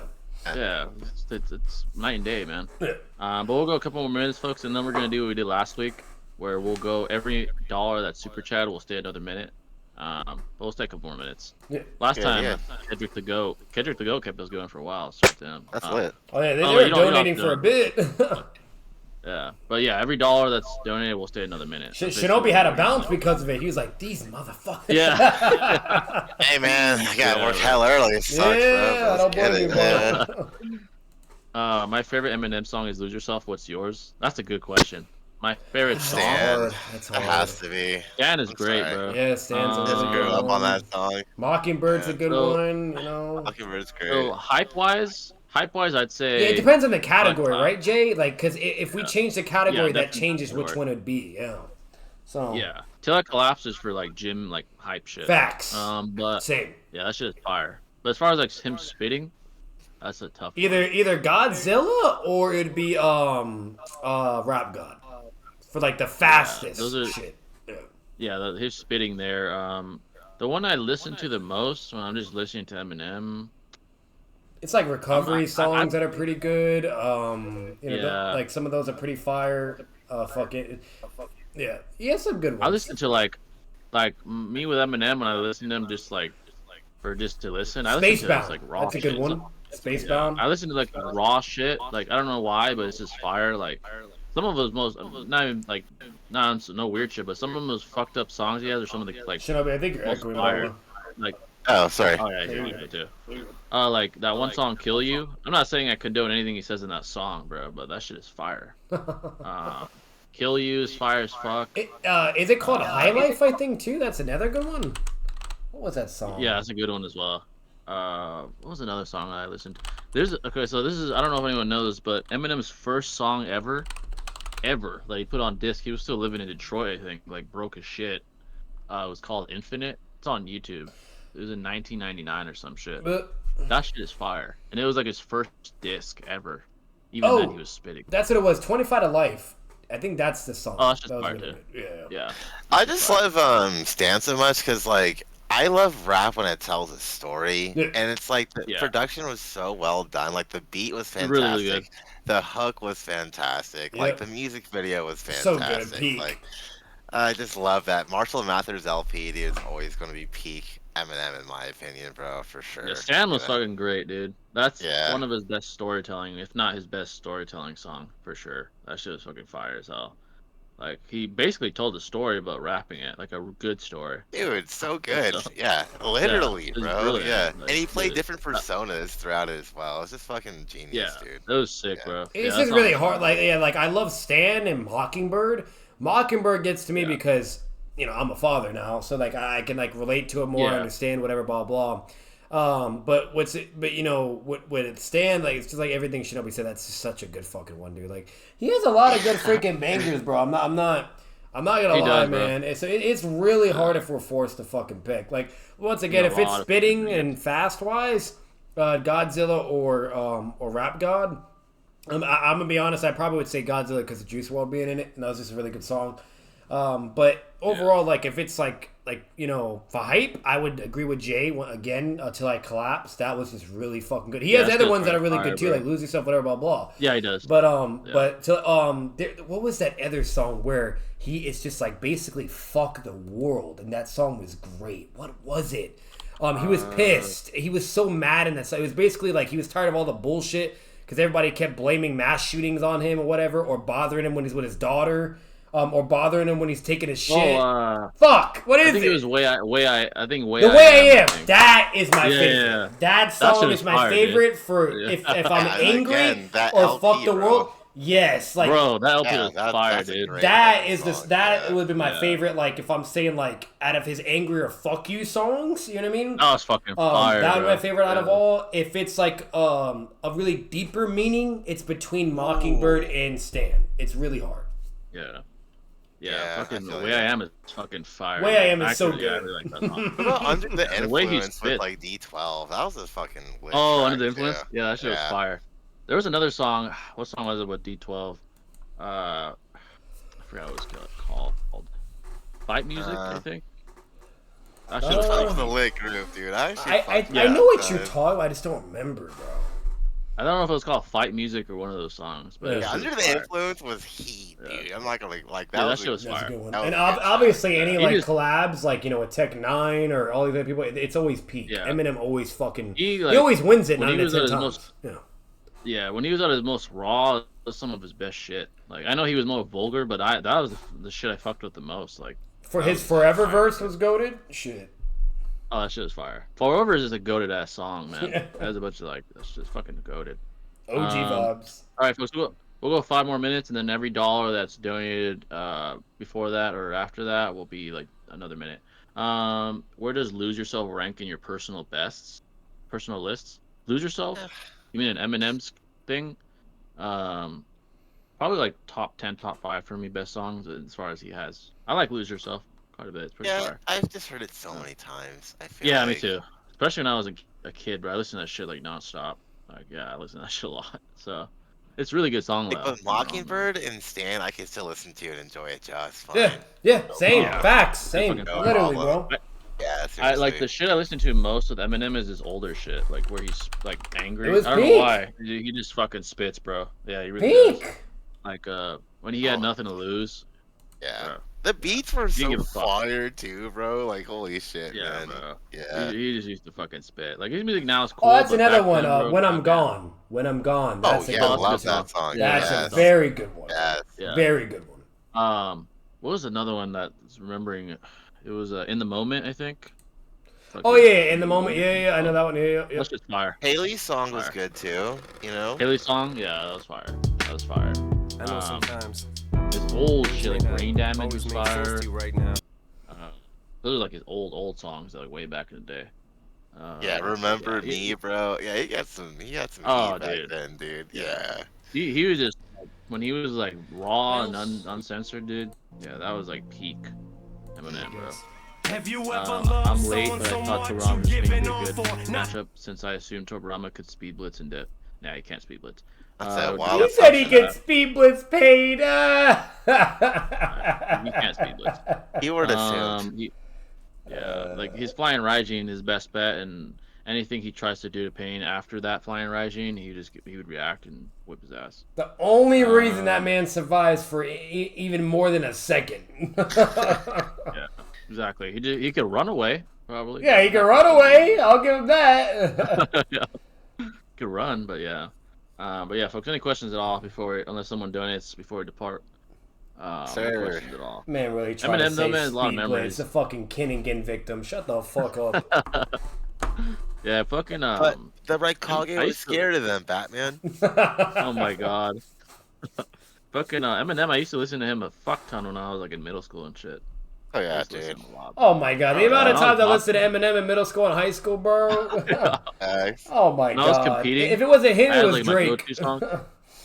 Yeah, Drake. When I was competing before every amateur bout, I used to have my go-to songs. I'd have fucking Till I Collapse. I have Roy Jones Jr. theme song, fucking Can't Be Touched. I fucking had Drake, Forever, and then I had his song Trophies. That shit was fire. Yeah.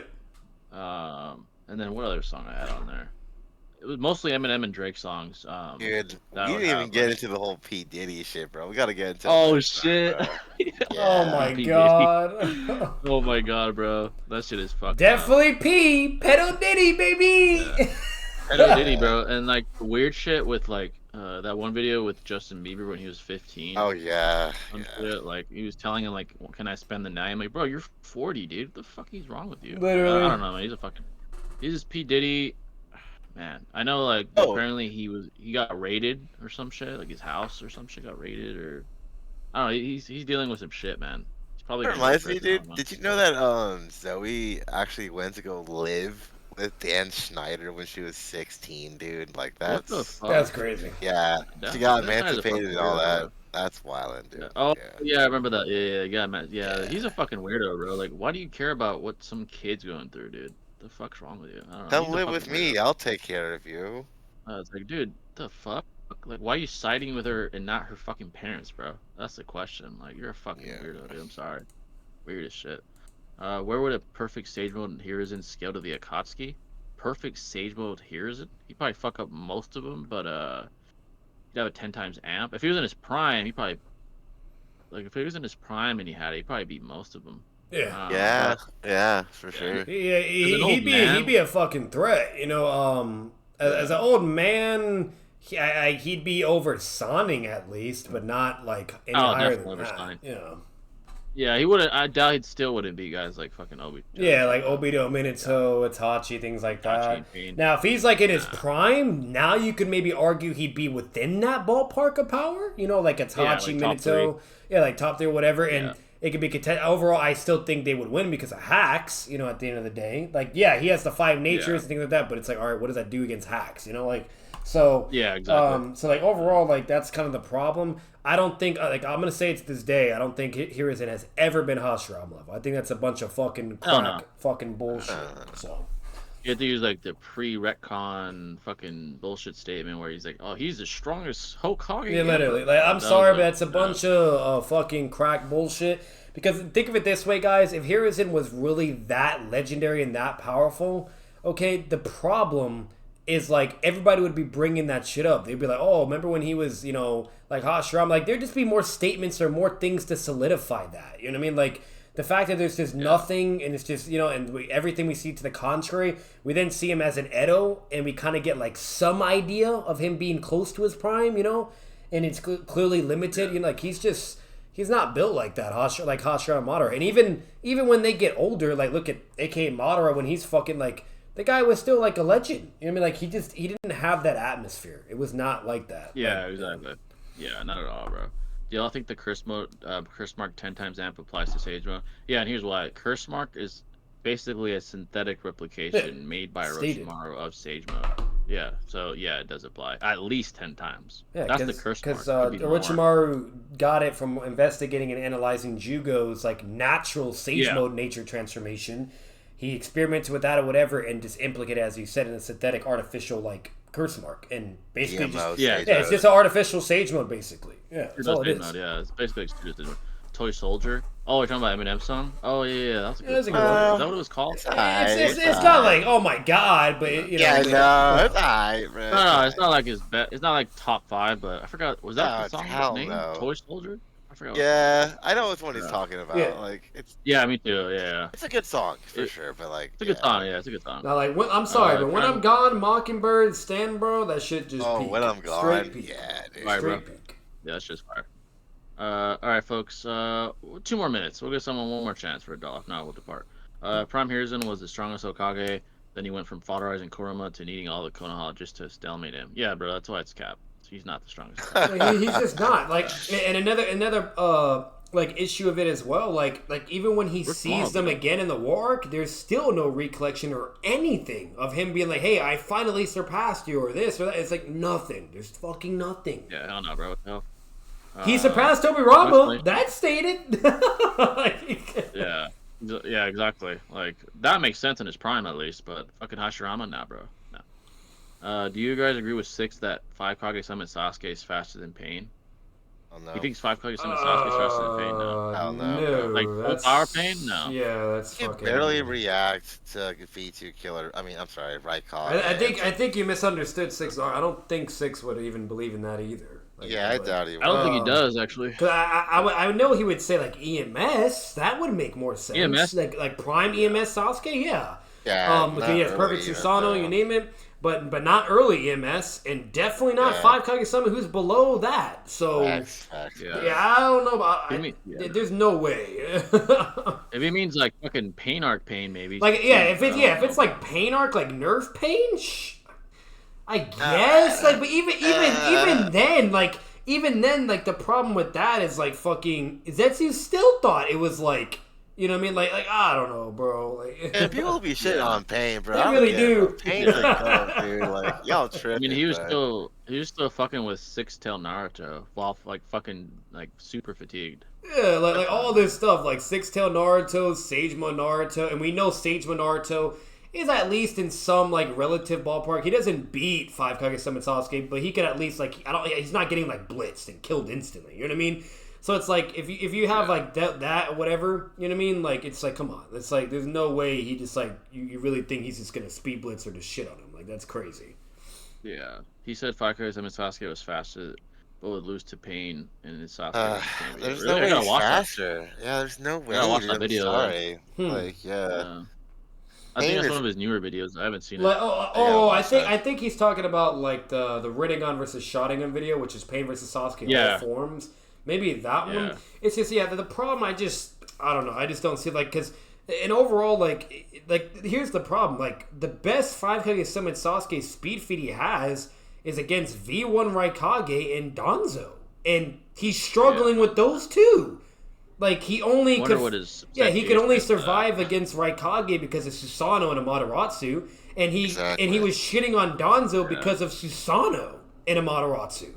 So like, I don't, that doesn't. I'd have to see what he says. Yeah. Like what he said about that. And like the best thing I could understand Six saying is like the arrow thing, like him because of how fast arrow is. But then again, Kakashi could Kamui. You know what I mean? If Kakashi Totally. can, you're telling me Yeah, fucking come on. Pain can't Shinra Tensei that shit or something? Like, come on, bro. Like, Dude, he treated I'd have K-1 to- Naruto like a fly, bro. I'm You know, saying. with a Yeah. chameleon. Like, I don't know. I have about to that, see what dude. he said. I have to see what like he said. his I'm kinda summonings curious are to- cracked, bro. That chameleon's fucking cracked.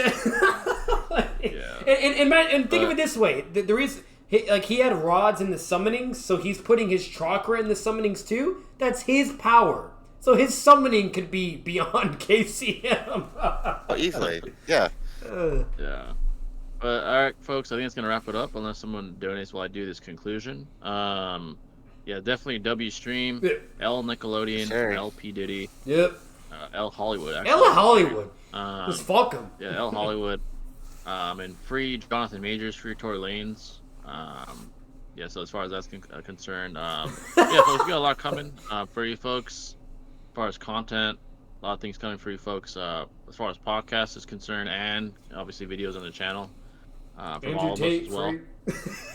Yeah, free Tate. That's bullshit. He's still there, but somehow pedo got a job at Disney. It's very interesting. I'm telling you, bro. You're yeah. later.